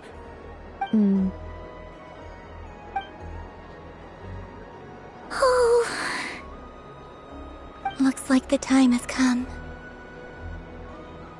Columbina. You'll be heading off now? Yes, to the ruins you mentioned. And from there, back home to the moon. Wait! I know? At least... Take one of our craft shop's crumb cookies up to the moon with you. You know, for a snack. Sure. Why not? The Curatorium of Secrets believes in proper farewells. No story should be left without a satisfactory endnote. Never. Farewells are an important affair for the Ratniki, too. We never know when we might meet again. Ha-ha! And here I thought grand farewells wouldn't suit tonight's mood. But I suppose friendly passion is not to be stopped, eh?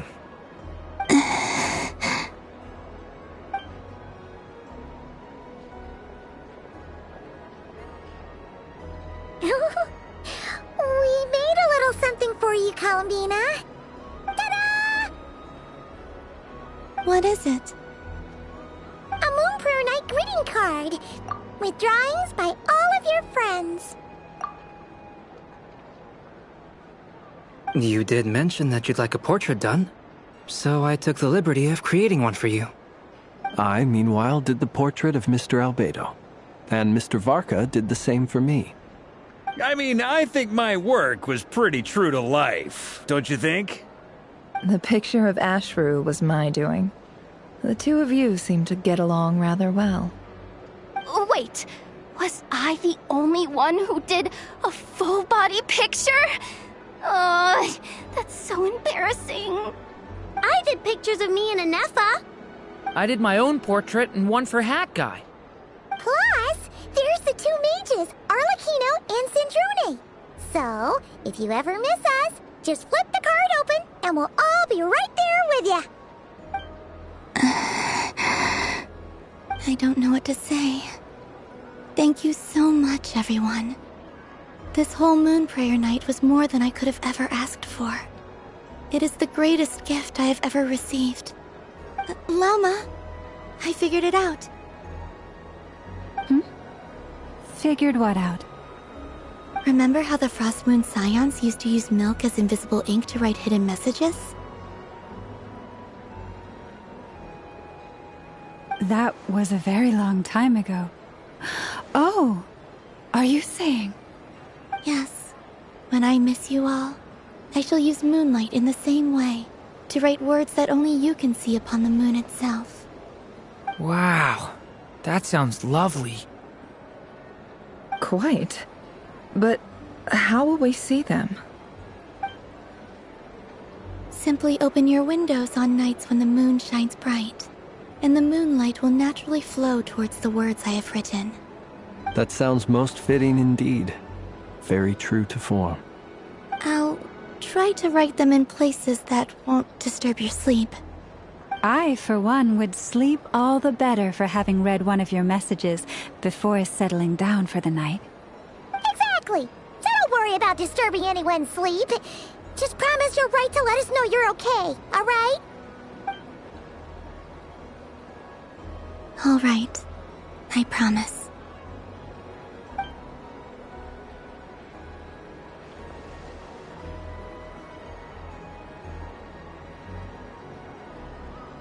In that case, Columbina, are you ready? I'm ready.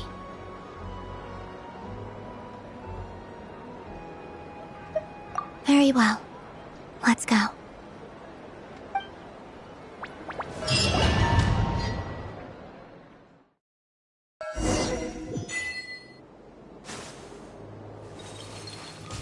In just a few moments, I will be gone.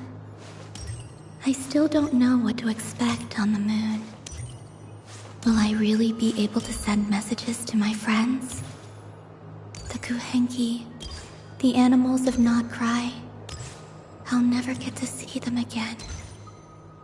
I wonder where I'll be when the next moon prayer night comes.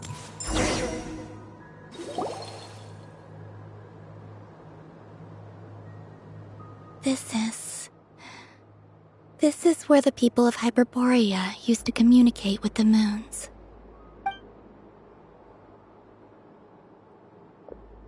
Eternal moon, frost moon, iridescent moon. When the power of all three converge, the gate to the moons shall open. The moon marrows are in position. Only the final step remains. I'm sure Nasha Town is livelier than ever at this moment. Yeah, it's a shame you couldn't be there for it, but it's now or never, right? It's fine. I'm more than happy with this. My last piece of luggage. My only piece of luggage.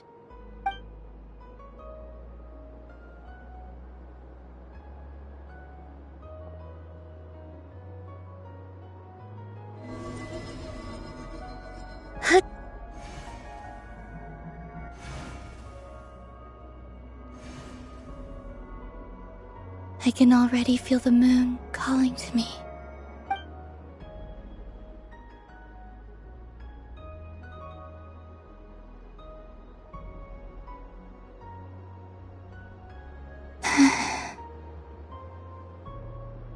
This ray of light will lead you home, Columbina. From now on, we will at last have a reason to pray to the true moon. Columbina. Yes? I'm listening. Be sure to come back and see us when you get the chance.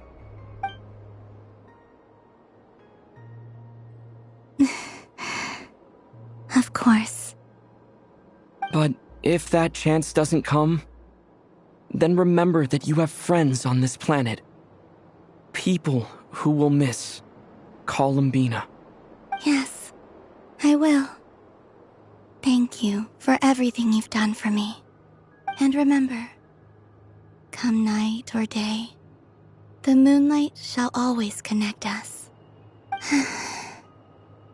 Well then, farewell, my friends.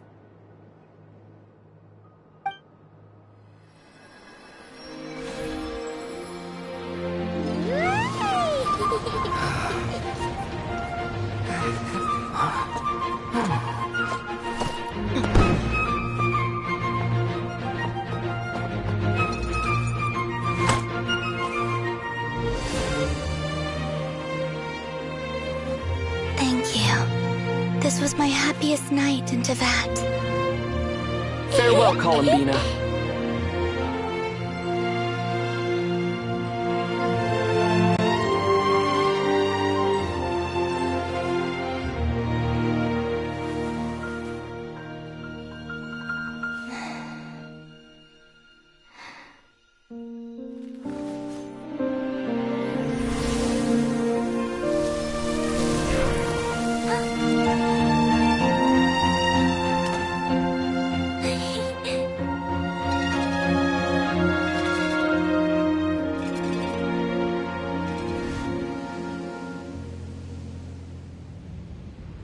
The moon really is closer than ever tonight.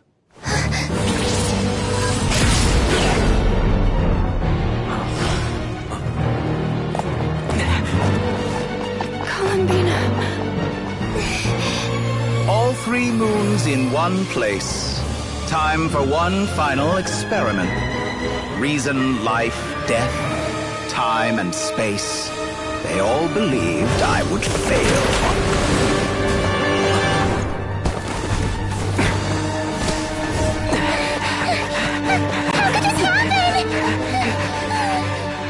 But Tevat's primordial power never did belong to the throne of heaven. And now, they are mine.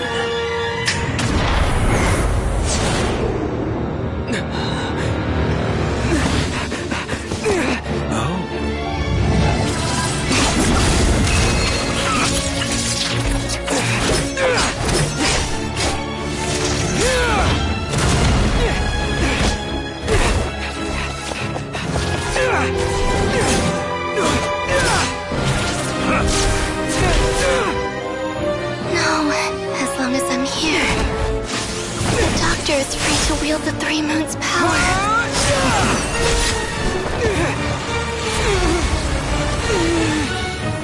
It's the only way.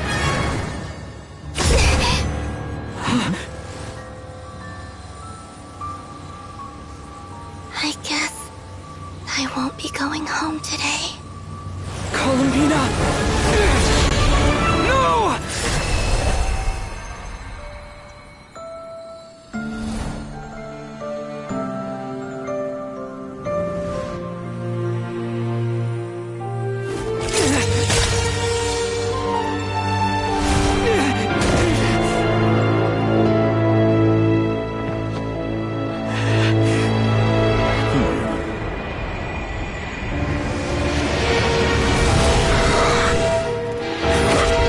Stubborn world, do not try to control me!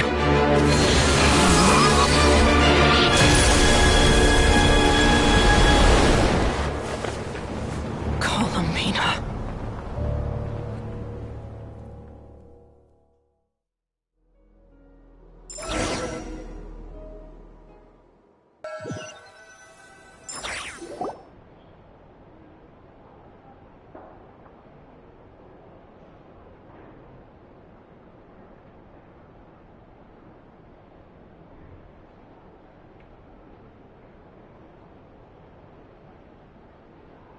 Are you all right?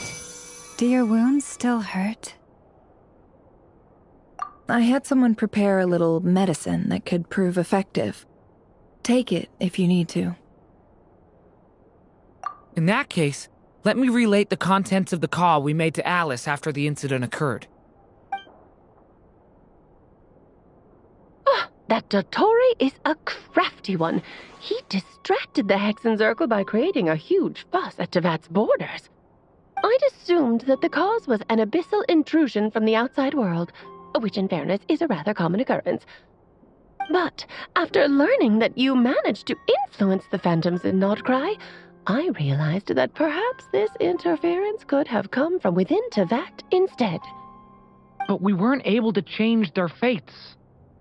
True, you couldn't change how their stories ended, but you did build some variables around yourself.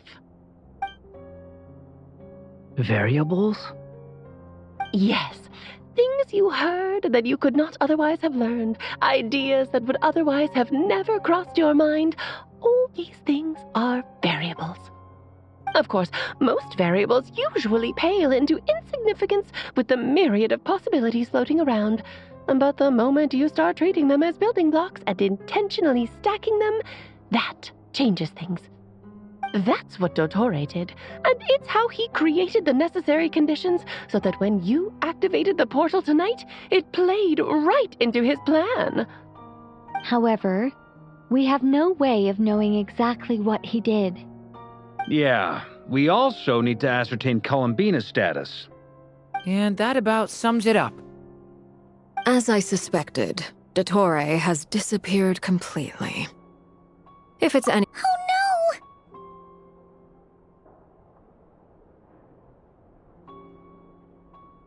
What? She did what? All we saw was Dottore appeared and used some kind of power. The next thing we knew, he and Columbina were gone and you were falling into the sea.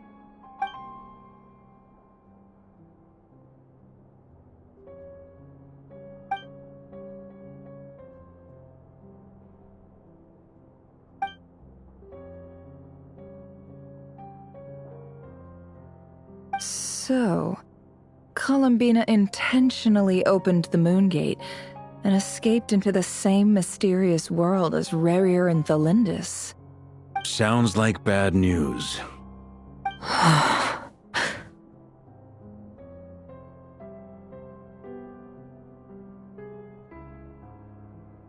Seen in that way, the trilunar syzygy and Rerir's emergence, Dottore might have been pulling the strings in both cases.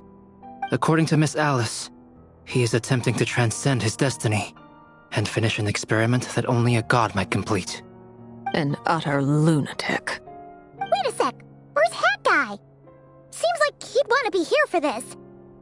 He took off with the Dodo communication device after we spoke to Alice. He said he had a hunch that he wanted to investigate by himself. The look on his face was terrifying. I've never seen him like that before.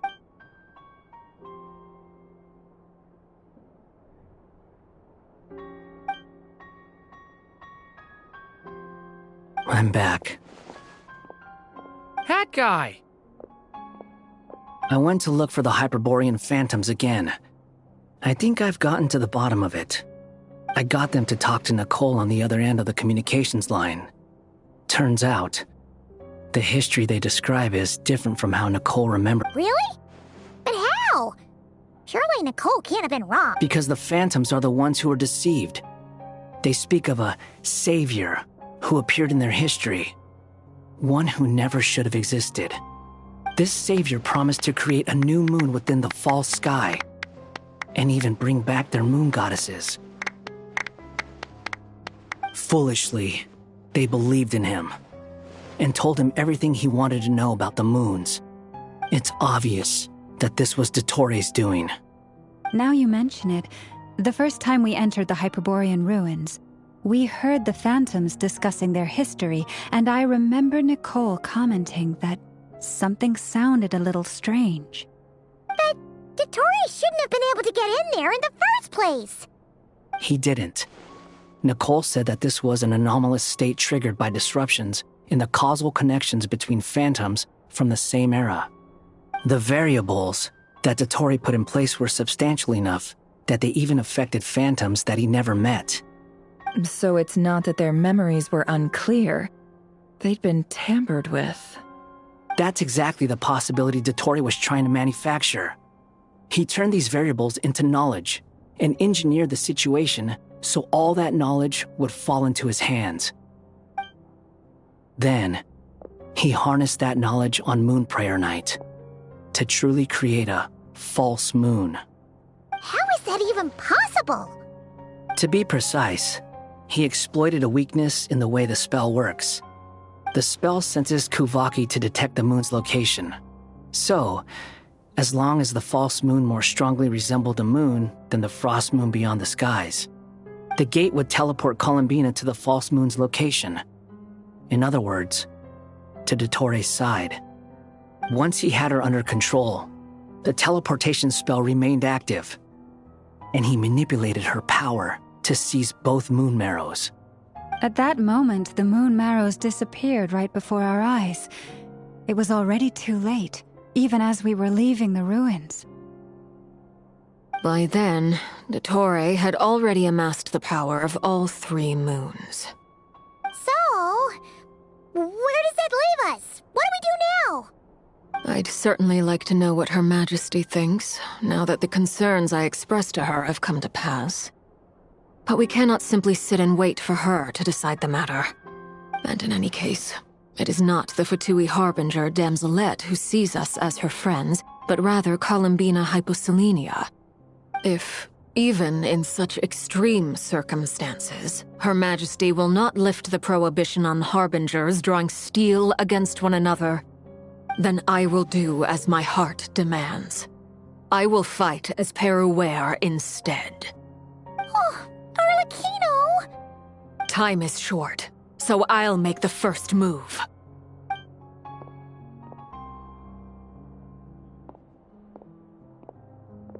Whew. Even Arlecchino seems to be losing her cool now.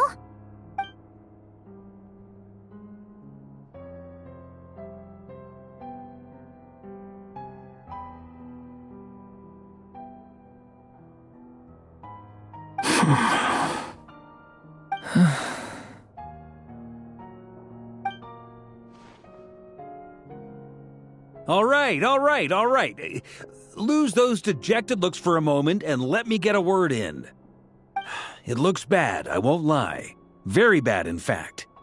So Dottoro's pulled some real dirty tricks to gain the upper hand. For now. And yeah, it's to the point where even the mages say that his variables have affected destiny. I'm not so sure, though.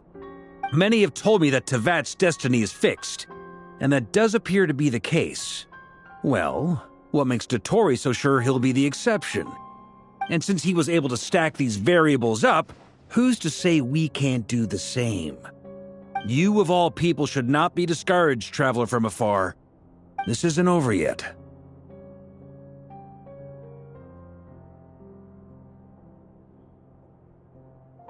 And you're not alone in that. Everyone here does, whether they've spoken thus far or not. But none of us are the type to sit back and wait for the sun to shine again. That's exactly how a knight should roll. If they knock you down, you get back up and get back in it. Don't forget, Honorary Knight, you're a legitimate member of Mondstadt too. Mark is right. This is far from over. Dottore's already way overdue a butt-kicking given his past shenanigans. And after this, he's earned himself a double dose. That's what I'm talking about. How's everyone else feeling? I'll use Kuvaki to investigate Columbina's whereabouts. I am not ready to give up either. Leave the intel gathering to me. Whatever happens within Nodcry's borders, when the Curatorium of Secrets wants to be in the know, we always find a way. Ano and I will do all we can to support you. We will attempt to reverse engineer Dottore's actions and seek a breakthrough that way. Alice and Nicole are busy dealing with an emergency at Tevat's borders, so they can't return just yet. But they're both very angry about this. They've asked Albedo and me to act on the Hexenzirkel's behalf and do everything in our power to fight back against Dottore. Are you ready then? We're going to have to conduct a lot of research, even in the early stages. I'll do my best. As for me, I'm pretty familiar with Dottore's way of doing things, so I can try to predict his next move. I'll help with your investigation. Nice! Looks like we have our basic division of labor. I'll get in touch with Flint's and Itlua, get them to have a chat with their Starshiner. It couldn't hurt to bring the Lightkeepers on board as well. At the same time, I'll pass on instructions to the Knights present in Nodcry to assist the Lightkeepers and other organizations in ensuring the safety of those living here. Yeah! We'll show him! That's it then. Good luck, everyone.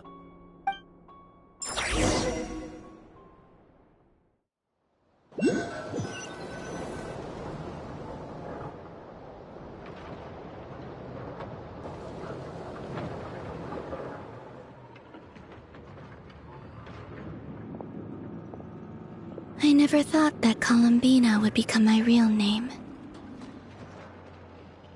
It went from being a Fatui code name to something my friends call me. And remember, come night or day, the moonlight shall always connect us.